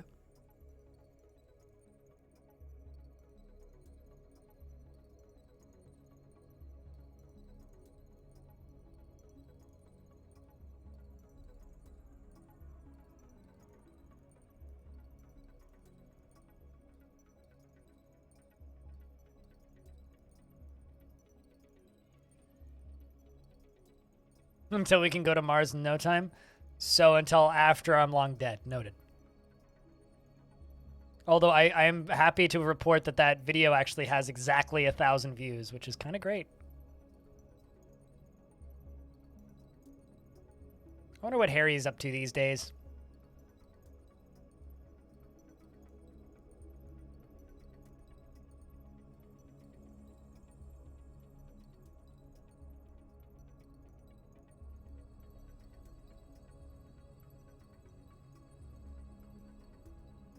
Likely being a wizard, probably.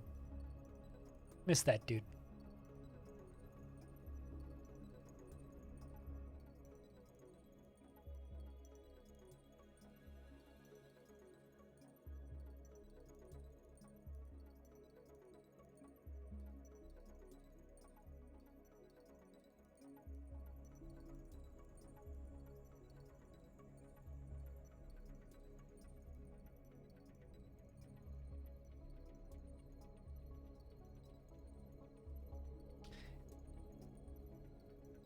You'd think, but that's not how shipping lines work.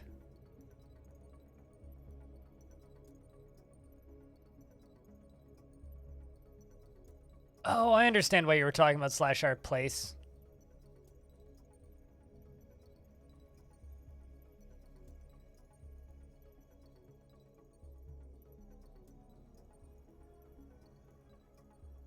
That's why. Okay, because there's a post on the Dwarf Fortress subreddit about it. This makes a lot of sense now. I'm now following all of a sudden.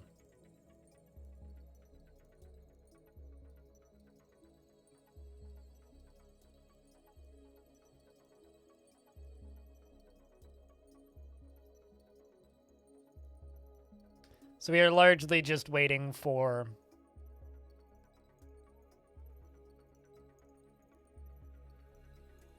the elves to show up to trade at this point. Just gotta give the dwarves a break.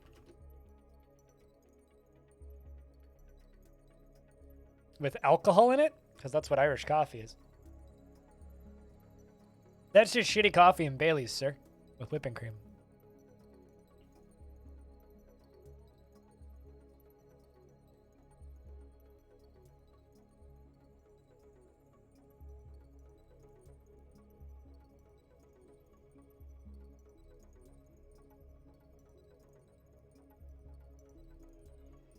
Early bedtime. Cheers.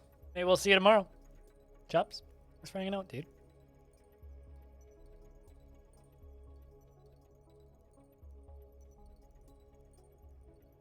There they is.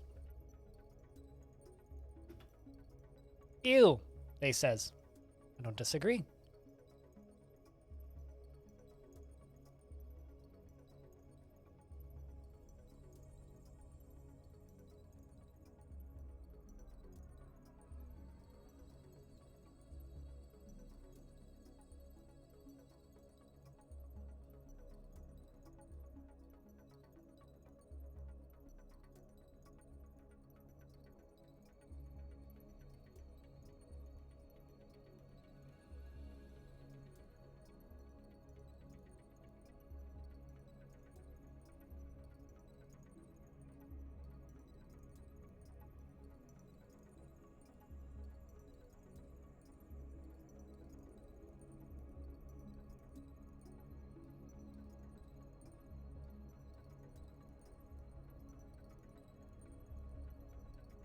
I think the weird part about black pudding isn't the fact that it's a sausage made of blood.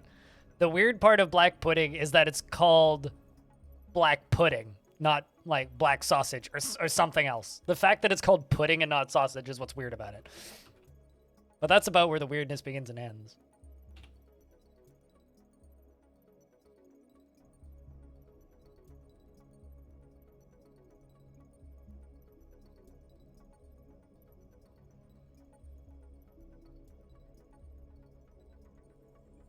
It's still weird. But then again, you guys called French fries chips, so I guess you just can't be trusted.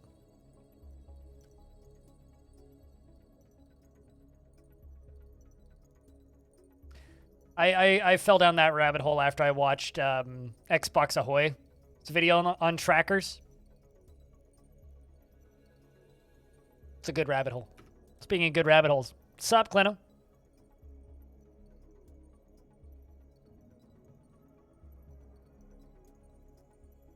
Which part? I say lots of things that aren't true. It's French fries. I'm waiting for like the punchline of this joke because all of the UK people in chat are gonna get mad at you. You call them chips. You have them, but you call them chips.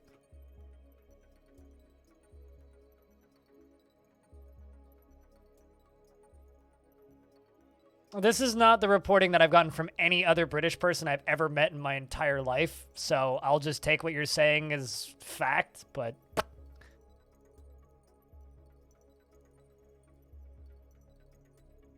I don't trust opening that link, because I don't want stuff to pop up on my stream. If you want to link it, stick it in the music talk room on Discord. Although, are you on Discord, Mind? I can't remember.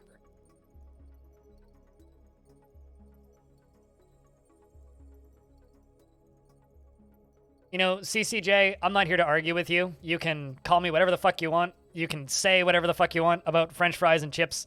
I'm going by the vast majority of times I've been corrected by every single fucking British person I've ever met in my life. So...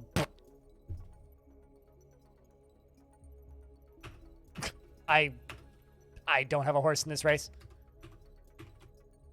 And it's also not an argument I actually care about. So you know what? You talk about what you want to talk about and say what you want to say about French fries and chips, and I will just sit here and smile.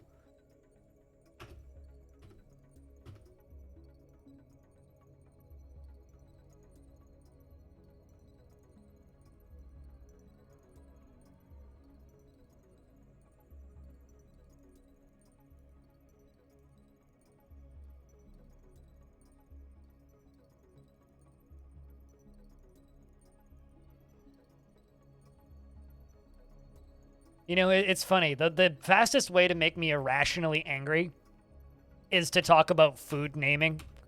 I don't know why. It's just like, I don't like arguing with people on a good day, and I especially hate arguing about things with people that are completely irrelevant. And food naming schemes is like one of the biggest, like, most irrelevant things you can fucking talk about. It's like, I do not care.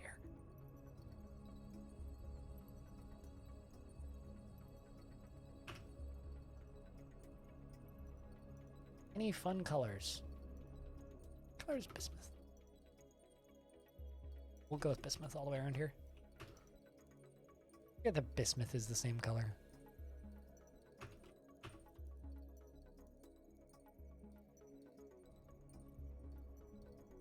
So go get food, Orange.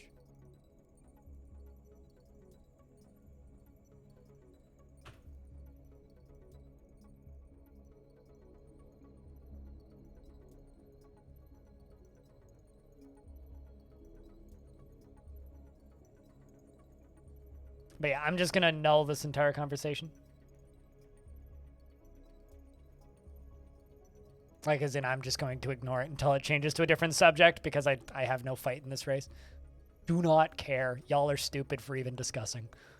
Food is food. Just eat it and shut up. Where the fuck did my bismuth go? There it is. I'm so sorry. Why didn't you turn on autosaving right now before you forget? Literally just, like, go into your game files and turn on autosaving. It's a pillar of lava from the base of the world all the way up to the 15 layers above the surface. I said I'm not answering any of these questions, Seething Lava. Thank you, Owl Greg.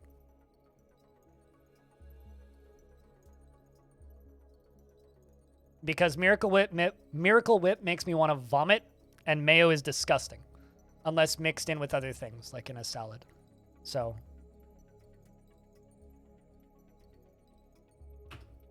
Take your disgusting food questions and fuck off.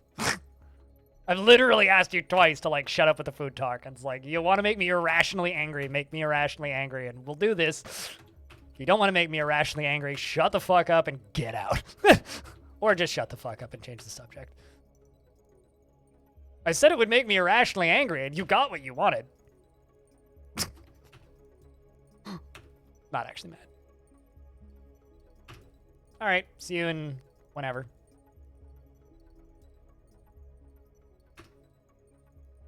You will make me throw up.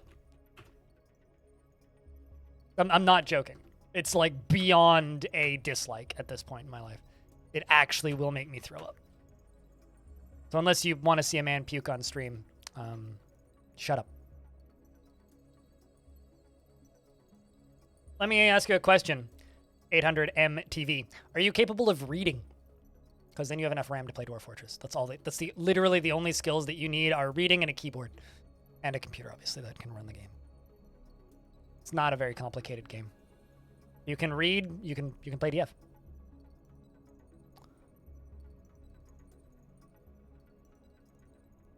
It's one of those, it looks a lot worse than it actually is games.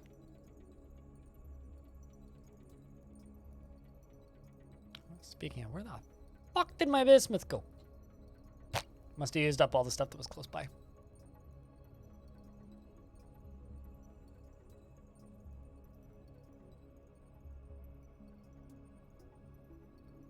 Yeah, just download more RAM. Easy peasy.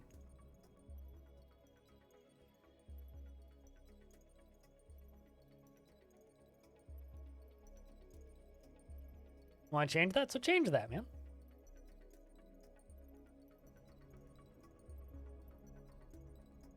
Dwarf Fortress is fantastic. And it should be played more. Also, how you doing, Clino? RAM doubler? What? Is Spain? Please, you're supposed to stick it up your bum, not in your nose. Come on. Wrong end.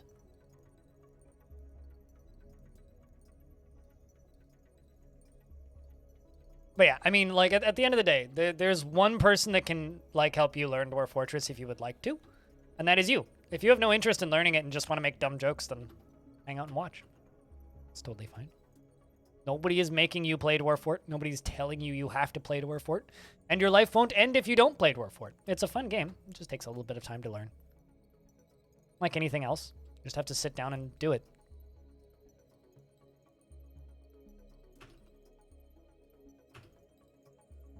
It's no more difficult than playing Civ or any other strategy game.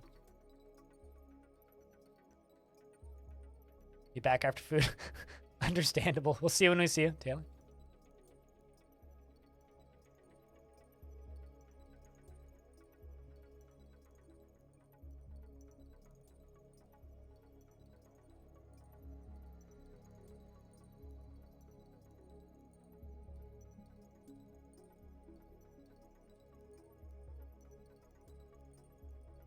Wait, like official?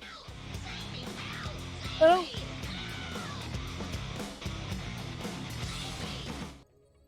How did I miss that? What?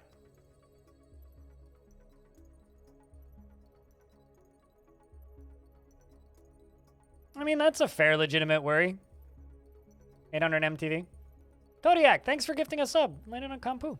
Cheers. Not official? Okay.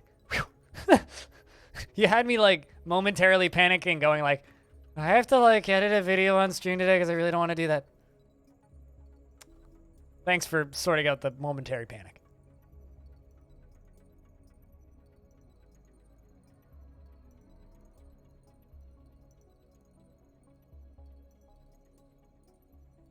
But that is cool. You can link the Reddit post in the chat if you like. Chat might get a kick out of it. That or I'll just play it on stream. I actually don't care. Although, I don't think they would have copy protection on a fan thing like that.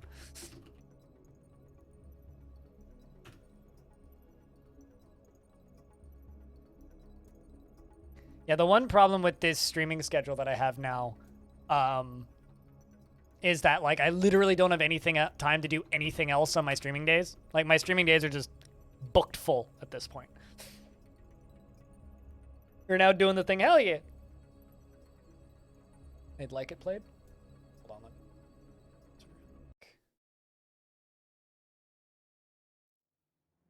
I may have seen this before.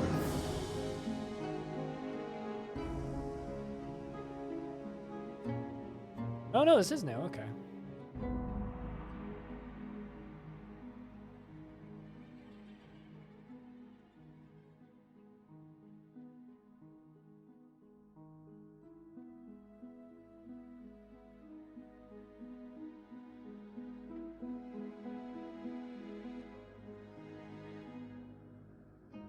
You know, in response, that is my intent, yes. Is for a while I've been tempted to, like, take one of those 10-hour loops of Tarn noodling on guitar for Dwarf Fortress that's on YouTube, download it, and then record it on a cassette and play it on my hi-fi setup and record it and put that on YouTube. Thought about doing that a couple of times and I just kind of never gotten around to it.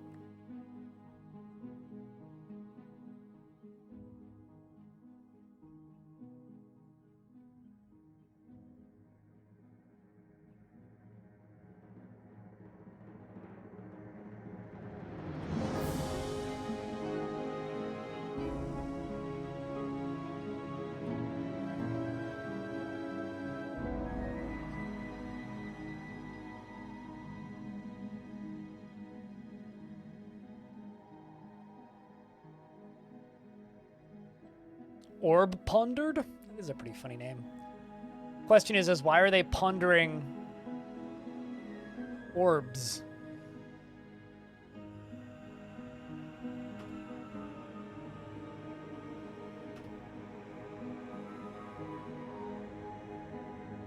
I'm still wondering that. I guess we'll never know. A dissonance in this bit.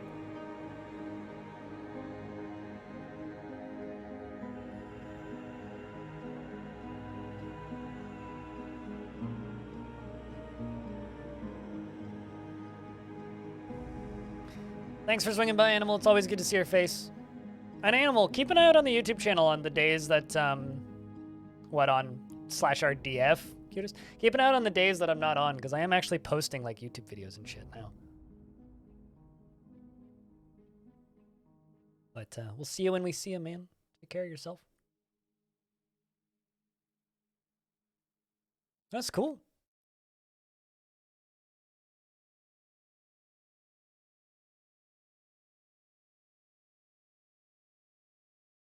You're downloading this into your collection, your growing collection of MP3s, so that when Russia shuts the internet off, you still have some.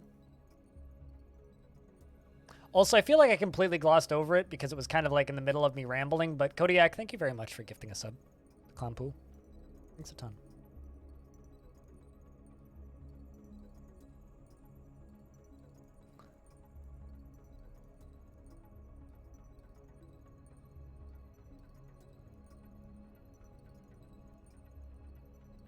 Yeah, also another one up this morning. The Fertile Crescent is just a me recording video. Basically, my YouTube videos that don't have like a border around them and just like a logo are recorded for YouTube.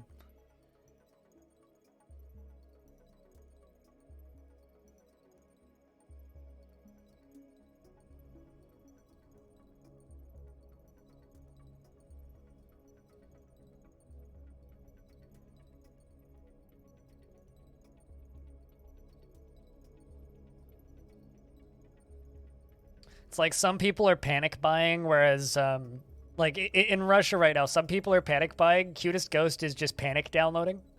Already traded. Need to do that second time.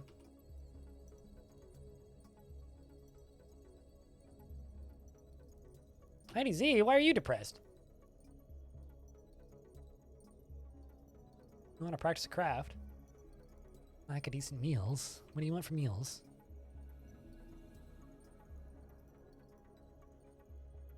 Damselfly and bayberry wine.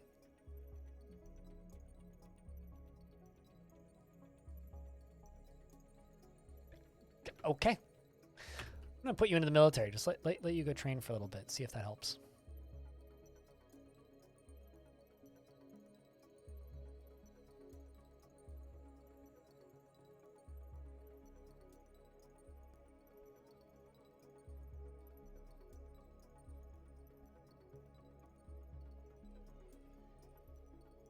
Sega Game Gear?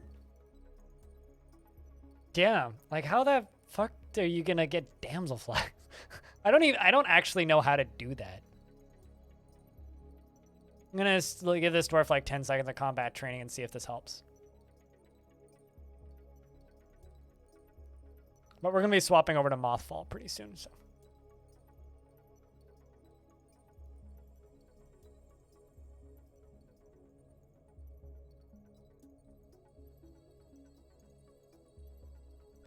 Rory has bestowed the name Nok Glogikut Ostmurit upon a steel spear. Billionaire, thank you very much for the raid. What's up, dude? You were Weird Westing today, weren't you? I think. If you guys don't know Billionaire's a member of my stream team and pops up on my podcast every so often, the Halcyon Frequency podcast. And was streaming some Weird West today. Go give him a follow if you don't already. And I really need to set up that command so that it just auto shouts you out. But thank you much, man. I just found a dwarf that prefers to eat damselflies. I don't know how the fuck I'm supposed to get damselflies, but you know.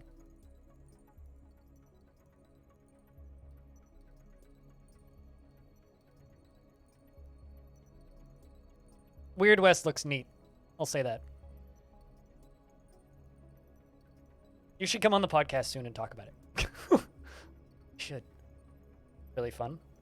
I don't know if it's a game I'd play, but it does look neat. It looks like a game that I would love to talk about. The story gets better and better. There's actually a game that I might pick up and play off stream. Which is actually a Raw Fury game, oddly enough.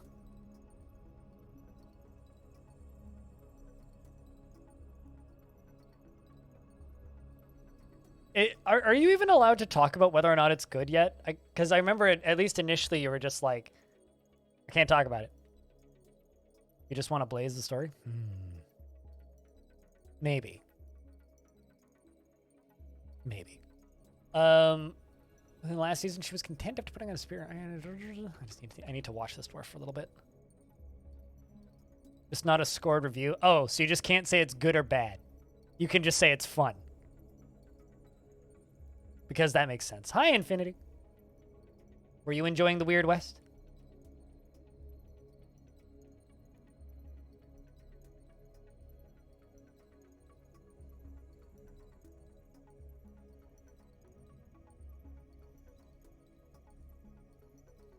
You can say if it's bad too, just not 10 out of 10 IGN. Well, I mean, you can't say if anything is 10 out of 10 IGN, because last time I checked, you don't write for IGN. Those bots are getting your jobs. Only for Halcyon Frequency members. It is. I can't automate them for everybody, just Halcyon Frequency members.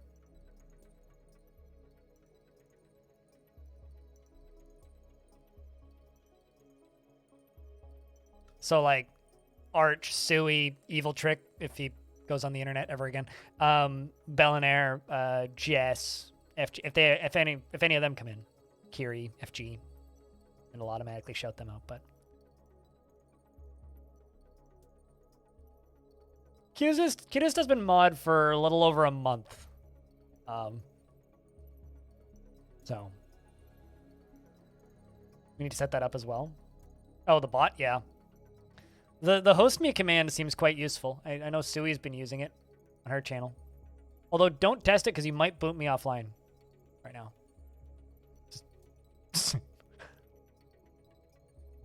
Actually, no, I'm just going to disable that command for while I'm online. You can do it that way.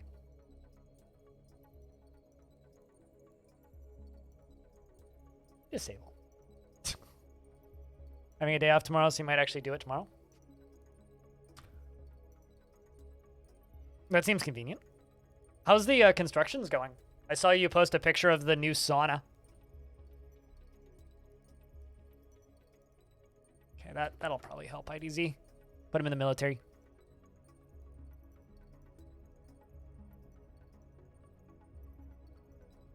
Fill this area up here with Kimberlite.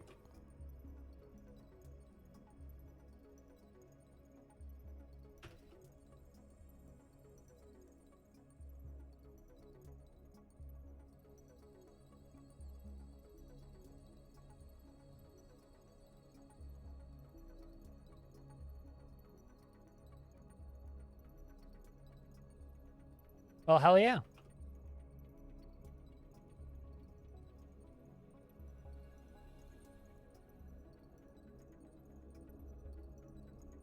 Speaking of things, like, I still need to get my toilet seat replaced. My toilet seat snapped off like back in December, and right around the same time that happened, my landlord implemented this new, like, don't send us an email. If you want to get stuff repaired, you have to, like, go to their website and just, like, send a request form, which is basically the equivalent of just sending an email. It's just more convenient on their end. And I've just been too lazy to fill out the request form, so I've just had a broken toilet seat next to my toilet for too long. Like, way too long. Construction causes the entire area to become inaccessible. Construction causes the entire area to become inaccessible. What are you constructing? That doesn't sound like a bug. That's weird.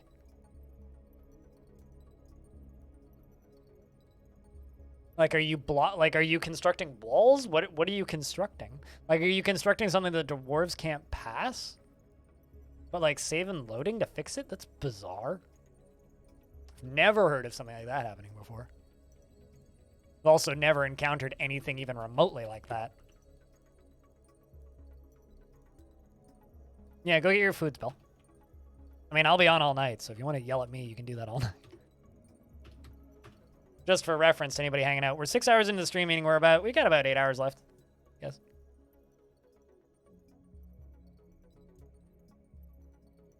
Constructing floor causes the dwarf to be stuck in place. That's weird. Like, weird. Is it only happening in one specific area? Like, to me, like, that sounds like there's a burrow or something getting triggered that's weird. Like, that, the only time I've seen something like that happen is when you, like, activate a burrow. But I'm assuming you're not doing that. That's weird. Chat, does anybody know what's going on? In Sarmatian's, I might be butchering that name. Fort? It's like, a lot of these bugs, like, I've heard of and seen before, but, like, that's new to me.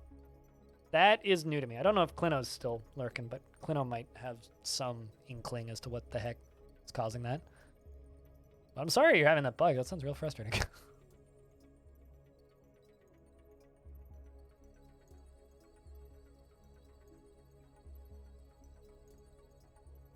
Been told this is an issue of embarks large enough to encompass the entire area of the possible embark. This time you went with a smaller area? I mean, I never enlarge my areas. Embarked on an adventure camp? Yeah, I don't know. Weird. I never embark on massive areas, so. Have you tried a fresh install?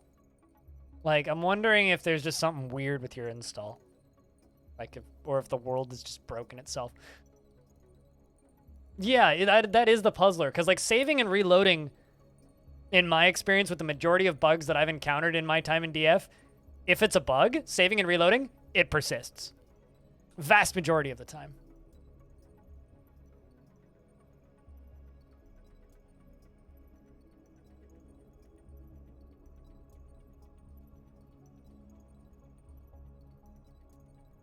Yeah, this is why I'm summoning Clino, because Clino can actually ask these questions that I wouldn't be able to be super helpful with.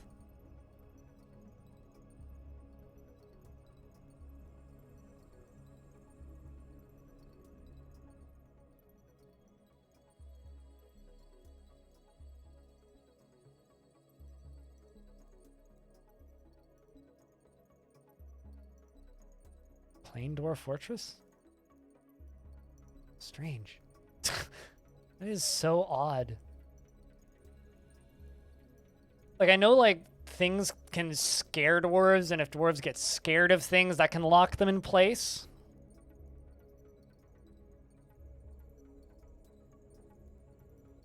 This construction looks shoddy! Area inaccessible. But yeah, no, that is weird. That sucks. I hope it just kind of magically fixes itself. Because that's often what I find happens with bugs is in DF is they just kind of magically fix themselves pretty quickly.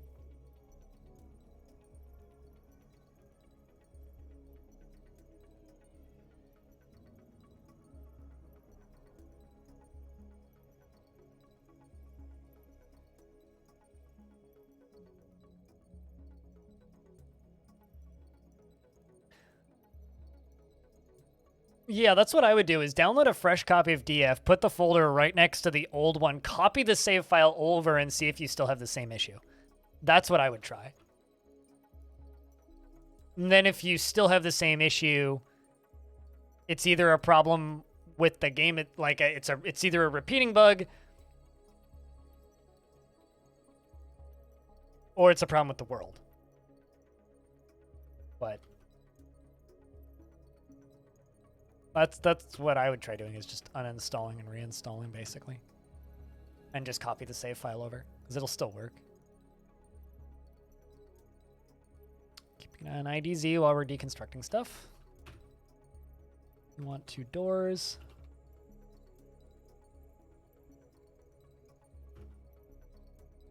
Welcome back, Space Pirate.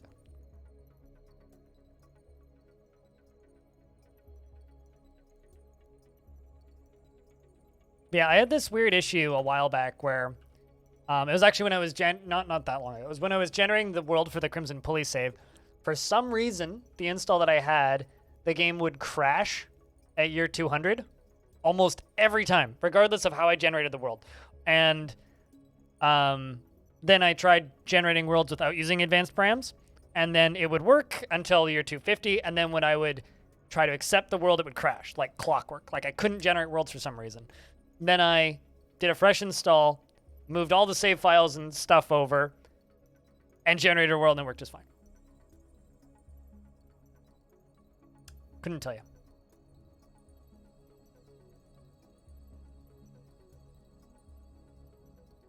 Yeah, that too. That was my initial thought, but like, I know that Sarmation kind of knows how to play DF, so I assumed that wouldn't be an issue, but screwing stairs up would be the initial, like, huh? But yeah, because of the save and reload, it's like, yeah, that's probably not the case. Because that wouldn't be fixed by save and reload.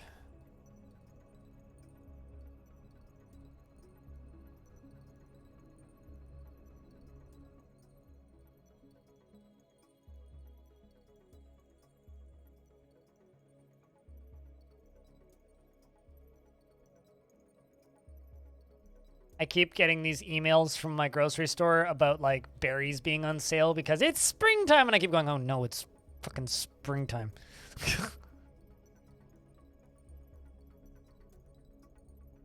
I always feel weird that I feel, because I'm often the only person who ever gets excited or excited about the fact that summer's over. Springtime is just like, oh great, the life's just going to become less pleasant until summer's over.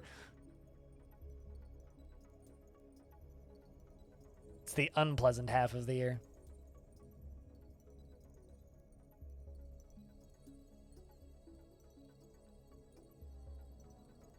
Fuck is irritating at least?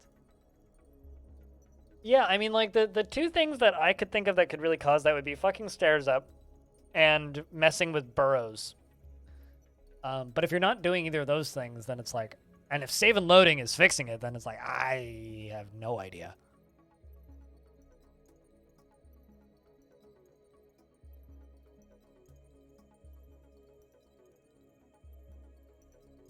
Needs a fresh install.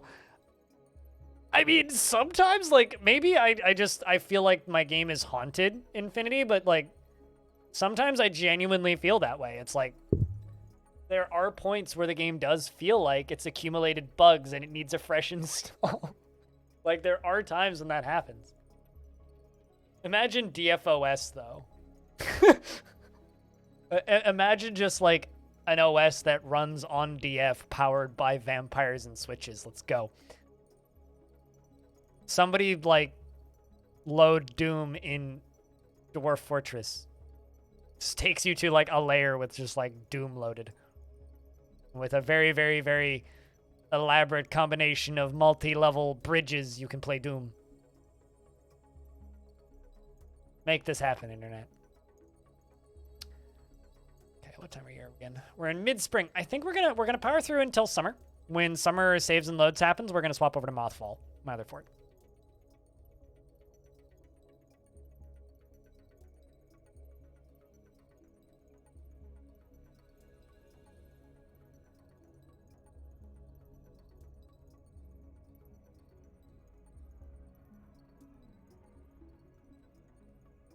Sure, someone must have tried it. I mean, at this point, I'm convinced that Factorio is an OS. If someone can completely build Sandstorm's music video in that thing, then it, like, you know, it should be good, right?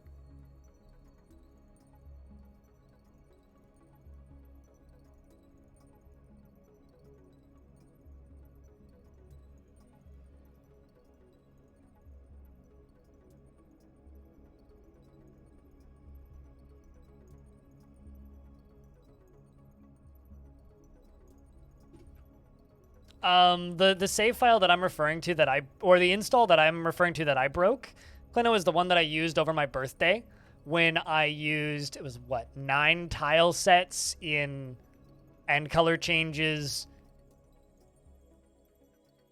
and half of them were graphical, One of them was literally just a picture of my face with like like walls were like a part of my chin and stuff. So like that save file stopped working.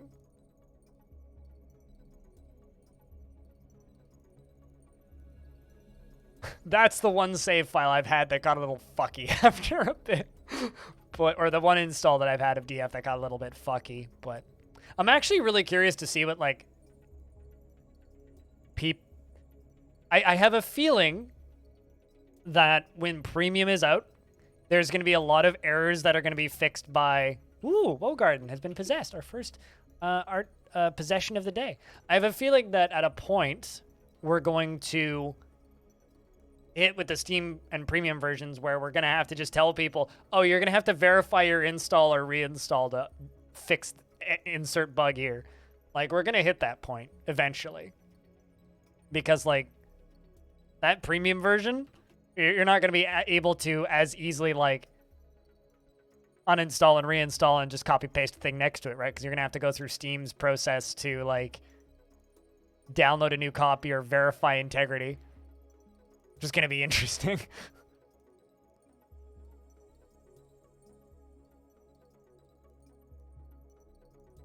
So what you're telling me is Factorio is an operating system. Got it. Anyway, child claimed a craft dwarf shop. Is now running around grabbing stuff. Gems, looks like. Uncut gems, even. Great movie, too.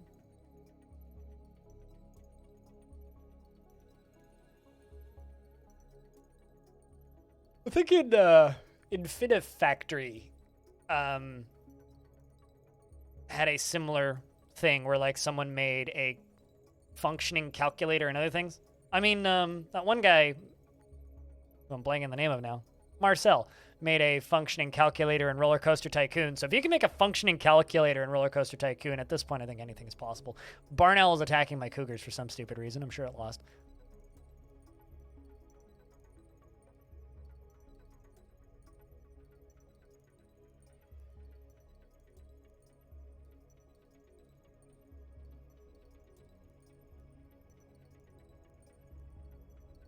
Now cut gems.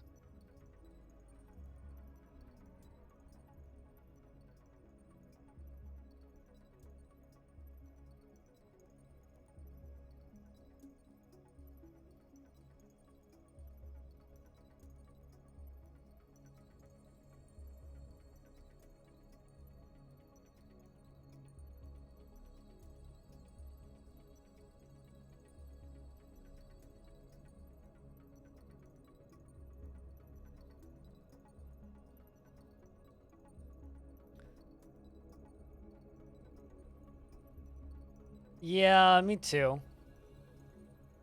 I'm real curious to see how all that stuff ends up looking. Clino. Hey, Petey Cotto. Your Cramp was very kind earlier.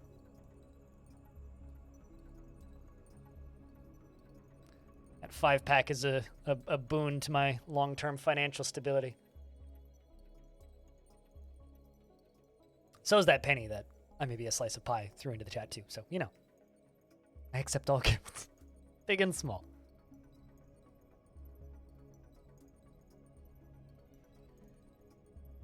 Also, investments are open if you want to invest tickets and throw them into the void chat. Hey, all those iron bars I dug up earlier. It's done being removed.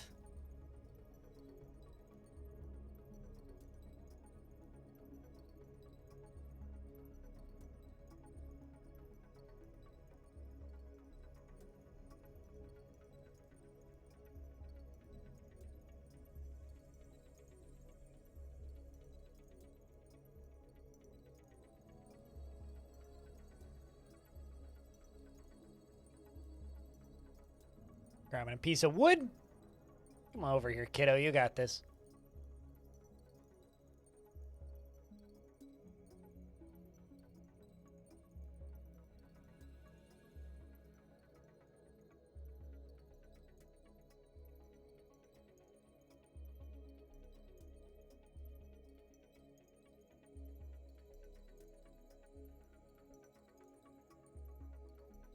But the result is he's taking it more seriously than most designers do?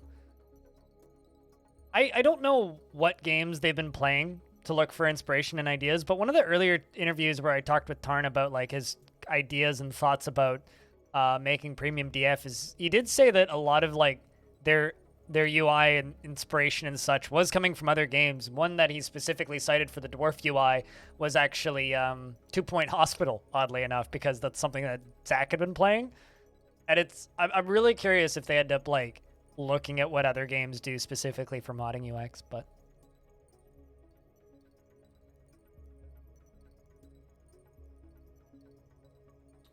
all right, so what'd you end up grabbing, Dwarf? Walnut wood, slate blocks, 2 rough jasper opals. That's a lot of gems. 4 rough jasper opals, round turquoise cabochons, and 1 cougar cub bone. Oh no, 12 cougar cub bones. 1 cougar cub worth of bones. Yeah, Infinity doesn't play Dwarf Fortress. I don't think Infinity's ever played Dwarf Fortress, but Infinity knows about computer stuff.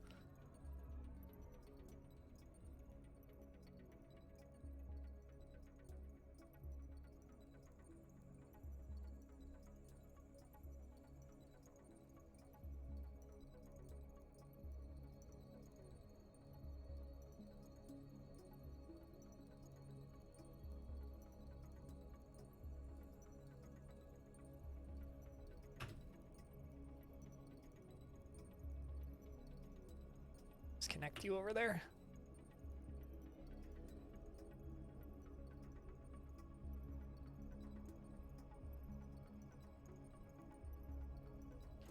I mean, Tarn doesn't use mods because Tarn doesn't play his own video game too much. But Tarn does know that modding video game is very, very, very important.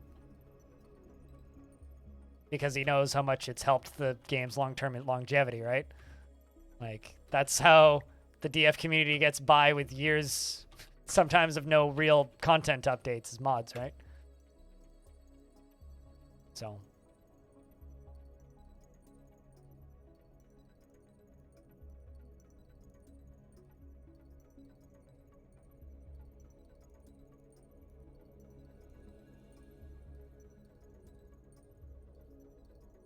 You won for once? New bots made shit hard. Wait, was that half of your tickets, Stone? Or did you, like, hold back on investing as much?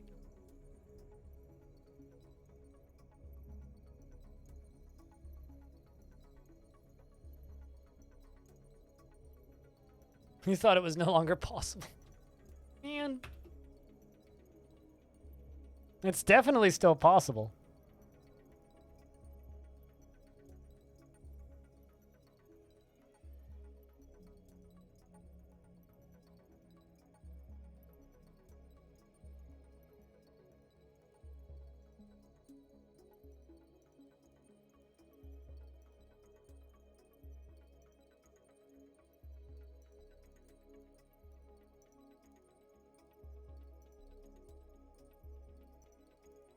Just double checking something.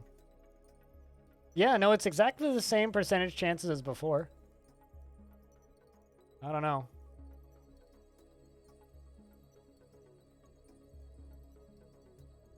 I don't know.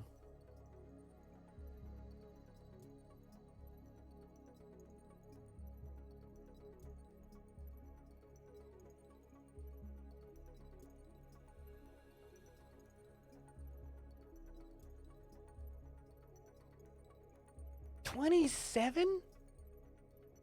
Damn, dude. I'm so sorry for all of your losses.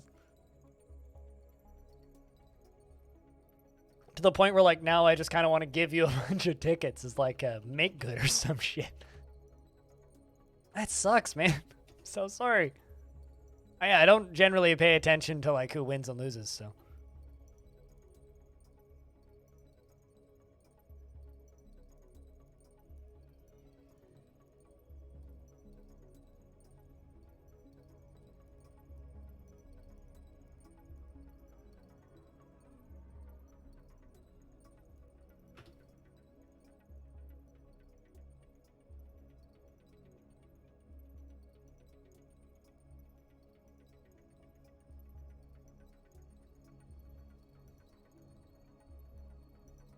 It's a learning experience? Seems like it. Man, gambling addiction is a serious drug.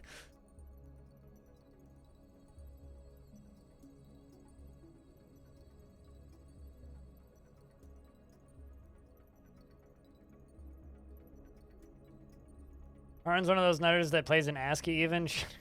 But I won't say the average hardcore gamer knows more about what Steam... What Workshop does and doesn't do just from screwing around with it. I'm not worried about it, though. He'll figure it out when he gets to it. As the comments section on the most recent interview talked about a whole lot on my YouTube channel, Kleno, the documentation for how Steam Workshop works is very, very detailed, comprehensive, and helpful. And I'm sure it'll be more than, and as they've said, they're sure that it'll be more than enough, and I tend to agree. Sure that Tarn will have no trouble once he looks at the documentation. Absolutely no notifications on it. Copy save over and did run it. After constructing the floor, dwarves got glued to their places and you tried to stop this information. Is no access to building material is non-economic item. So you're trying... Wait, hold on a second. No access to building material, non-economic item. Meaning you're trying... Okay, so here's the issue. You don't have enough of the material that you're trying to build, or you have it, but you don't have access to it. So your dwarves can't reach the material that they're trying to build. Meaning you may have, like, found the limits of dwarves' pathing? If it's connected to embark size. I wonder if that's what it is.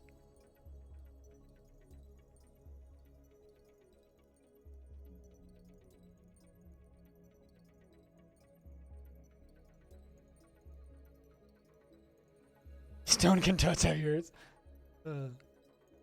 Whoa! I don't think I've ever seen an artifact bin. Whoa, Garden! The dwarven child has... Okay, hold on a second.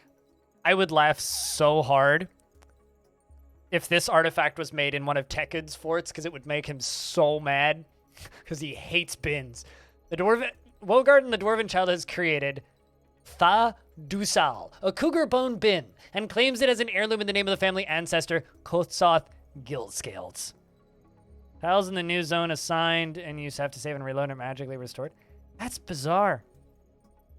Yeah, I don't believe I've ever seen an artifact bin before. I've been around a lot, and I've never seen one of these. It's worth 57,600. It's called Crowd Crumbles. This is a cougar bone bin. I'm going to screenshot this and send it to Tekken. Hold up.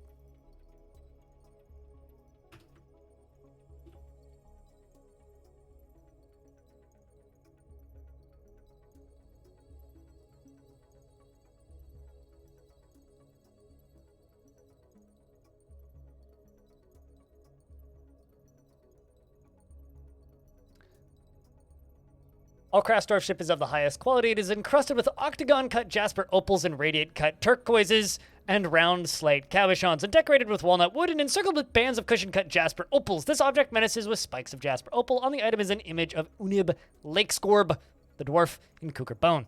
On the item is an image of hidden moons in jasper opal. How do you have an image of hidden moons? Like moons peeking out over a hill or something? That is kind of awesome, though.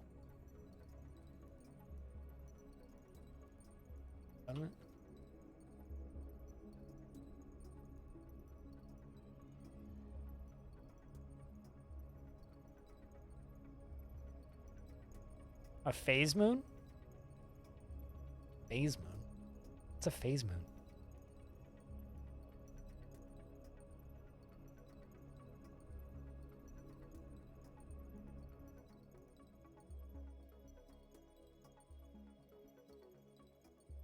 I genuinely have no idea what a phase moon is.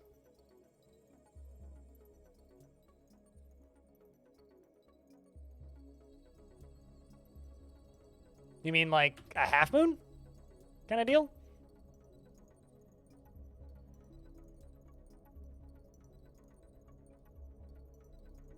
Or like a sliver moon? But yeah, I have no idea, Sarmation. That sounds very strange. I would grab that save file and upload it somewhere and share it to some people so they can mess with it. they can figure it out. But yeah, that is odd, to put it bluntly. Very odd.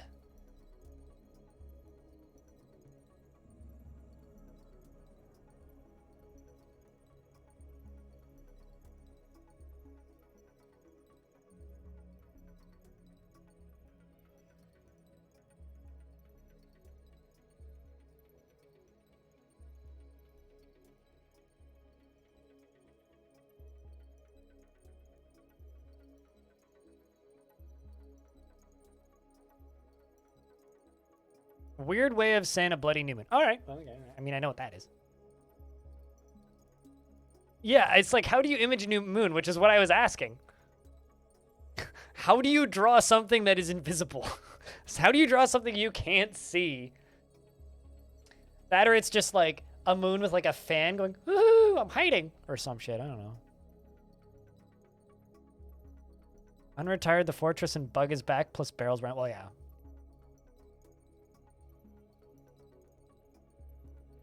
You mean the bug tracker, not the blood tracker? Blood tracker is significantly creepier.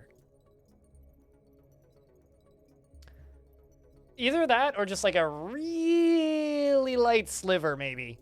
Just like a very small sliver. I think 181 years old? Yes, 181 years old is this fort.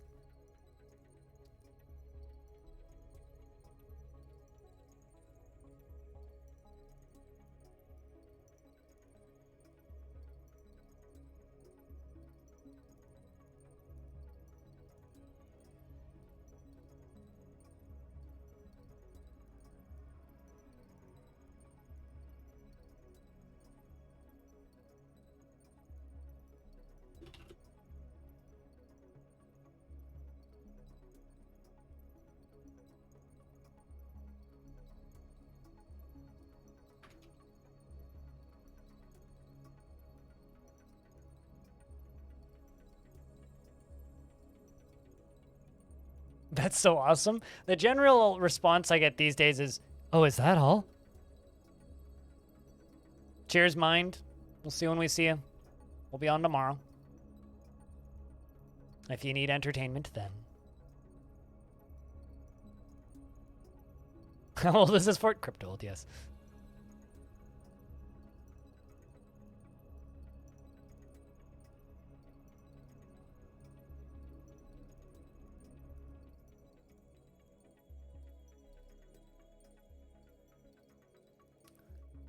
Does not help. Well, I mean, if you're having the bug repeatedly, you should keep uploading it, and eventually someone will figure it out. It's usually how bug trackers work.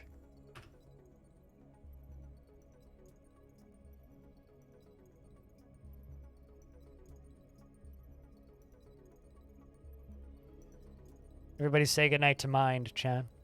It's that time of day where people just start going to bed left and right. Or that time of day for me, because it's pretty damn late for a lot of you.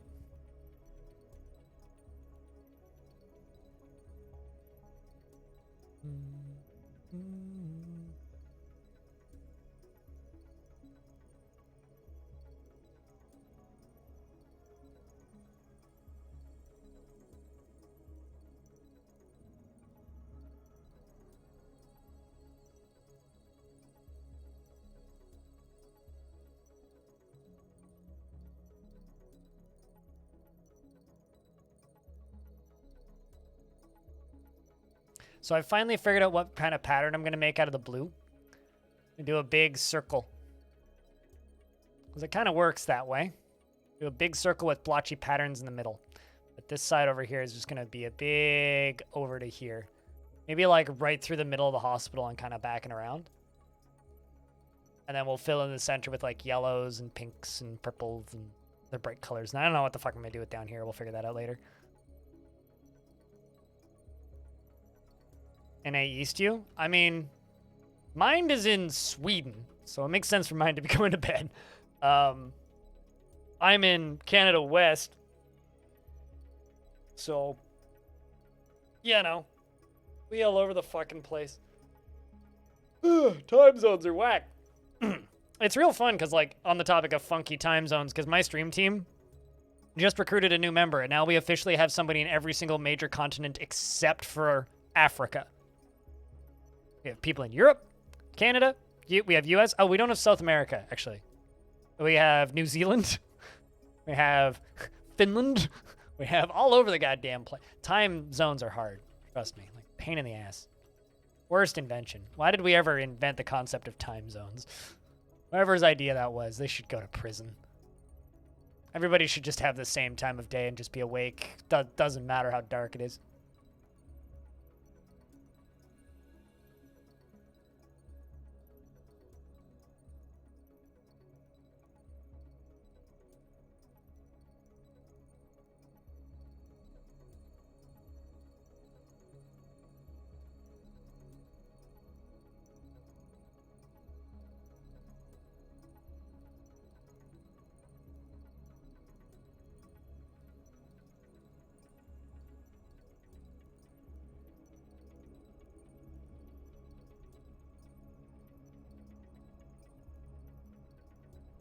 My Kimberlite go.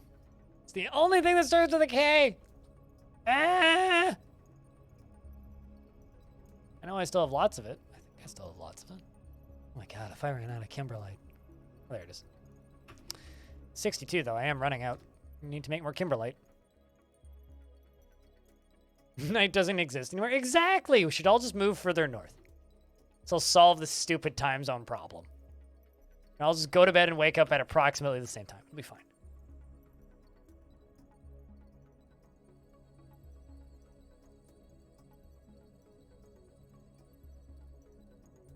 I feel bad for this Etten down here. I was confined. I feel very uneasy. That Etten has been confined for hundreds of years. Or Bem. Hardly even know Bem. But chat, like I said, we're going to play this fort until summer. So we've just hit summer. That means we're going to save and swap forts now, I think.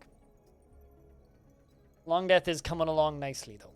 We're going to go over to the much more exciting Fortress of Mothfall. We'll play that for like another 3 hours, and then figure out what the rest we're doing for the figure out what we're doing for the rest of the night after that.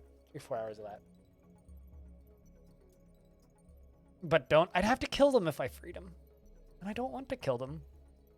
If I could just like let them leave the map, I'd do it. But I don't really have that as an option. Yeah, Bem. This guy right here. First finger is mangled beyond recognition.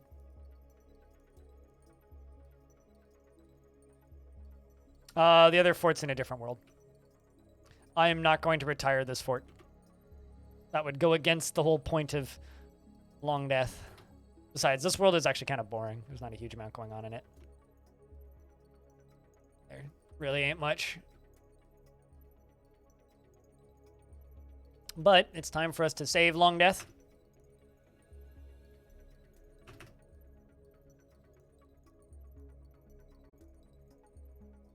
It's a bit late for that. Bit late for that.